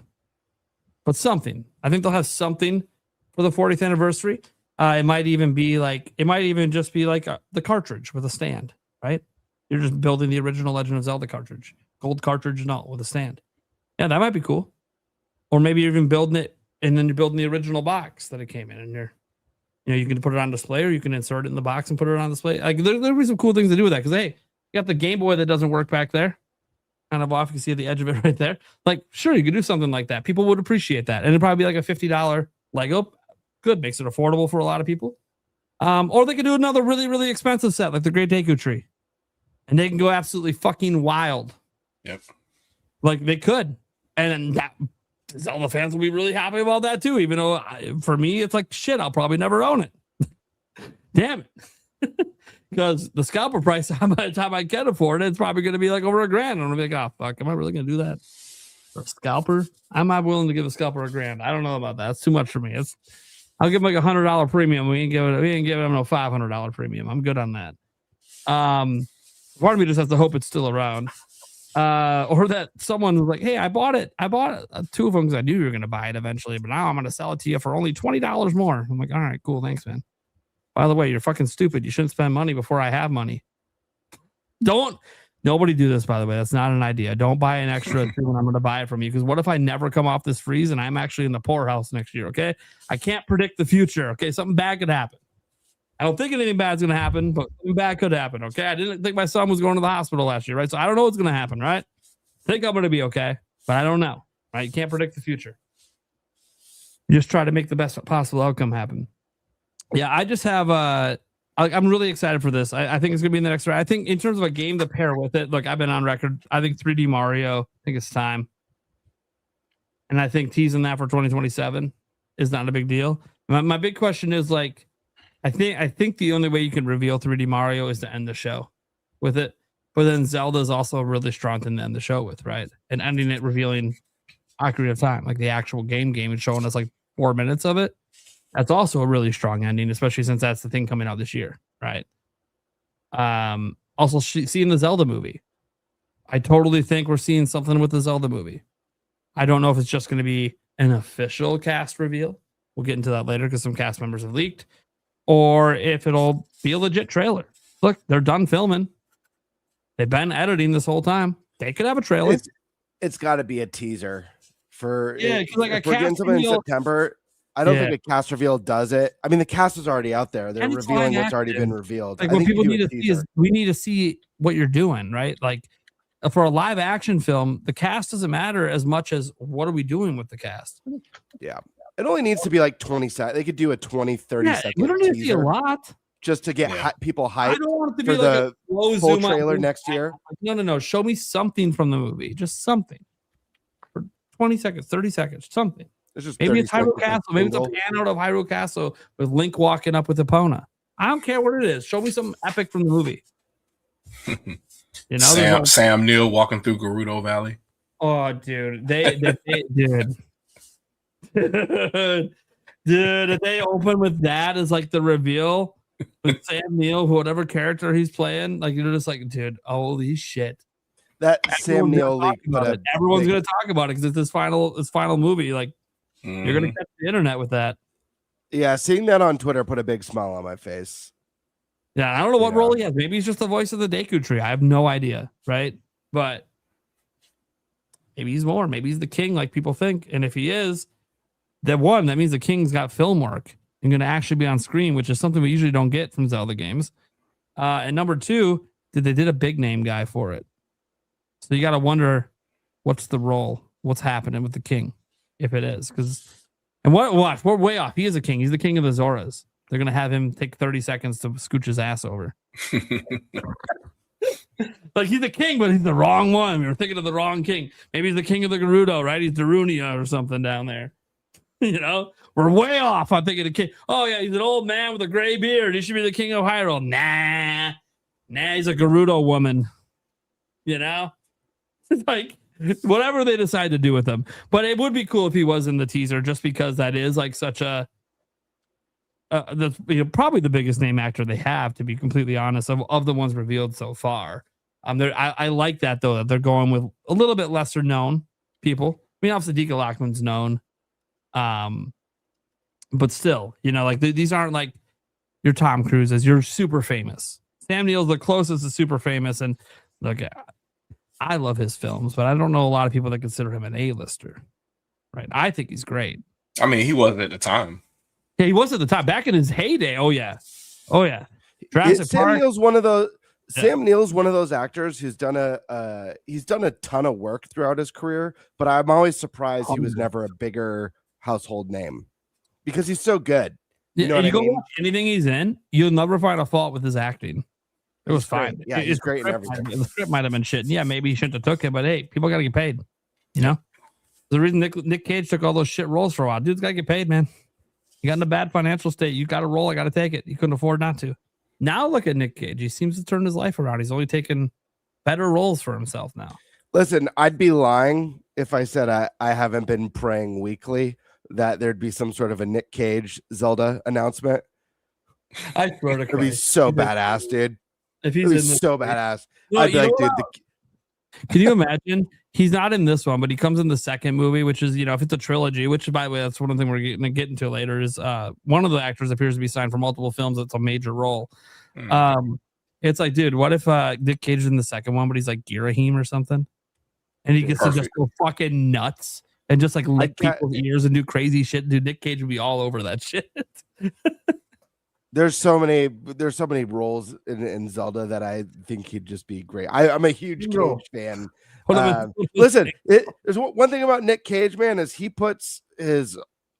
goes all in on every role. Like, no matter how role he goes all in, and I respect that. The movie is, and it's a terrible script, he's going to give that line everything. He gives it his all. Yep. Yeah, he cages out, man. He doesn't know how not to go 100, man. He doesn't know how. Like, hey, they had a brilliant thing with National Treasure. I don't know what the fuck they did with the sequel. That was just stupid.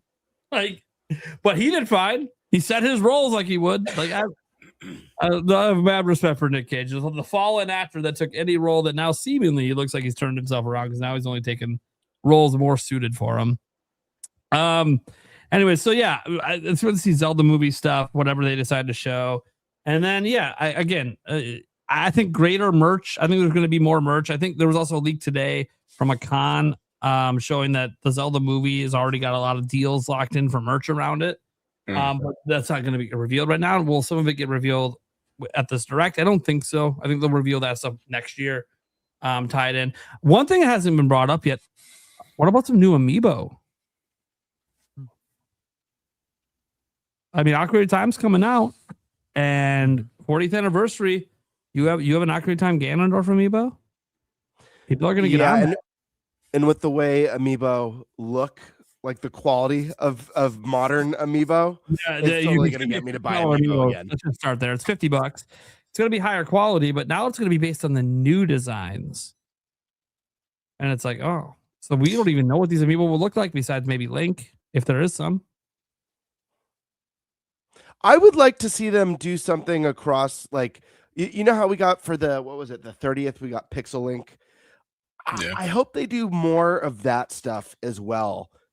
Sprinkle some of that stuff in. I think I told Stash once, I don't know if it was on the podcast or behind the scenes, that I'd love to see a Link to the Past, kind of like a pixelated Link to the Past amiibo with the pink hair, with that famous pose where he's holding the sword if I out. had it my way, there'd be a $500 40th anniversary special edition pack that has $500. It would have a version of Link from every game. Completely unique pose directly from the game. And it's in a giant collection pack that's like, it's really big. It's one package because, you know, collectors are just want to slap that fucking thing on their wall. And you're just like, yeah, man, we only made like 1,000 of them. But shit, look at this. You're going to sell out, Nintendo. You're going to sell out. I just want a Triforce amiibo. I just want the Triforce as an amiibo just sitting. We don't have one yet. It's kind of weird. No, yeah, maybe nice. We don't have a mushroom one either, right? So I mean, I guess maybe it's not that weird. They've only ever done characters, but yeah, I don't know. Piranha Plant is the closest we'll get. This is the time to maybe break the mold, Nintendo. People are going to buy that Triforce one. Yep. I know it's just 3 triangles, and maybe you make them withered or something. I don't know, but like I'd be all over that. Yeah, so I think they're going to do a lot. But again, Nintendo always with their marketing, it's always like they time things. They don't specifically usually make things for the anniversary unless things are lining up. Well, they knew Ocarina of Time was going to line up. They knew Switch 2 would be in year 2, so that's why they have a special edition console and controller coming. So things just kind of lined up for them to do something this year, and that might be all we get. They might not do anything else. Like I'm talking about the scene in the movie. I'm talking about a Lego set. They might not announce any of this shit. They might just literally be, here's the console, here's the controller, and here's Ocarina of Time, and that might be all they show. And you know what? If that's all they show, that's fine. That also means they probably have a lot more to show in the direct for other games. Like as much as they do the playtest for Dustbloods, we do need to see more of Dustbloods. We need to see some dates for some third-party games. We also need to see what's next from Nintendo, because I don't think they're entering this holiday with like, yeah, wait for Wind and Waves next year and wait for Xenoblade. Like, no, they're gonna let us know about one more. I'm thinking about another opportunity though for profit, right? Because they had to increase the price on these almost last year at some point. Switch OLED. Just have a like Zelda dock or a Switch Pro Controller or Switch Joy-Con again. They can do that. Joy-Con? Yeah. I don't see why not. It is something for Switch One. That's why I said like they're gonna do something. I just like I'm saying Wind Waker HD, it might not be that. It could be an accessory, like something. Like I feel like the audience on Switch One is still too large for them to not give them something for the 40th. Because right now everything is on Switch 2, right? Ocarina of Time exclusive to the Switch 2. Controller, console, that's all Switch 2. And yeah, that might convince some people to upgrade earlier than they wanted to, because maybe they weren't going to do it till the next big 3D Zelda came out. Fine, I get it. It's a marketing strategy. But also, you have a lot of people that aren't going to move on from Switch 1 this holiday, especially with the prices. And you're not bringing them Ocarina of Time, so you got to throw them something. You got to give them something that they can salivate on and you can make some money from. Some Switch 1 Joy-Con, I think, would fit the bill. I can see you not wanting to do the Pro Controller because you already have the Switch 2 one. By the way, does the Switch 2 one work with Switch 1? I've never bothered to try. Does the Switch 2 do these work with the Switch 1? Yeah, the Switch 2 Pro controller does it sync up? I don't think so. I think it's only forward compatible. I've literally never tried it. That's why I'm like, I get some things don't work, but I'm like, it is just Bluetooth. Like in theory, I can charge it with the Switch 1, but I don't know if it connects. Yeah, I've never bothered to try because bottom line is I haven't really booted up my Switch 1 since the day I got Switch. So I just haven't even thought about it. I still keep my launch Switch 1 specifically to play Streets of Rage. Like if it works with Switch 1, then that's actually a product Switch 1 owners can buy too, Yeah. But I should try it. Yeah, it's literally like I've just never thought to try with Switch 1 because why would I play on Switch 1 when everything's better on Switch 2?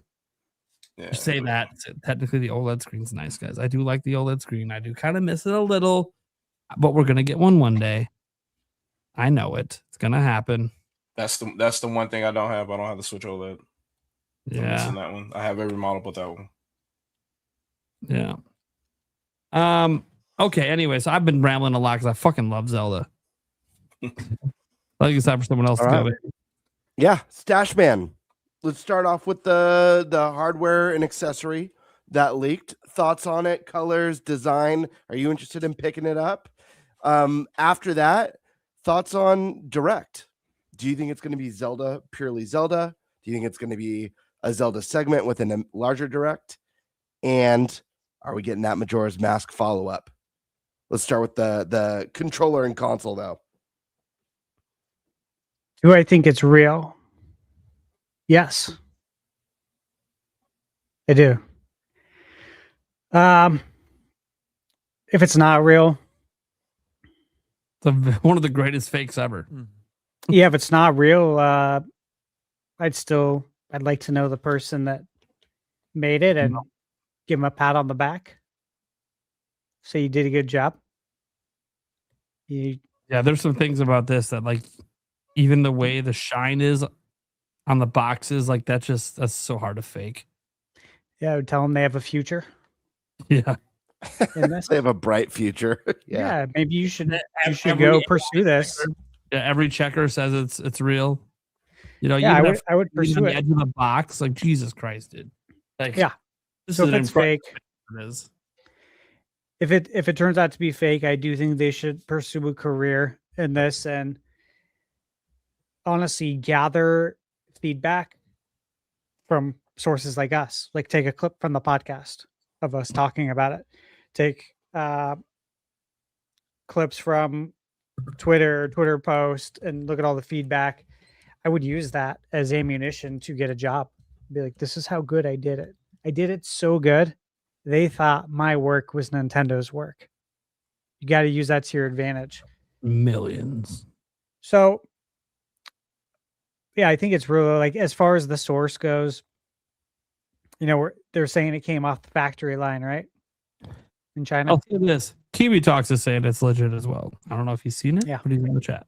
So no, I haven't. But at any rate, yeah. So the next question was if I'm going to get it, right?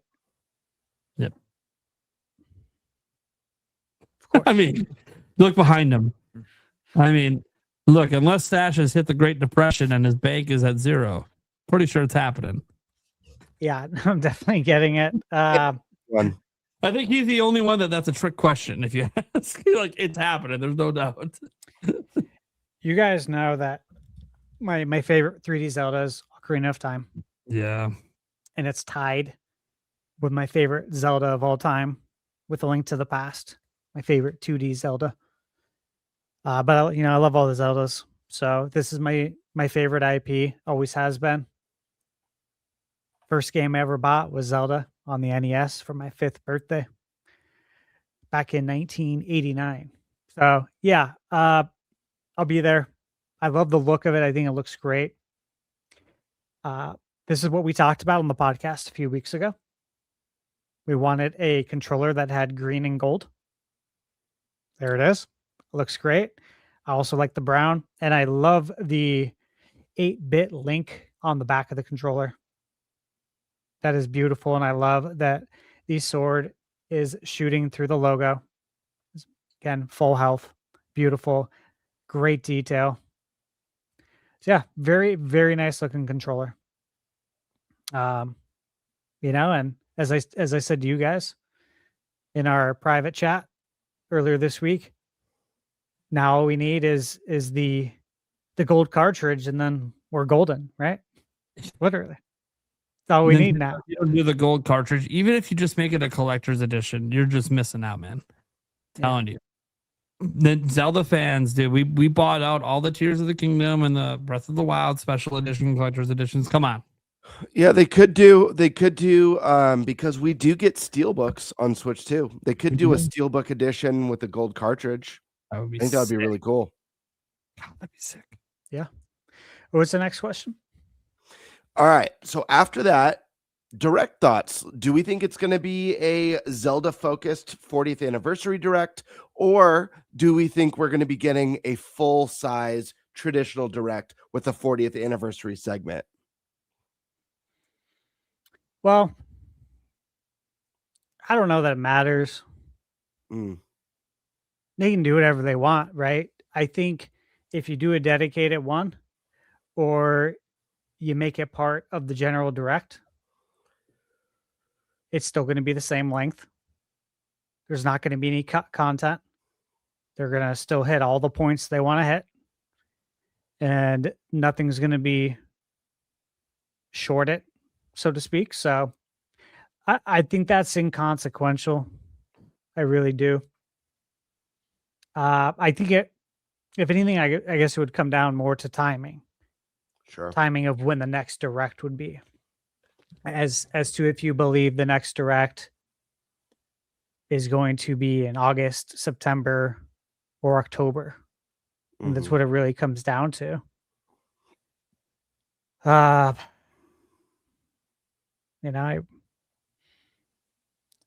wish I could say more. Fair enough. God damn it. My next question, Stash, is, and I already know. Stash. I'm just kidding. I already know the answer to this one from Stash because I specifically asked him for his most honest opinion on it recently. Not sure how recently, but just for the people out there who don't know your thoughts on this, do you believe that Majora's Mask remake is a possibility? A legit possibility. Yeah. Right now. Yeah. That's what I you would told me love last to, time. because then I can go buy another house. Who's taking that bet? Who's betting their house on Stash right now? You might be in a really nice That's place in the mountains. Just listen, saying. I give him credit because he hasn't wavered. That's the exact response he told me last time. He didn't even check with his wife, by the way. So if he loses his house, in fact, he may have said, "I bet my life on it." To be fair, I don't even know. She's not on title, but yeah. I mean, that's. Good luck pulling that card, and you gotta explain why you gotta give your house away. Let me tell you, trust me, working in mortgage, and we're not married. You guys know that.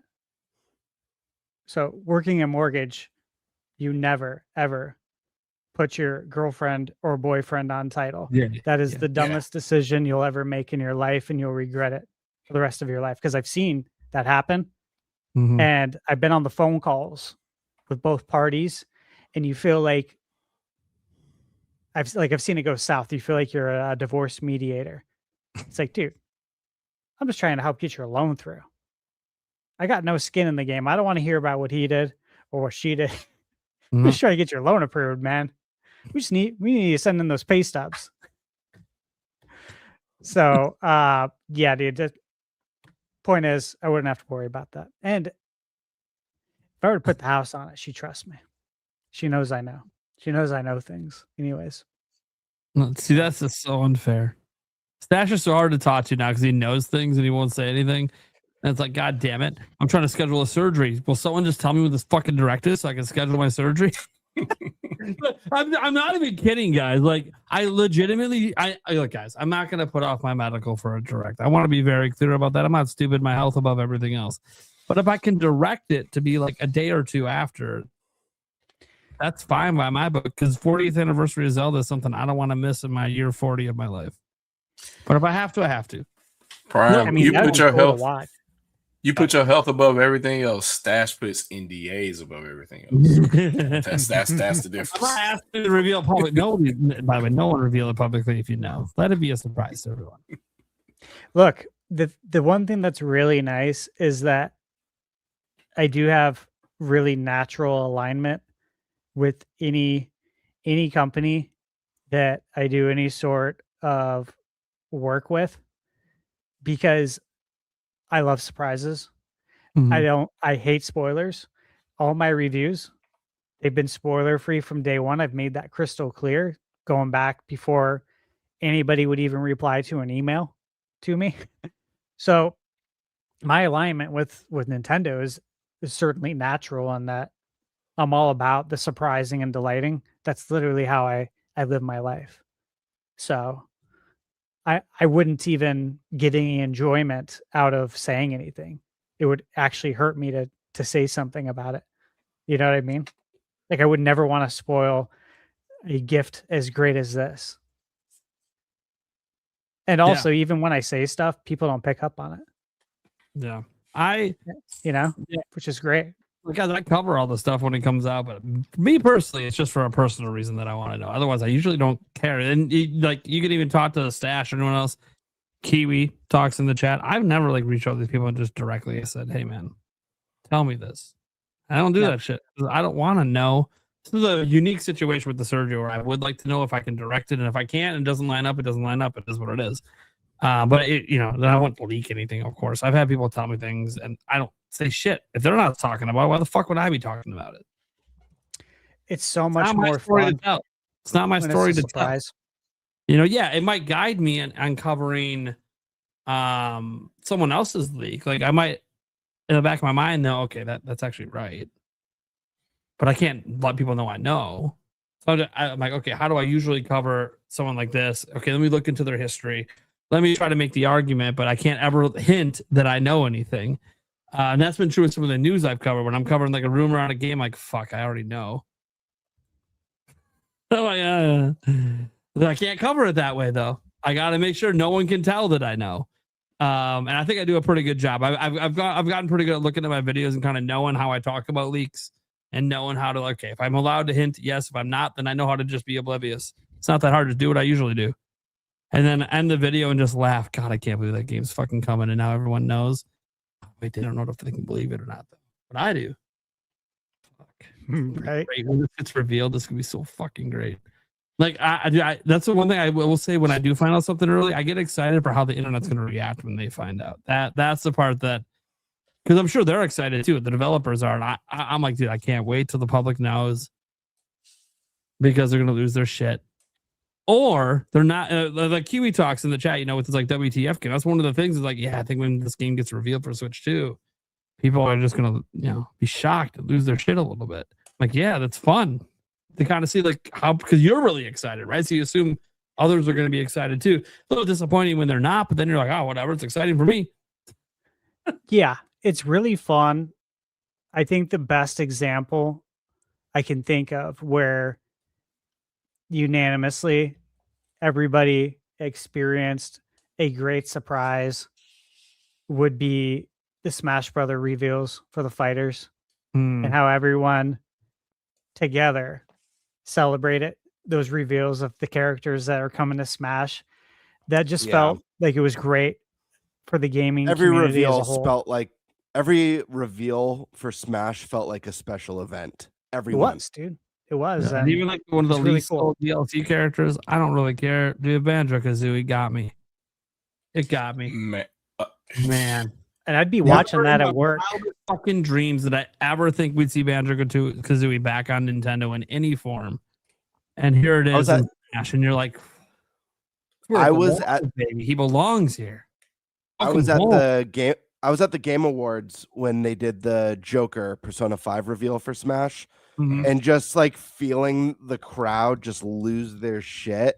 Yeah. Because I went every year, but it was that was such a big moment because Smash Ultimate was still relatively new at the time, and just to experience the thing we've seen on YouTube videos with a live crowd was just wild. Smash Ultimate was just an event because it was just a big character to big fucking character.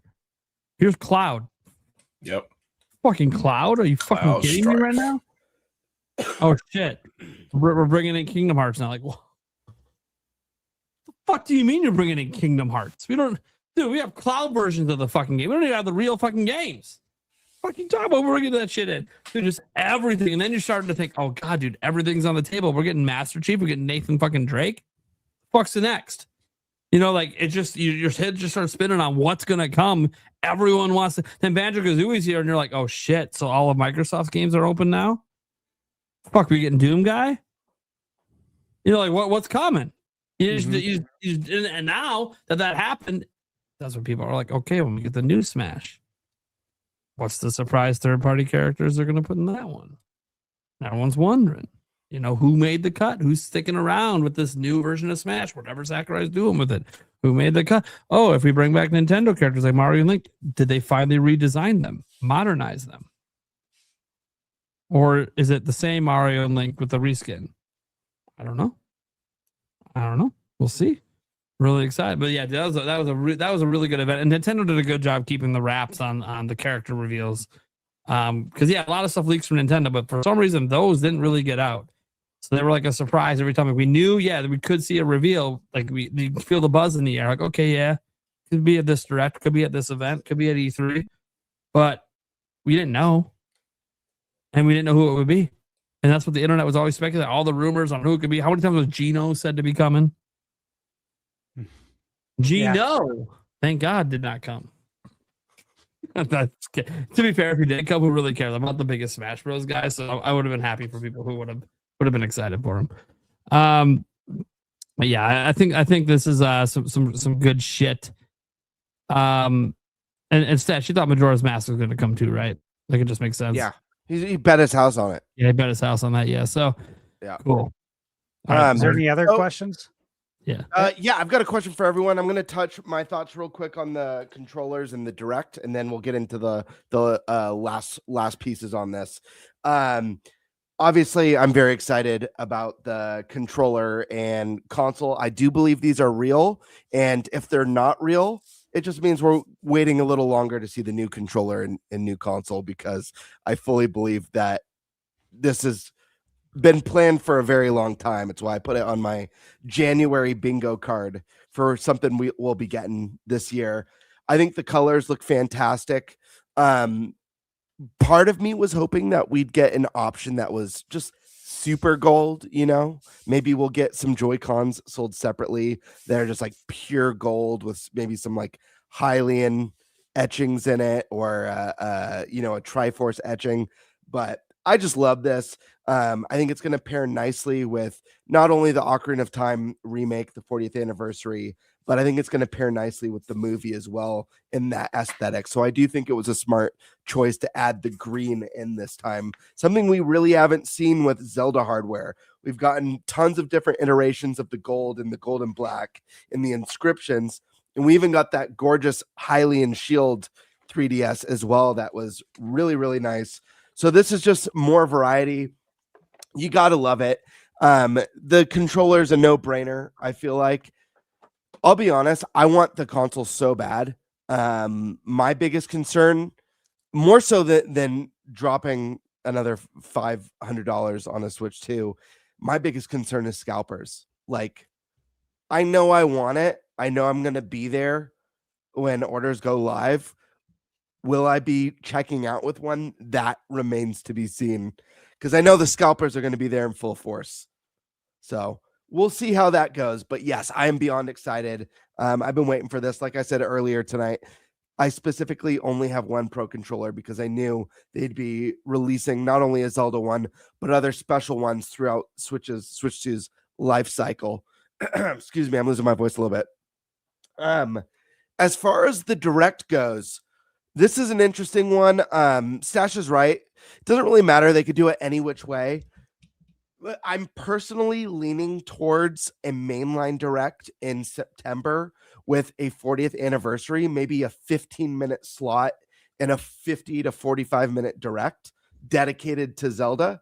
And that can get a little bit of a deep dive on Ocarina of Time. It could go over the new hardware and accessories, a teaser trailer for the movie, maybe an announcement of some theme park goodness for Zelda. You never know.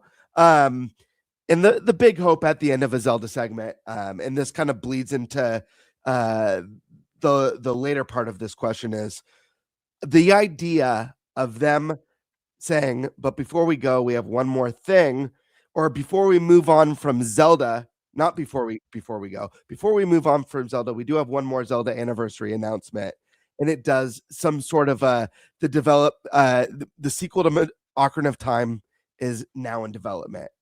So it's like a Majora's Mask tease, I think would be really cool. I think the stars line up, the timing lines up for a tease of the next mainline Zelda, but I wouldn't be surprised to see some sort of Majora's Mask tease before we see the next mainline. I think that would be really cool. And it's just like a promise that we're going to get this such a nostalgic, such a special era of Zelda brought back and reimagined in the modern age, just to get people pumped up for that. As far as them doing a Zelda specific one or something this month, listen, it's Nintendo. They're the king of curveballs. I don't think there's anything off the table when it comes to them. They could literally drop it tomorrow morning, shadow drop, just like Star Fox. Hey, there's in 10 minutes, we got a Zelda Direct. I wouldn't hold it past them, but I'm leaning towards September and I'm leaning towards mainline. But let's see what else we got. I wanted to. Hey, when in September are you thinking? When in September? Me, it's iPhone week, usually. Here's the thing. I really want something to happen. Even though I'm leaning for September, I really, really, really want something to happen before PAX. Because the thought of getting to go hands-on, especially if we get to go do that private, play sesh with Nintendo, for me, that would probably make my whole YouTube thing, outside of the fans, outside of doing the podcast, like getting to relive a game that's so important to my DNA as a gamer, so many fond memories, and have that behind the scenes Nintendo experience. I don't know, like that. I don't know that any PAX or E3 together. And like we know we're going to talk about it, even if we can only talk privately back at the hotel about it because we don't, pry in ears and stuff like that. Fine, we will. Right, we'll go to one of our hotel rooms, we'll get some beers, and we'll just fucking talk about what we play because we're going to want to talk about it, and we might not be able to talk about it publicly potentially. Like there's one reason why it'd be so cool to get the Direct with Zelda before then is because that means there will be a public demo that we can talk about.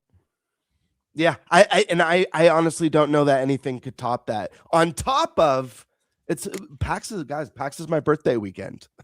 It's the first day of PAX is the day before my birthday. So just like if the stars somehow align like that, the Nintendo gods shine upon us, it'll be the most glorious weekend ever. Great because Saturday night's the night we go out drinking. So it's like, oh look, it's Bramer's birthday. We got double the reason to celebrate. It's be great.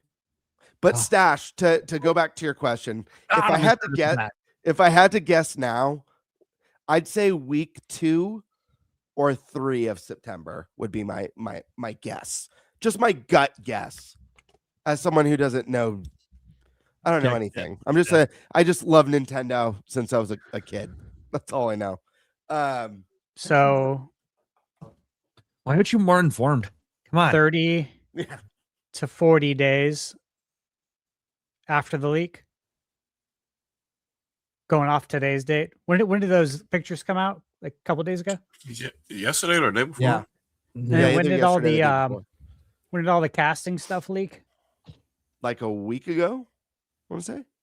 Yeah. So 30, 40, 45 days later is what you're thinking? Yeah. Here's the thing is like, I don't think Nintendo's a reactive company. That's the thing. Like, I know people will jump to, and I understand why some companies do things the way they do. And they're like, oh, we just got to get on this now because it's already out there. But Nintendo just doesn't roll like that. I mean, look at the Switch 2 leaks. They sure weren't like, oh shit, everyone knows what the console is. We better announce it now. Nah, they marched to the beat of their own drum. And I think that's smart of them too. I know not everyone agrees with that, but I love it. yeah. I do have another question related to this for everyone. This one doesn't have to be as in-depth, but who do we all think is making Ocarina of Time? Who do you think is the team behind it? Any thoughts? I'll jump ahead. I have no idea who it is. I don't even know who to lean towards, but I'd like to think that it's Grezzo. I think Grezzo's a proven company. I think they're more than capable. I know some people see the art style and don't think that that's something that Grezzo could or would do. I just don't necessarily agree with that. I think unless Grezzo is working on a third game in the style of Link's Awakening remake or Echoes of the Past, if they're not already working on something else isometric Zelda related, I think they're a more than capable studio to put out a gorgeous mainline 3D Zelda. Yeah. Period. You know, it could literally be your first game and you could do a phenomenal job and do, you know, open 3D graphics beautifully. There's like a weird stigma that people like latch on to art styles and graphical styles with companies and think that they're limited to that. It's just not the case. Think about like brand new studios that put together beautiful works of art. You know, you had Expedition 33, a game that got more nominations and awards than any other game in Game of the Year or Game Award history. You know, it was a first game from that team. So never say never. Primal. Monolith Soft. I think it's the obvious choice. They have a whole team that does nothing with Zelda. They're obviously helping with the next big Zelda, but maybe to help train up some of those employees, have them work on Ocarina of Time. You know, Nintendo maybe wanted to keep it internal because, you know, there's some external pressure for this to be a good remake. After all, you're touching upon a game that has a legendary status in this industry. You can maybe want to keep that in-house a bit, maybe keep closer tabs on it. You know, Aonuma directly worked on this before he was director, before he took over and started running the series. This was literally the game before that happened. This was it. This was his final game when he was, you know, a lead dungeon designer, level designer.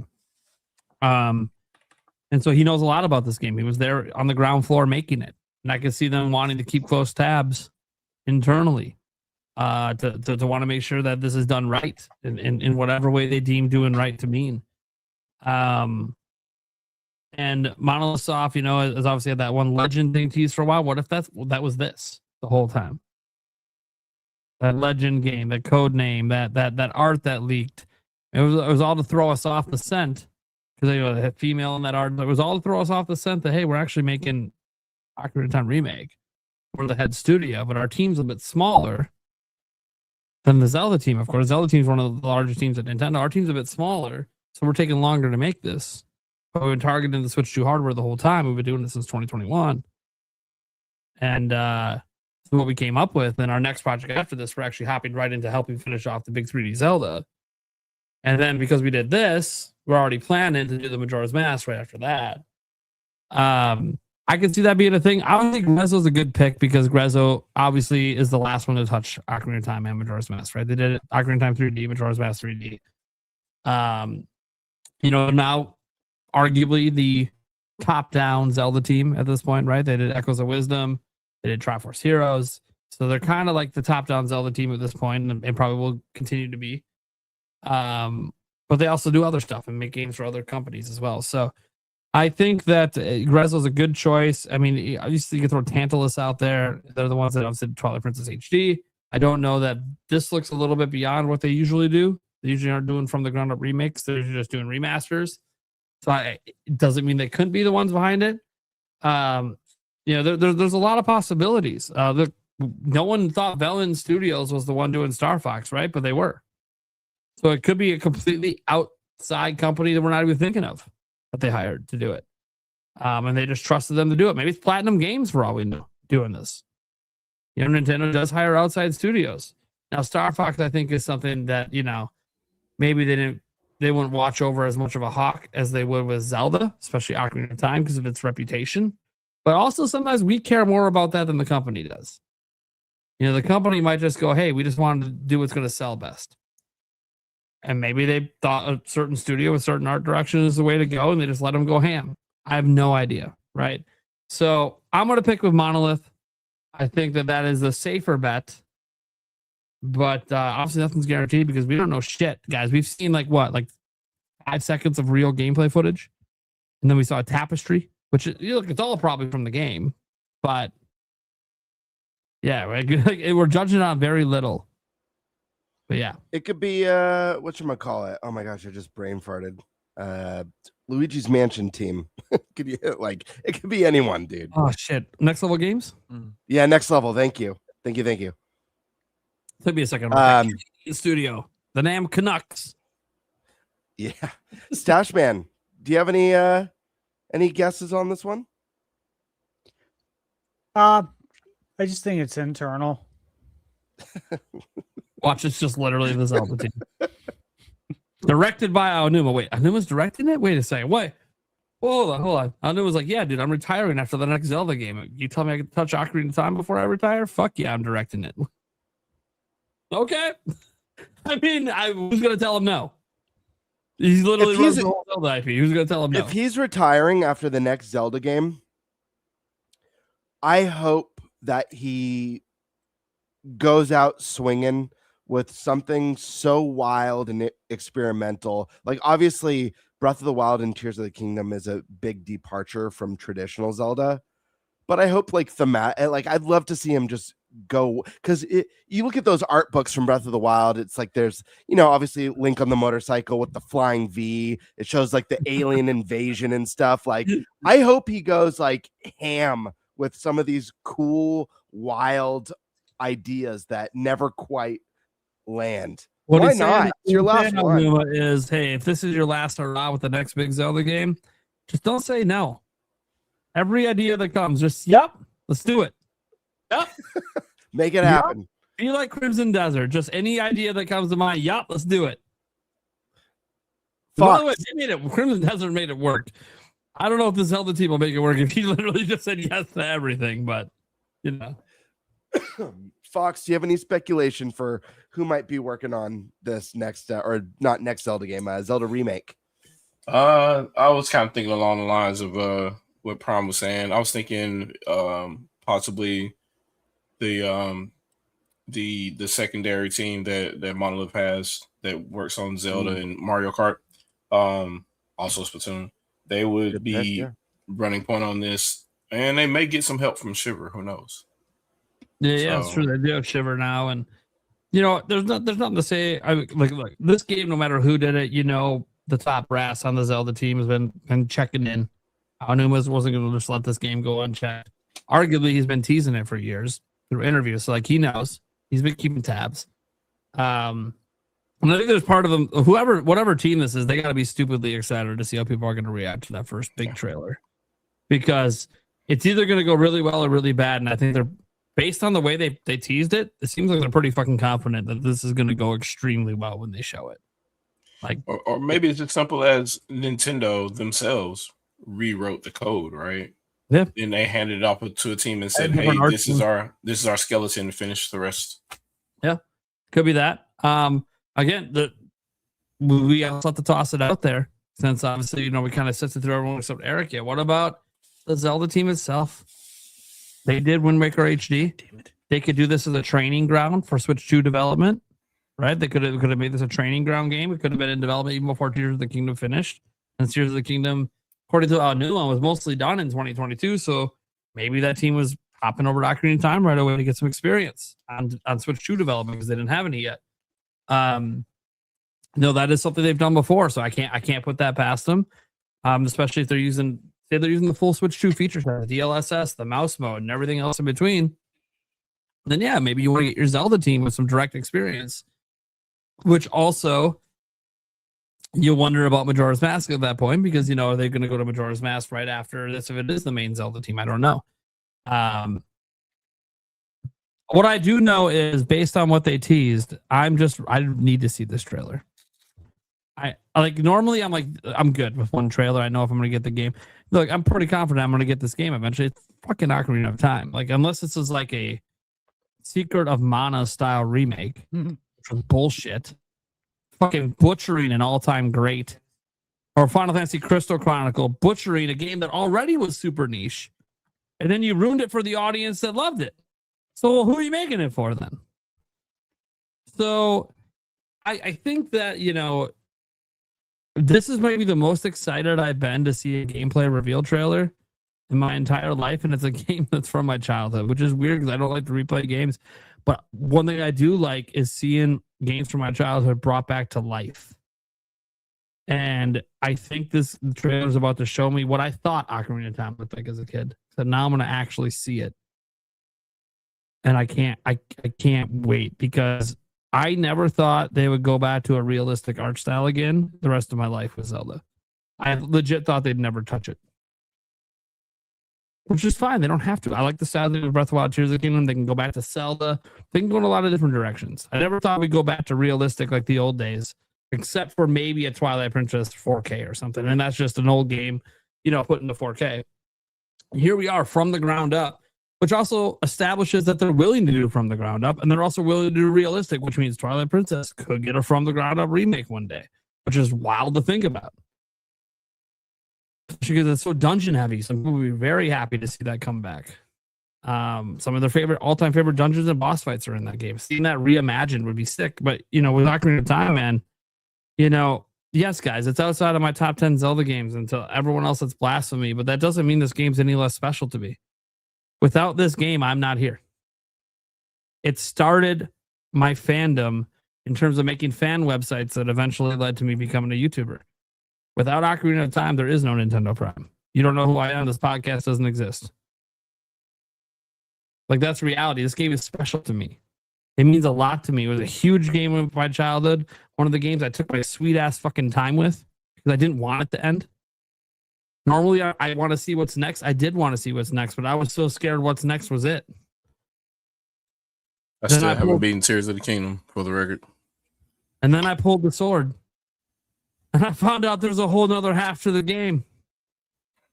Yep. And I'm like, oh, fuck. They are linked to the past, my ass. Except now I'm a fucking man. And the world is fucked. This is awesome. Why is this thing humping me? Stop humping me. What is this fucking thing? Like, why can't I attack it? What is happening? Why am I freezing? Like, I'm just so fucking confused as a kid. Like, dude, I've never seen an enemy like this. What is happening? Why can't I move? Like, what a really cool idea. And you're just throwing this at me after being a 7-year-old or 10-year-old for fucking 20 hours? What the fuck? Here I am, talking to Deku and, like, killing spiders and Scatulas. And next thing you know, I'm getting humped by a dead body. What the fuck happened? Oh, then I go to the bottom of the well. Oh, shit. Well, fuck that. I can't wait to see what they do down there with Dead Hand. So, see what some of the torture devices were probably taken out. I'm just assuming if they somehow slipped those in and kept this age rating, I'm very shocked. Maybe they found a creative way to, kind of censor it, but kind of give the nod. I mean, that's probably what they did. I'm hoping Dead Hand hasn't been made less scary. I hope he's actually more scary. And they did say there's virtual blood, so there better be some red blood. Come on. Red, not green. I know green, you get to argue that's a classic. No, that was a correction because they had to censor it. It's supposed to be red. So, leave it as red. Just, you already have it in there. There's virtual blood. Like, yeah, it's virtual video game blood. Everyone knows it's not real. It's only really, guys, if you play Ocarina of Time, it's only really a couple places you deal with that. You deal with it in the bottom of the well. You deal with it when you're fighting Ganondorf. That's pretty much the only time you really even see blood in the game anyways. So it's not like it's prevalent all over the place. So sure, keep it red. If you make it green, I guess I get it. It's a throwback, but it's a throwback to a correction that was bullshit. Fucking age rating boards. Anyways, too realistic. You know why? It was too realistic. They wanted to up the age rating. It was too realistic. Remember, it was realistic graphics. That was what it was in the 90s. That's the shit we saw that we thought, man, games could never look better than this. The crazy shit you think as a kid when you're just amazed looking at this, like, oh, it's so realistic. Oh, dude, I'm playing Quarterback Club 98. Look how fucking real Brett Favre looks. This is insane. And it's like, dude, they're like blocks. Fucking, you can't even see the details of their face. I go, fuck. It's got number 4 on the back of his jersey, and I can read it. It's so real. Doesn't matter that I can scramble left and just stiff arm everyone and have Brett Favre run for 99 yards. Got him. Quarterback club had so many broken glitches that, of course, back then, guys never got fixed. Anyways, yeah, so I'm really excited, and Ocarina of Time, I need to see. This is the most excited I've ever been to see a trailer. Most excited I might ever be to see a trailer outside of the next big Zelda game when I don't know what to expect at all. Like, I expect Ocarina of Time. But I don't, like, I have a vision in my head of what they're going to show and how, like, Hyrule's going to look. But is that vision right, or am I just insane? Like, what did they do to the overworld? It's got to be made bigger, right? Hyrule feels kind of tiny by modern standards. So what did they do to it? I don't fucking know. Hyrule Castle looks kind of small too. What they do to that? I don't fucking know. Kakariko Village is like, you're done with it in like 2 seconds. Did you expand that? Was there new buildings? New side quests? You know, did you expand the graveyard? There more shit there? Did you expand the side quests that's there? There's so much unknown. Did you add a new area? Because originally there was supposed to be another area on the map. That's why that one part of the map is like basically empty. A giant blank spot where nothing happens. Yeah, well, what if you added that back in? You know, what if you add some new quests? What if there's an overworld boss out in Hyrule Field? A new one. For some reason. Whatever the excuse is. It only comes out at night. I don't know. Whatever the excuse is. Did you expand the Poe quest? Think about how much cooler shit you can do with that Poe quest today compared to back then. Like, you can do way more cooler shit with it today. So I don't know, man. Like, but that's the thing. What's it all look like? Because that's the big change we're all going to notice right away is, oh my God. And the thing is, I think this is the perfect game to drop before the Zelda movie that's going to, because it's a realistic looking Zelda going into a live action Zelda movie. Like, compare that any better, right? Am I like crazy here? You're getting people to think about Link in real life while you're about to show Link in real life. I think it's brilliant. I think it's going to actually push a lot of Ocarina of Time next year. Help it be a little evergreen. The people are going to be like, oh, dude, I want to play as realistic Link. Shit, there's realistic Link. It's already on the store shelf. Oh, and by the way, while you're at it, hey, we have these 2 96s in Breath of the Wild and Tears of the Kingdom sitting there if you want to pick those up too. Breath of the Wild will probably sell. I don't know. Don't pick up Tears of the Kingdom. That's having a really hard time. Tears of the Kingdom is struggling to get those sales past that 20 mil, that 21 mil it's got. But, you know, it's there, and it's a great game. And Shadow Fox will beat it one day, I promise. He won't leave that final fight to only be seen on YouTube. It took me 4 years to beat Breath of the Wild. I didn't want to beat it. Don't want the end. Don't want the shit to end, man. Yeah, even I finally if I didn't know how it ends, it's like I don't fucking care. I didn't end it. It's don't end till I end. Yep. It's the way I get with games, especially since I usually only play through one time. It's like, God, am I gonna just fuck around for a while because I don't want to be done? That's what I did with Pikmin 4. I fucked around a lot in Pikmin 4 because I didn't want it to be done. I'm like, God damn it, I know this is about to be the end. Fuck. Let me go back. Let me go do some other shit. Like, I don't want this game to end, God damn it, and I don't know if there'll be DLC. There wasn't DLC, so I just love Pikmin. It's good. All right, that's all I got. Anyone else, or are we gonna go on to sales? I guess Eric hasn't gone yet, right? Was that much? You did? Okay. Well, actually, hold on. Your camera's been down this whole time. I know it bounces in and out. I was trying to find the fan, but yeah, I blame you. That's upstairs. Oh, fun. Reese Riley posted on Twitter while we were doing this topic that he's calling it now. Zelda Direct next week, OOT released and Zelda movie trailer. Yeah, he said that. He's trying to, I know he's trying to manifest. He's manifesting. He's manifesting. Yeah. He literally said, not a leak. It really. Yeah. No, I know. Sure, could happen. Why not? Hey, I'm not going to be upset at showing Zelda next week. Right. You're not going to find me mad that, oh, they didn't put it in the big direct. Oh, no, I get to see it sooner. Like, I'm cool with that. Oh, and maybe it's because the shit leaked and Nintendo likes to surprise and delight. It's like, oh, maybe we'll just show it next week. I don't think they're pivoting. I think whatever the plan is the plan, and they're sticking with it. And if the plan was next week, cool. But all right. I guess we can move on to the Nintendo financials. we good for now? We'll try to zoom through the financials too. We're not going to spend a lot of time on it, guys.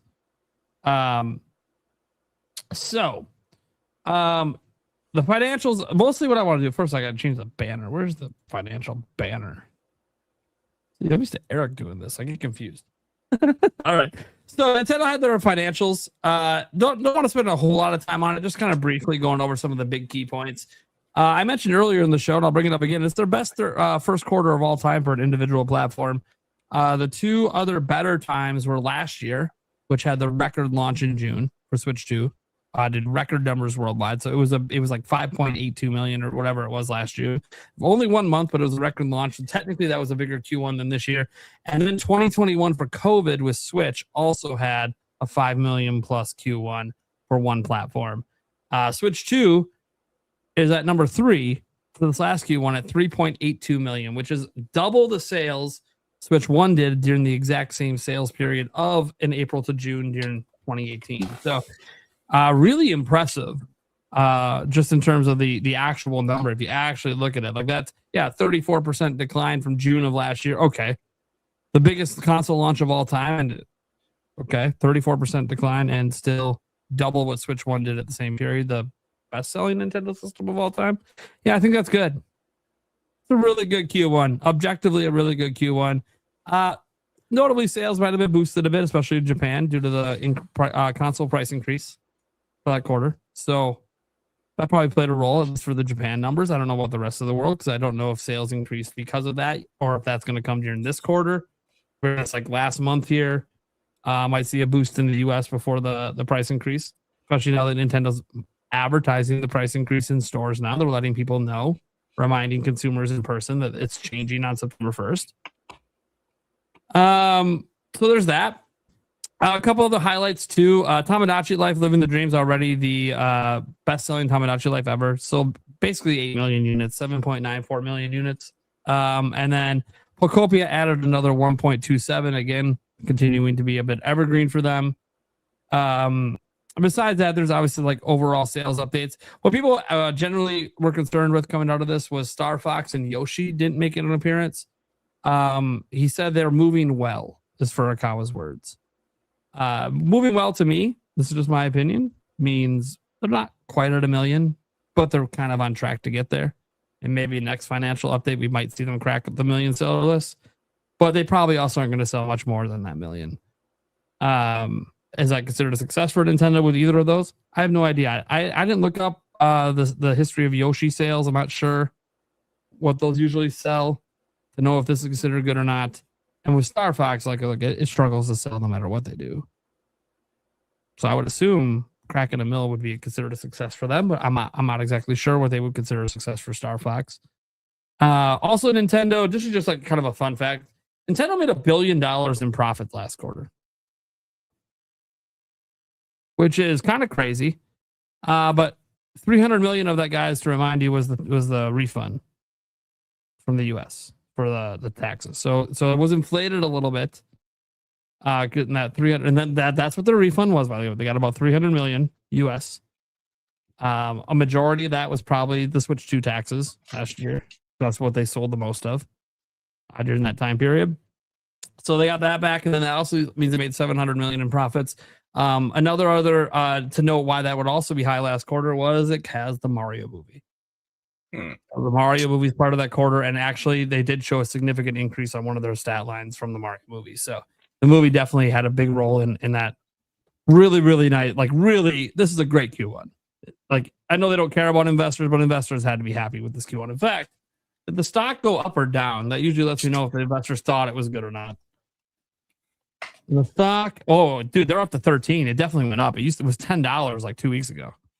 So the stock definitely went up. So the investors were definitely happy with it. Oh yeah. You can see the spike. You can see it right there in the side. It definitely spiked right up off the investor meeting. So yeah, they were very happy with the investors meeting, as they should be. The Mario movie did great. The momentum of Switch 2 looks fantastic.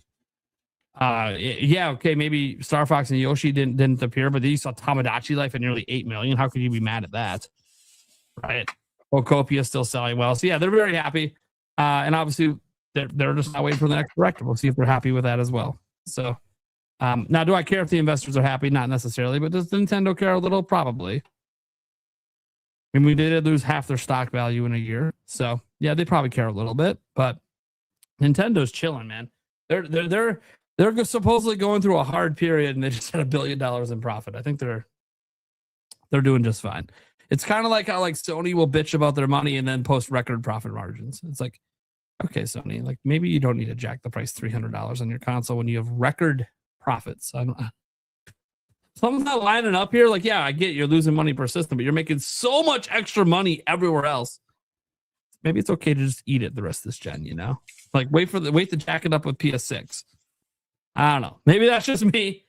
And I get it. Nintendo's moving the price up too, despite coming off a bill. I get it. Yeah. I'm not sitting there defending Nintendo either. If they keep making $1 billion every quarter in profits, yeah, they're not raising the price of the system. Jesus fucking Christ, that's $4 billion in profits a year. But that's not reality. They usually don't. Like the reason that it's so notable is that they never make a bill in a single quarter outside of holidays. So like it's very abnormal for them to have that level of profits. But again, 300 million refund plus Mario movie. Those are the big reasons. And then Switch 2 maintain its momentum, but they kind of lose money per unit. So, but then on top of that, they had Tamagotchi Life sell 8 million. So that really helped out. So yeah, that's pretty much the gist of it. There's a lot of other nitty gritty we can get into, but you guys have any general thoughts on this? You happy with how Switch 2 is doing? Happy with how the games are doing? Think it's all good, all healthy? Investors are happy? You guys happy? Don't all go I wish those Star Fox numbers were higher, but yeah. Overall, I'm happy. Would have been nice to see it be at least 1 million seller right now, you know, instead of potential and hopeful in the future. But you know, there's time. Also, with the is Mario movie on demand yet? Mm-hmm. Is that on streaming? Yeah, I believe so. Because I was wondering if that might help move a few it's out as well. Like I know you can rent it, but I didn't know if it was on streaming services yet. Yeah, I have it. I own it physically. Yeah. Okay, I figured. So yeah, a couple months ago. Whether that'll help or not, I have no idea. Obviously, with Star Fox, I think Star Fox has just been such a hard sell its whole career, its whole life. You know, its time was the arcade era, and we're a long way removed from that. Okay, Shadow Fox, you got any thoughts on the sales? No, it's kind of what I expected. It's best selling console of all time. Yeah. So I presume it won't be that forever, but until otherwise, I mean, yeah, it's trending ahead of everything else. The momentum that supposedly was supposed to slow didn't. Yep. Slow, it actually picked up. You can see it if you pay attention to the chart. It actually went up like pretty big tick over the prior quarter. It's like, oh boy. I don't know if it's above Switch exactly at this point, but it's above Wii. It's above everything. Okay, so it's still above everything. Okay. Yep. It's above everything. The closest thing to it was GBA in terms of fastest for Nintendo, and it's still a pretty big chunk ahead of that now too. I think GBA might still technically be ahead in the US, maybe. But I have to wait for Matt Piscatella to ever update on that because I know it was ahead. GBA got ahead of it during the holiday, but whether it's still ahead, I have no idea. Because they did move 1 million in the US last quarter. That was in part of the breakdown. Like that's good. Yeah. That's 300K during your slowest quarter every month. That's good. It's good stuff. I'll be happy with that every year. If they can get that every year, they'd be pleased with that for a Q1. Especially when they didn't really have any like big exclusive for Switch 2 come out. Tamagotchi like was the big game, you know? And Kirby Air Riders.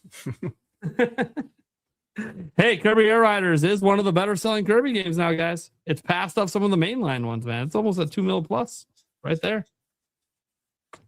You know, we make fun of that game, but I think they're happy with it. They're very happy with it. Obviously, they probably wish they moved more consoles during the holiday, but I mean, Nintendo, lesson learned. Kirby's not your holiday game, all right? You probably should have swapped Kirby and Bonanza, if I'm being honest with you guys. I know you don't want to go back-to-back racers to start the gen. I get that, but like Bonanza should have been the holiday game.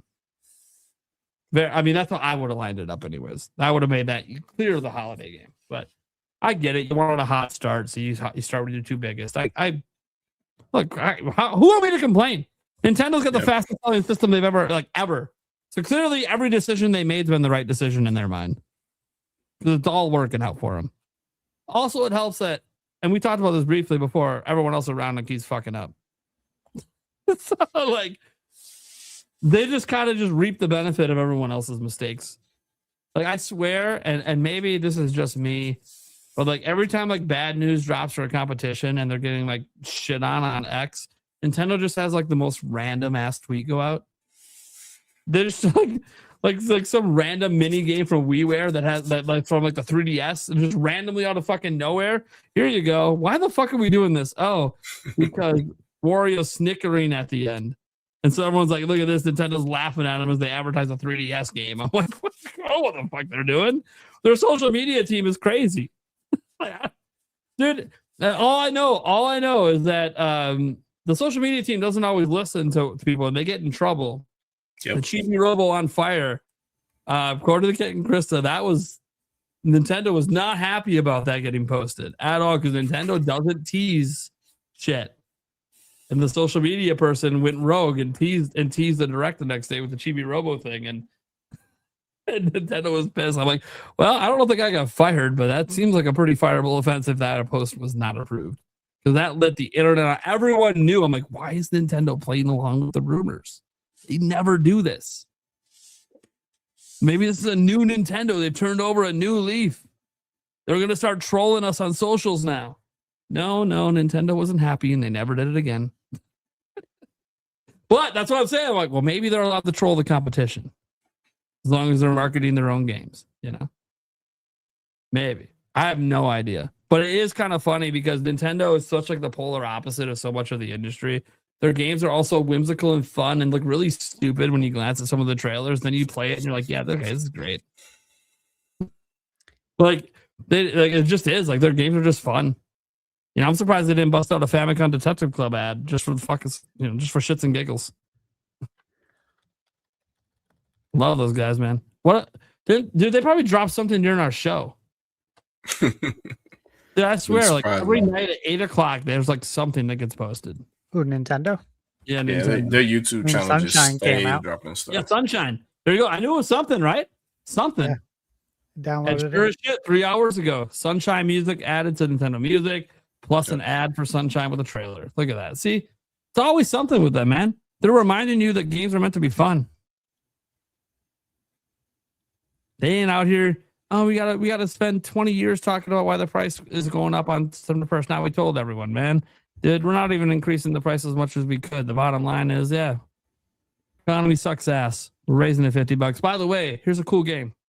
Because no one wants to hear about price increases. They want to hear about the games. You know?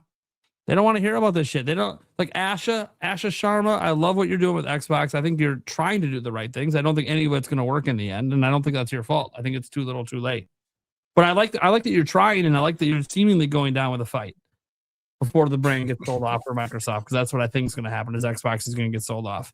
But until then, sure, Asha, I'm glad you're trying, and you've had success turning around companies, and maybe it all works out. And I hope it does. I like market competition.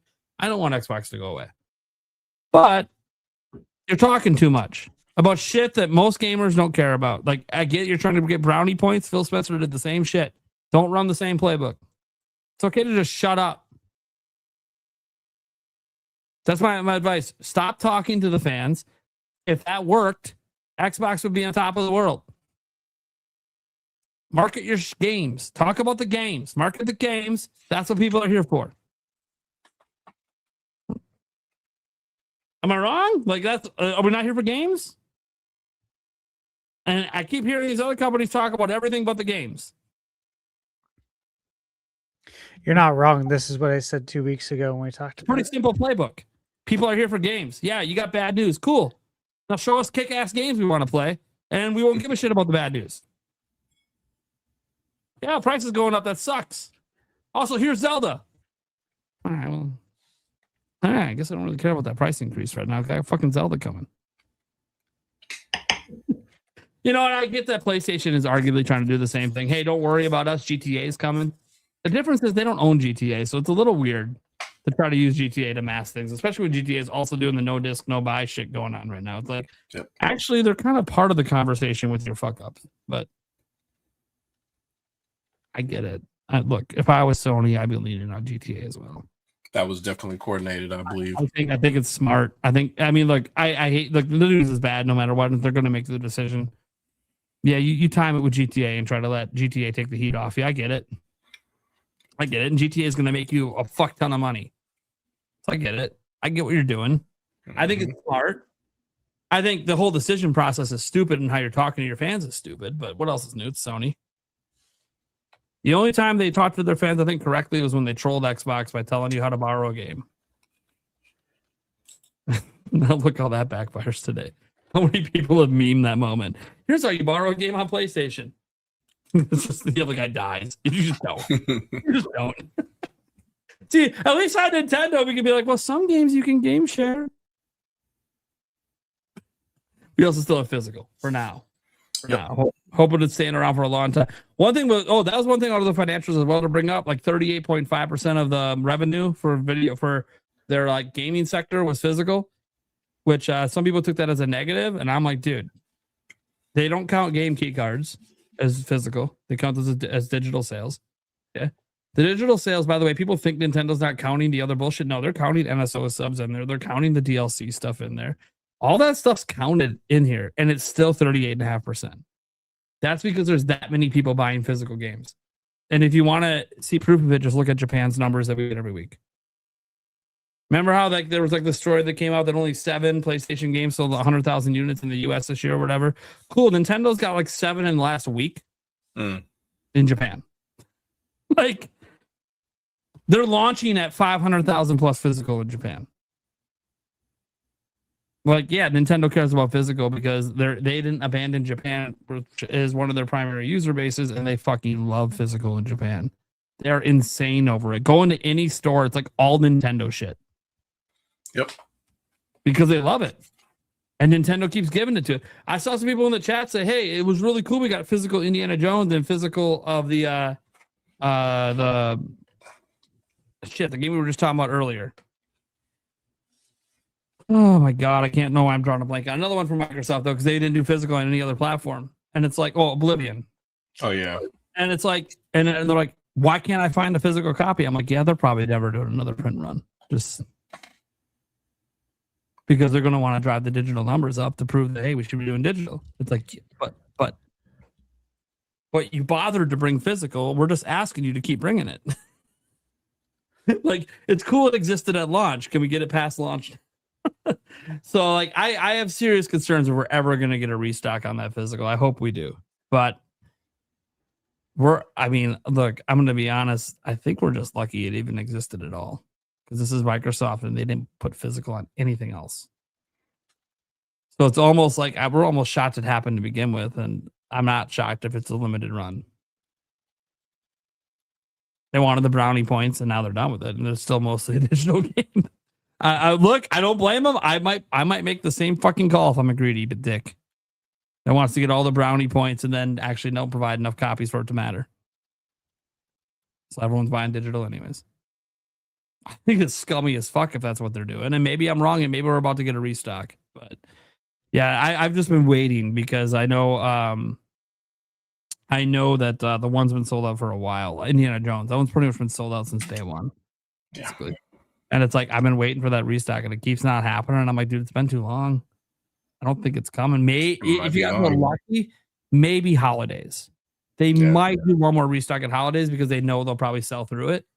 Because even people that are waiting now, they'll just grab it then. But yeah, I don't know, man. This is also one of the things we talked about with physical going away the other day was that some of this is like manufactured. Like, what is the real physical demand? How would you know if you don't make enough copies? If it's sold out on day one, and is it really an option when you don't restock it? But the fact is, despite this, guys, Nintendo has 38.5%. Why? Because their games sell very strong and they provide physical. Yeah. And their games make up, 50 to 60% of their revenue. And 38.5% physical, man. Physical ain't going anywhere for a while with Nintendo. Let's just put it that way. I don't think they've even had a conversation to get rid of physical. I think the only conversation they had that led to key cards was, hey, we can't make cartridges big enough that are affordable for these big games. What's the compromise? Let's talk to our partners. What would they like? Well, someone would be, oh, digital only. Yeah, but what if we want you on the store shelf? What if we're to tell you you'd get more sales if you're on the store shelf? What can we do for you besides a coding box? Well, if you can keep it at $10 and just have it be like a, I don't know, kind of like a coding box or something they could resell, we got you. We'll come up with a game key card. You guys already do it on Xbox, right? Game key disc. We got it. We got you. These already exist. People will be fine with it. I think most customers are probably fine with it, but you know, the internet did what it did because Nintendo's the big bad because they labeled it. They labeled it and they were upfront and honest about it. So they're the ones that get in trouble for it. Still sucks, but I don't know what other solution there is for these massive games. And yeah, of course, if the massive games, if it was made for big games, little games will use it too. It's just the way it is. So, all right, that's all my thoughts on that. Anyone else have anything, or should we get to the Q&A and get the fuck out? I think everyone's ready to get to the Q&A. Get the fuck Q&A. out. That silence was pretty deafening. They're like, Prime, shut the fuck up and end this podcast. Fine. Fuck. Trying to savor this. All right, here we go. AJ Rack says, when is the release date for Coliseum, Stash? Asking for a friend. They've already asked. Yeah, you got GameBird to blame for this, by the way. What? They already out it. They already out at you too. Came to me after a certain live stream and was like, we have to ask Stash about Coliseum. GameBird said he knows. And I'm like, first off, if first I didn't watch all of GameBird's stream. Like, first off, if he said that, motherfucker, I got to clip his wings because he shouldn't be saying anything that Stash knows. Two, I don't know anything. I literally made it up. I don't know if it's legit, but if he knows, I'm like, fucker, you're putting Stash on the goddamn spot. God damn it, Stash ain't gonna leak shit. But he definitely, like, I'll say this. I've never heard Stash tell me jack shit about Coliseum. I'm like, I'm sitting there editing and my phone starts, I have it on silent permanently. So I don't want to hear that shit. Yeah. But all these, the phone keeps lighting up and it will just say notification, but it won't show me because I have it set to do that because I don't want to see it unless I'm unlocking my phone and actually purposefully going to look. It just kept lighting up. I'm like, I literally was like, what the fuck? I'm presuming that one of the many Discord groups I'm in is just spamming at everyone because, that's like the only setting I have it on for a notification by design. And I'm getting asked about Coliseum. I'm like, fucking bird. And I'm just thinking, like, all over my Discord too. I'm like, I don't know what he's fucking talking about, man. like people. Someone asked me, like, hey Nate, do you know? I'm like, dude, even if I did and Stash does know and told me, I won't fucking tell you anyways.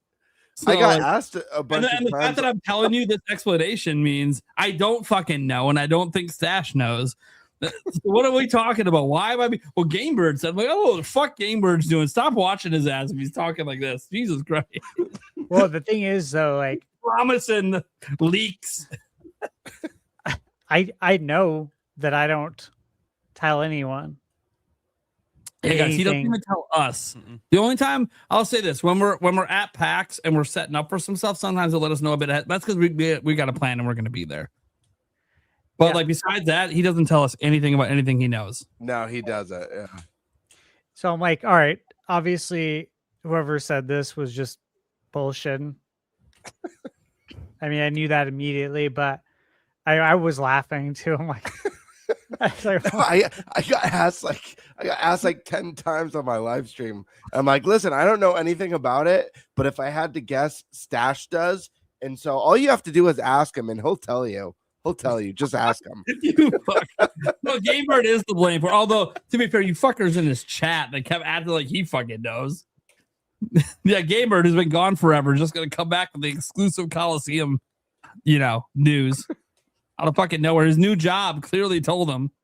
Listen, I don't know what sort of stuff gets disclosed when you have a connection with Nintendo. But I would imagine that, like, when it comes to like a random NSO game drop. That's not really the thing that like Nintendo's like, hey, keep this on the hush hush, but Chibi Robot's coming to NSO next week. No. You know what I mean? I know how Nintendo acts when they contact you to like do stuff, and none of it's about that. They're not. Yeah, like that's too obscure, you know. And Sometimes it's not they something invite they're trying to get not tell you what you're demoing. That is a very Nintendo thing. They've invited me to a private demo once. I'm like, well, what is it for? Well, you can't tell you. You just have to come. I'm like, well, dude, it's going to cost me like $1,500 to fly out there and get the hotel. I need to know what I'm doing. Yeah, we can't tell you. I'm like, well, then I can't. Like, guys, this is like a WarioWare game. I can't. This isn't. Is it a major IP? Can you at least tell me that? No, we can't tell you anything. Well, I don't want to spend $1,500 for WarioWare, but I'll spend it if it's like a Zelda or a Mario demo or something. Couldn't one tell me shit. Just show up if you want to play it. I'm like, well, then I'm not coming. It was a fucking Zelda demo, and I'm fucking pissed I didn't go. But I'm like, but how can I do? Like, I have to make a financial decision based on no information other than, hey, we want to invite you to this private thing, which might just be like Switch Sports or something. You know, it's Nintendo. You never know what it's gonna be. And it sucks I didn't go because I should have went, because then I probably would have maintained my contact to keep getting invited to stuff. But it's fine. I got Stash now. I only go to one event a year. As long as he gets us in, I don't give a shit. Super Groove in my chat wanted me to let you know, Nate, because you were talking about Oblivion. Oh, sure. Yeah. I let Super Groove know that I talked to Bethesda this morning, and that they're restocking Oblivion this month.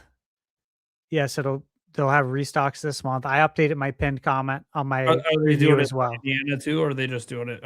Are they doing it for Indiana or just for Oblivion? And we just talked about Oblivion. Yeah, Indiana's the one that I really. Yeah, I know you don't. For me, dumb fuck, I love the fucking game when I'm on a game buying freeze, and the only way I'm going to get it is by the time you have to buy it, might be Indiana loans, huh? It's going to be so expensive. It's gone. I don't know when it's coming back. Fuck. What is it going for on eBay right now? I bet you it's ridiculous. You know, somebody mentioned it was one something. Yeah, I just saw. I think it was what's her name? Oh my god. Orbology posted on Twitter, and she was saying like, hey guys, like, don't pay these prices for Oblivion and Indiana Jones. Like, they're going to get reprinted. Okay. Like, don't go pay scalper prices. And I saw a screenshot of hers, and I think it said 150. You know, I always you got to look at the completed. A lot of people just look at the sale price of like what people are trying to get. So what's the completed and sold auction prices is what we got to look at here. Okay, we go to buy it now. I prefer buy it now. And then, sorry, I forgot to sort. How do I sort by sold again? It's been a while.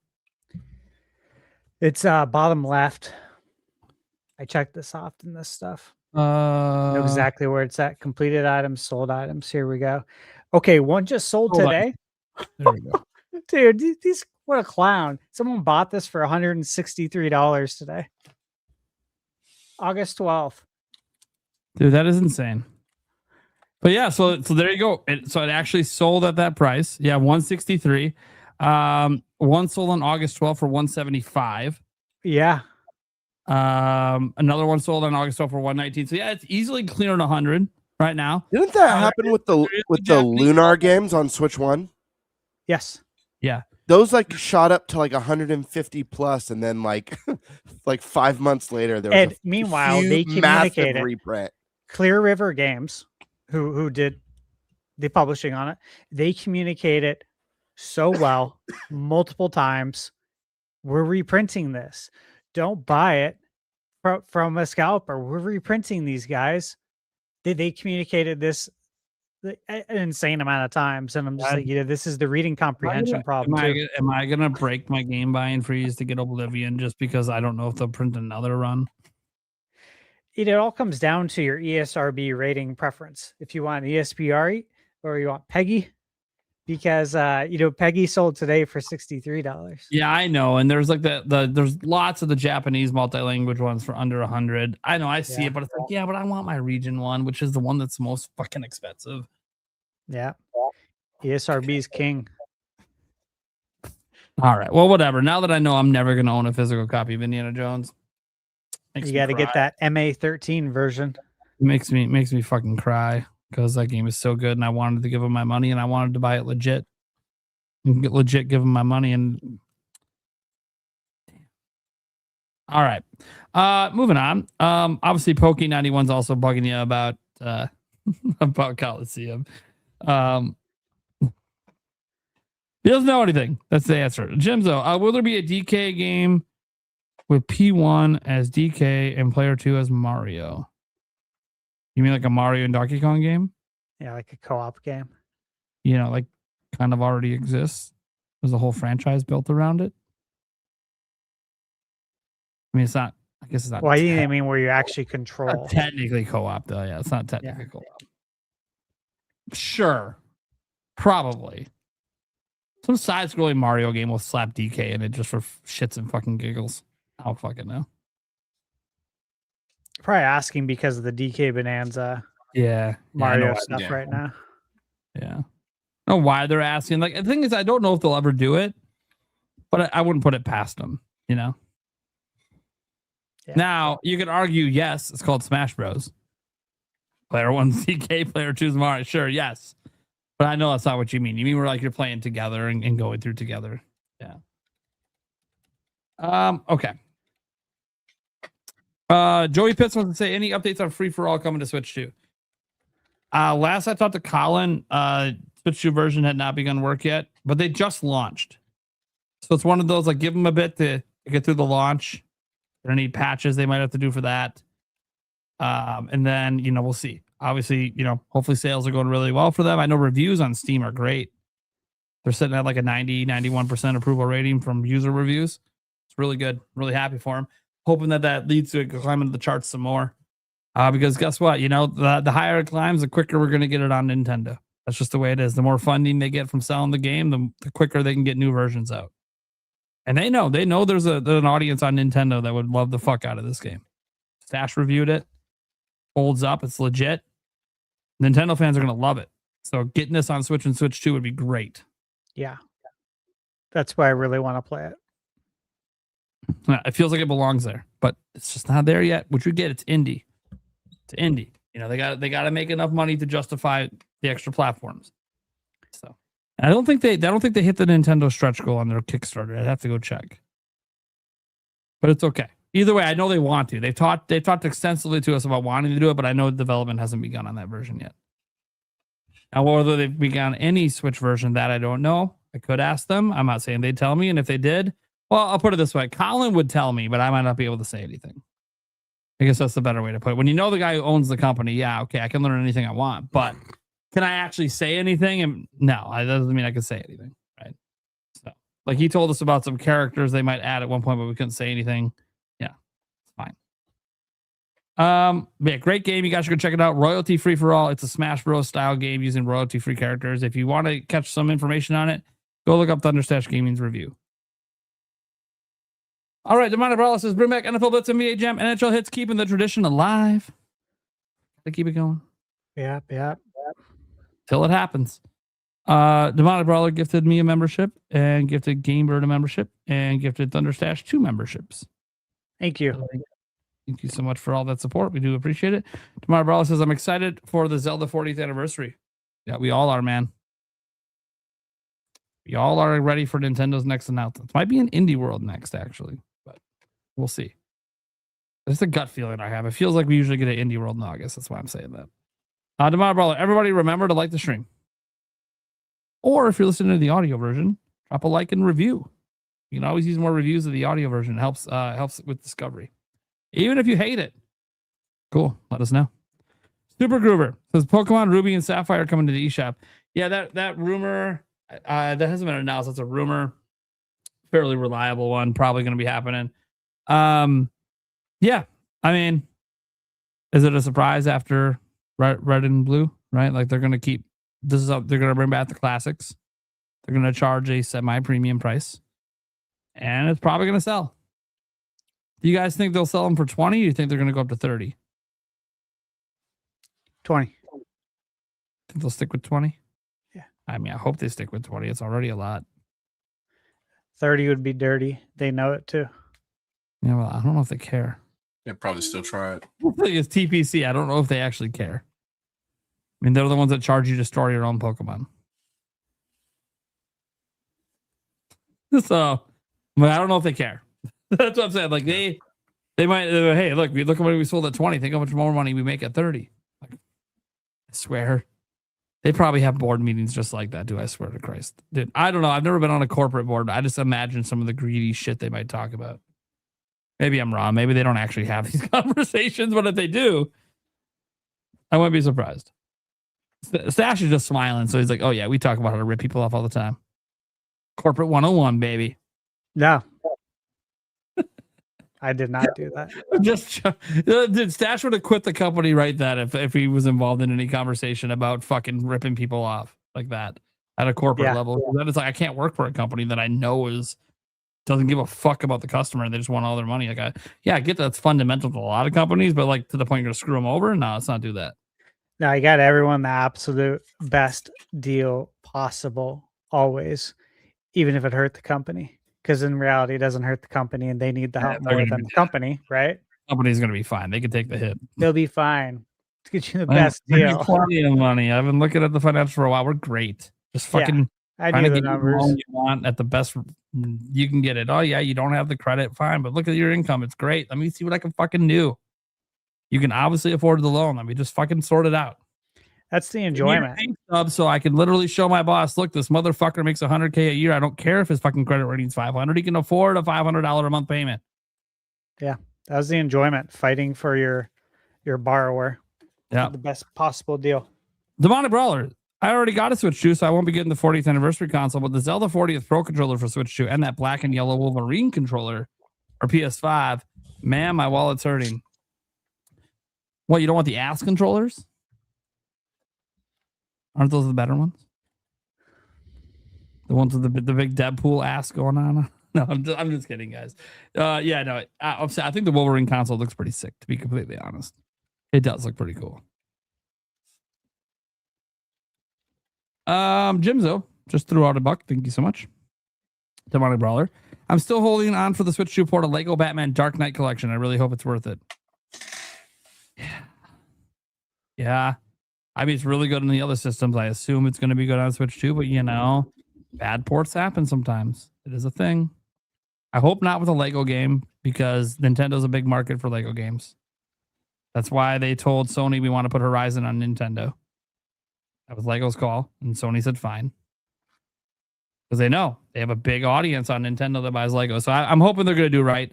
I think the fact that Skywalker Saga ran great on Switch is a good sign that we should just expect all future Lego games to run fine. But, you know, all it takes is one bad egg making decisions, and all of a sudden it's a rushed game and the port sucks ass. But I don't think it's rushed because otherwise it'd be here already.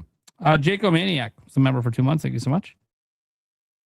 And then we got O'Downey dropping 10 jewels. Gold coin action. Demonic Brawler, Legend of Zelda, 40 Swords Adventures. Dude, what if they do bring back FSA for the anniversary? That's what I predicted. A couple I weeks know. ago. That would be really fun. You could do that on NSO. That's one NSO. It's GameCube. It'd only be on Switch. I'm trying to think of Switch 1 a little bit. That game needs to live on GameCube NSO with game chat. It needs to be played exactly how it was intended. Dude, can you imagine if it requires you to play game chat and it requires you to look at your little game chat window when you enter a building? That'd be fucking wild if it makes you do. I'm like, okay, this is not an improvement, but this is kind of cool. This is literally like it was, except we had it in our hand instead of on the TV. But this is literally how it was. Oh my god. There's no way. Why would they do it? Like, why? By the way, you better. By the way, if you do that, Nintendo, you better also make it so you don't have to do that. But that would be really cool. There's like a little nostalgia kick to be like, oh my god, you're gonna make us look at those little tiny game chat screens at 15 FPS. This is taking me back. This is taking me way the fuck back now. Oh, I gotta fight this enemy in this building with 15 FPS while I'm looking through game chat. Let's do it, whatever. All right, cool. Demonic Brawler did 10 jewels saying GG. Then he came in and said, I'll stop a video if their voice is annoying. A lot of people are like that. Even if you like the content, I do have a hard time listening to some voices. I'm like, God, it sucks. I'm sorry for your content, but I can't get through the voice. I always feel bad when, am I wrong to feel bad when I get annoyed by someone's voice? Because it's not their fault. But I always feel guilty that I'm annoyed by it. You know, I think there's some things you can control. Mm-hmm. Like if you sound super whiny, that's on you, dude. The reason your voice is annoying is because you won't stop complaining and you sound attitude. you sound whiny. Other people's attitudes that annoy. I'm talking more so it's just the intonation of the voice. I don't know what it is, whether it's too high pitched or maybe it's sometimes too deep and actually makes me want to fall asleep, so I can't get through the video, so I can't watch. But it's not the person's fault. That's just their voice, you know. Like Tay Zonde singing "Chocolate Rain." You know, the guy talks like I can listen to you to go to bed, but otherwise I don't know a single word you said besides "chocolate rain." Some say dry and others feel the pain. Okay, that's about the only lyric I know. The rest of it I fell asleep. All right, gentlemen, I'm about to drop. That's all right. I appreciate you guys. Shadow, shout out your stuff, man. What you got coming up? Anything coming on? Oh, not much. The channel is back alive now, so I'll have a video coming out in the next day or so, and I'll probably be live streaming pretty soon too. So I'll try not to clash with this day, so I'm able to still be on here when you do the rotation. So we'll go from there. All right, sounds good, dude. Well, thanks for tuning in and being here, man. We'll obviously get you back in the rotation next time around. We'll see what's up. All right, later, y'all. Yeah, see you, man. All right, there, brother. Now that we're down to the core of 4, fuck that guy. Don't. I'm just kidding. I'm like surprised he's sticking around for the Q&A. I thought he was going to debug. I thought he was going to fall asleep an hour ago. I also put in chat, but he's also really used to being on super long shows. He goes on some crazy long podcasts at times. I don't know how some of those guys do it. They do it like 3 nights a week, like 6 hours. I'm like, Jesus, man, that must be fun. You know what? I could do this 3 nights a week if it was as fun as this show is, I suppose. I mean, I have to cut other shit. I don't know if I'd be willing to cut other shit, but it's really fun. All right. Speaking of Oblivion, what's going on with Elder Scrolls Oblivion? And Joe switched to physical being sold everywhere. So as Stash said, Oblivion's coming. He knows the restock is coming. Apparently, he could share that. That's cool. It's coming. Don't waste your money on the scalper versions. There's a restock. Yeah, update my pinned comment on my YouTube channel. He doesn't know. He doesn't know. Published. I mean, maybe you could ask and find out, but right now we have no information on Indiana Jones restock. Maybe if I get an opportunity and there's anyone from those teams at PAX, I don't mind throwing a bone and just asking them, hey, are you guys going to restock it or not? Just curious. I mean, what's the worst? No? Then it's like it is today. You know, it is what it is. But we'll see. The fact that Oblivion is going to restock makes you wonder, okay, I wonder if they're considering it with Indy. But we'll see. There's obviously a lot of decisions that go into that. Downey, the gold coin. And then we got Wink to Man saying, did anyone read Game Informer magazine back in the day? Yeah. Not only did I read it, I stayed subscribed to it up until the final physical version. Because nostalgia. Yeah, I mean, GameStop was getting a little money every month. Whatever, I used the membership. I was primarily there for the magazine. Couldn't help it. I went all the way till the end. I miss it a bit. I just miss that whole era, I think. Yeah. I mean, it was my childhood. Of course I miss it, right? You know, it was simpler times. I subscribed to ThunderStash Gaming magazine. Like Brawler would. There we go. We'd have 1 sub. Telling you, Thanks, man. Din Jarrus with the 250 jewels. By the way, that name Din Jarrus feels like something from like Game of Thrones. Is that from a game or something? Din Jarrus. He's even got no, it's a Star Wars reference. It must be. He's got a Star Wars icon. Maybe it's a bounty hunter. Could be a bounty hunter. See, I haven't seen all the new Star Wars stuff and read all the books. So No idea. Maybe that's a famous bounty hunter. Fisherman Mike, member for 39 months. Thank you so much. Then Fisherman Mike comes in and says, I predict it'll be a Majora's Mask remake with everything they originally wanted to put in the first game, and it'll come out in 2030. Pretty cool. I like your thinking because I also think that means the original Zelda's out before then. So imagine an Ocarina of Time remake from the ground up, a Majora's Mask remake from the ground up, a brand new 3D open world Zelda. Again, did I just get done saying Nintendo keeps doing all the things I want them to do with Zelda? Because it keeps happening. Live action Zelda movie, been wanting that since I was a kid. From the ground up, realistic graphic Ocarina of Time. Never thought they'd do it, but always wanted it. Here it is. You know, theme console and controller, always want it, getting it. They do Majora's Mask. That is what legit in my top 5 Zelda games. I might sell a kidney to make sure I can afford it if I'm having financial troubles. I'm just saying right now. I only need one to live, right? I can give up one. I might be willing to do it for Majora's Mask if I have to. I won't have to. By 2030, if I'm still having financial troubles like I do now, I need to quit YouTube. Like, at that point, guys, I'm in my mid-40s. It's time to fucking give up on the dream. Maybe not give up entirely, but it's a side gig now, and it's no longer the focus. That shouldn't be the case, though. And then we have a Super Groover saying, why would I pay full price for 2 hours of gameplay? You talking about, is that only Star Fox, I think you could say that about? Yeah, we're talking about Star Fox. It's 27 hours to 100% it, though, guys. That's on How to Beat. Super Groove says they had said that they don't play like that. But that okay. Well, don't buy this game then. That's how this game's meant to be played. Like this is an arcade game. It's meant to be played this way.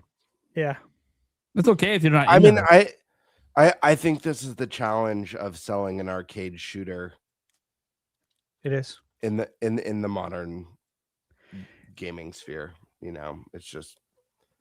I think that's why that 2-pillar system lends itself to the IP. Shows them I pay attention. It's that.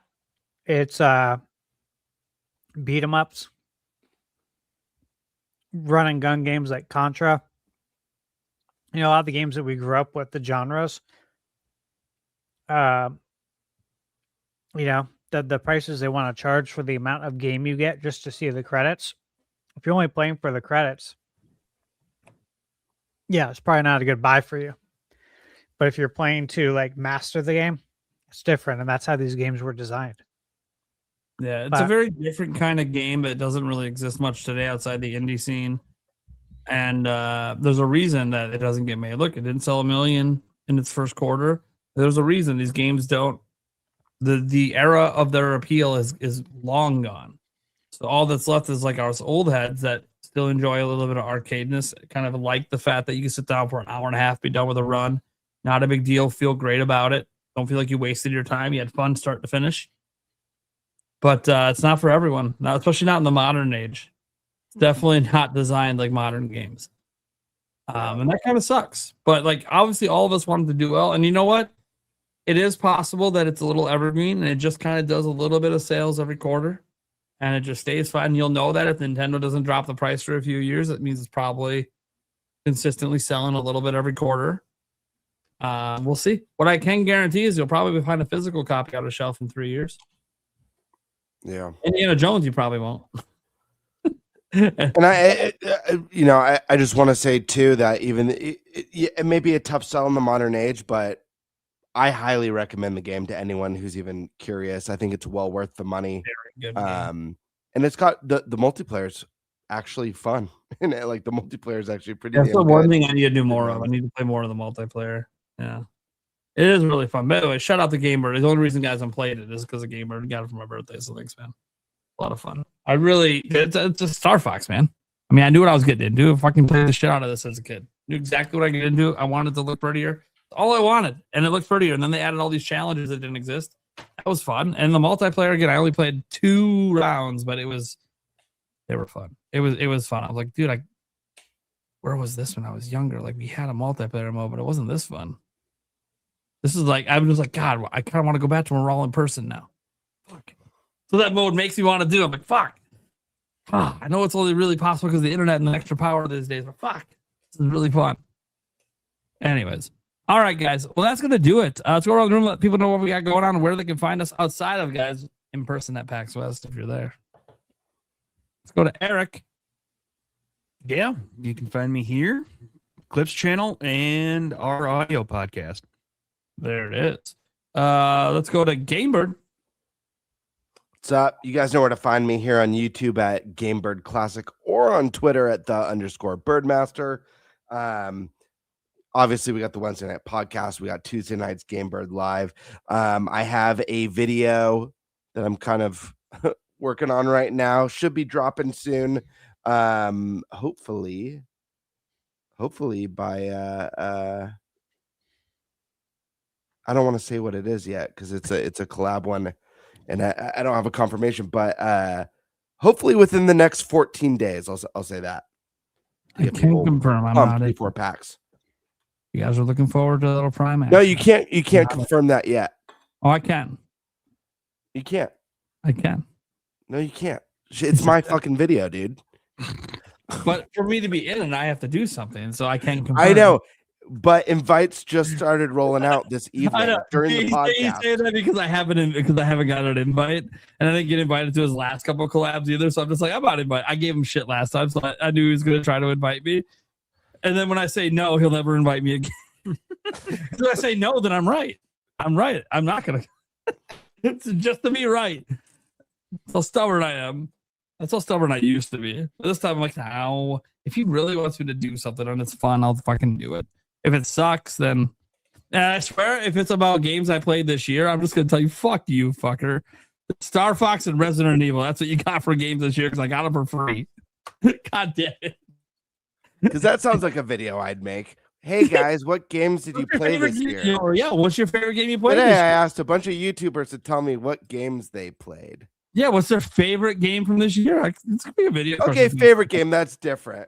Not that time, not the right time of year yet, though. For that, that'd be like dude. I'd only need to invite one person for that video. It'd be ThunderStash, and it would be a 2-hour video if I'm lucky.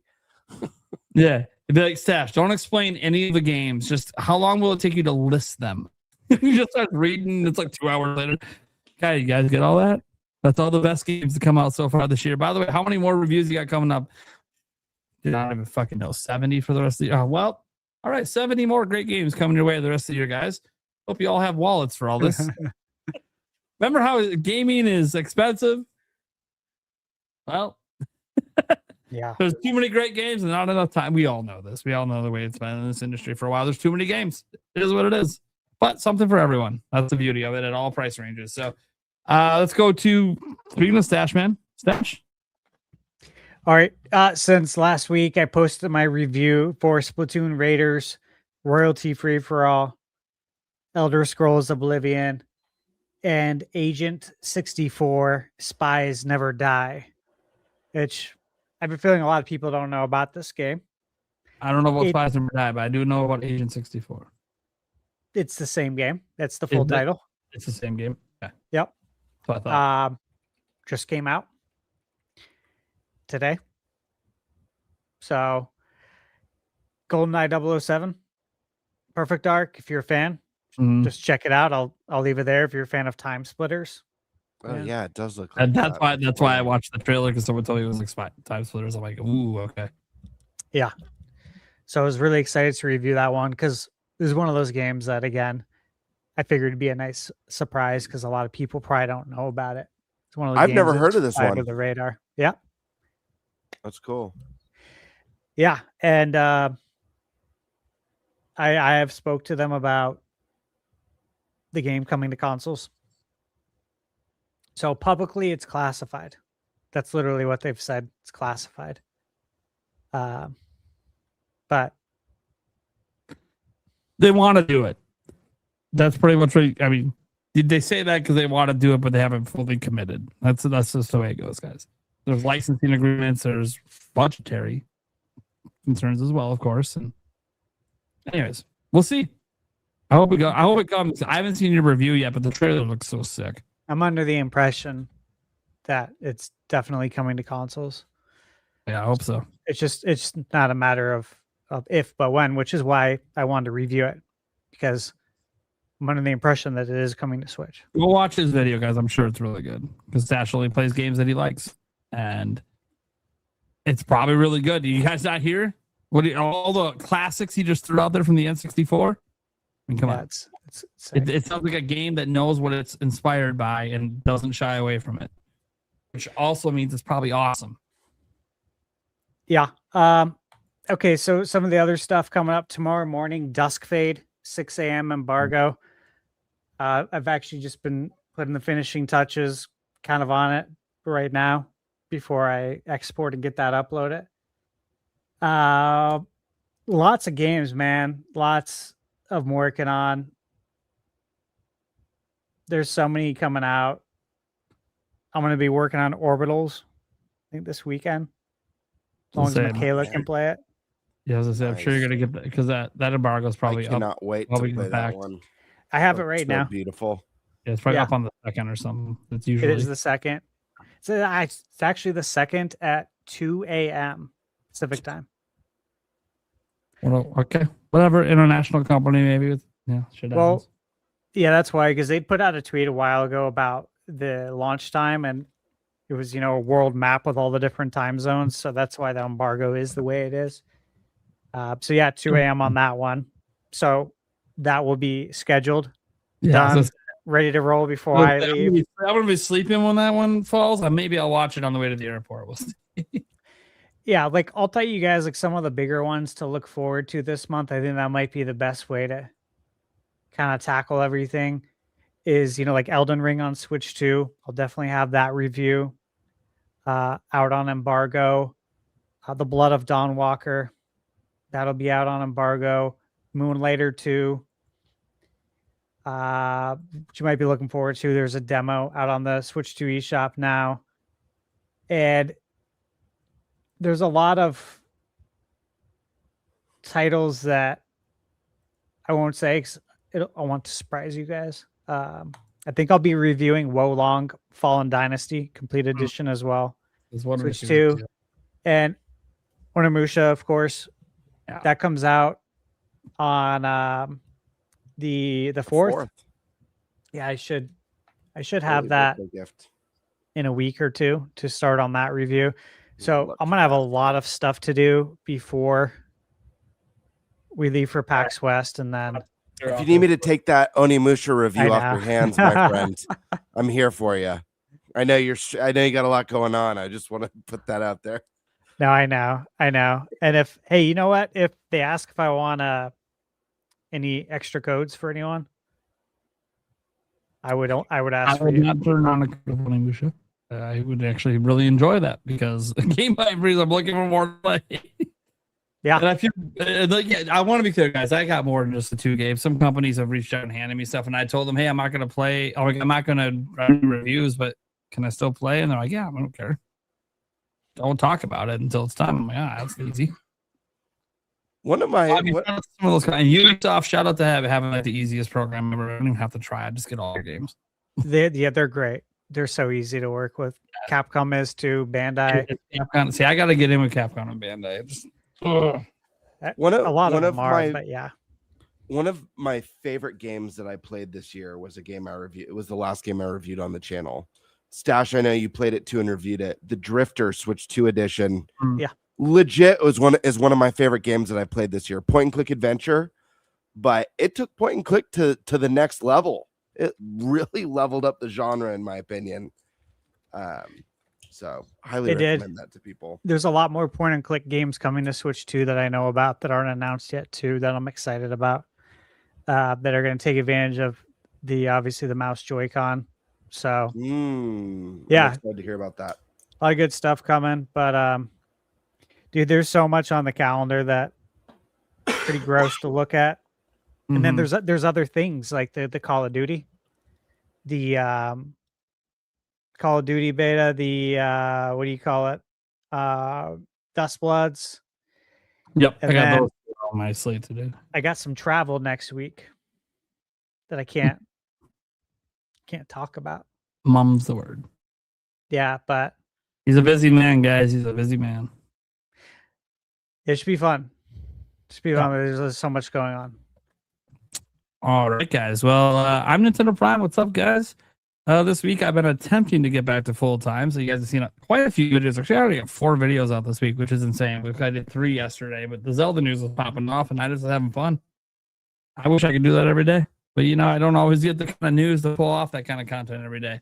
But it was fun. I got 3 videos out. We still covered all the rest of the news besides Zelda, because of course I'm not going to leave you guys hanging with the rest of the news. I just going to get an extra video. So today I got a video out as well. Trying to keep it going. Got my streak alive 2 days in a row. Got to keep it going. The streams have been popping off as well. Thank you guys so much. We've been tuning into the Q&As.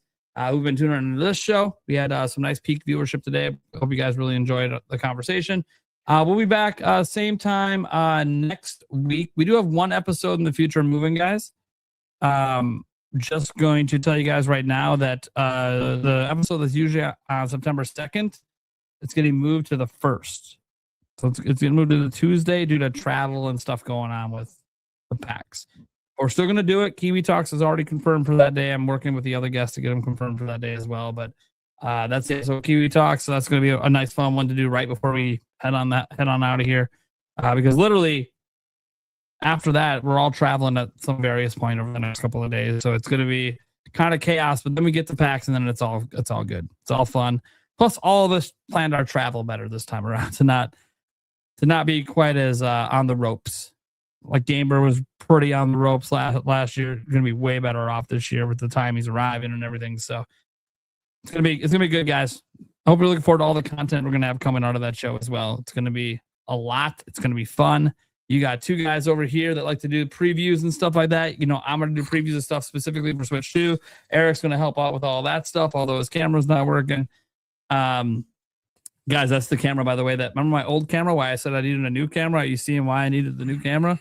You see what's going on? This would actually happen while recording videos. It sucked. We have a solution, but it doesn't work all the time when it is working. So it's whatever. All right, guys. Thank you for tuning in. I'm Nintendo Prime, by the way. You can catch our show anywhere the podcasts are heard. I appreciate if you would leave reviews of the show, by the way, on platforms that allow the reviews. I wish YouTube would allow reviews. I'd love to get YouTube review feedback. That's where most of our audience is. But yeah, go ahead and leave reviews on all those platforms. Even if you think the show sucks, let us know. We want to know. If we're not jiving with you, I'm not saying we're going to make any major changes, but hey, you have suggestions that would make things a little better or certain guests you want to see, you're always free to let us know. Can't guarantee anything. I know a lot of people want to be on the show. Let's just say we have a long list of people that like to be on the show, and the list keeps growing. And I got a feeling after PAX, it's going to grow some more. So stay tuned for some of that. And yeah, we'll catch you guys in the next episode next week. Good night. Good night, everyone.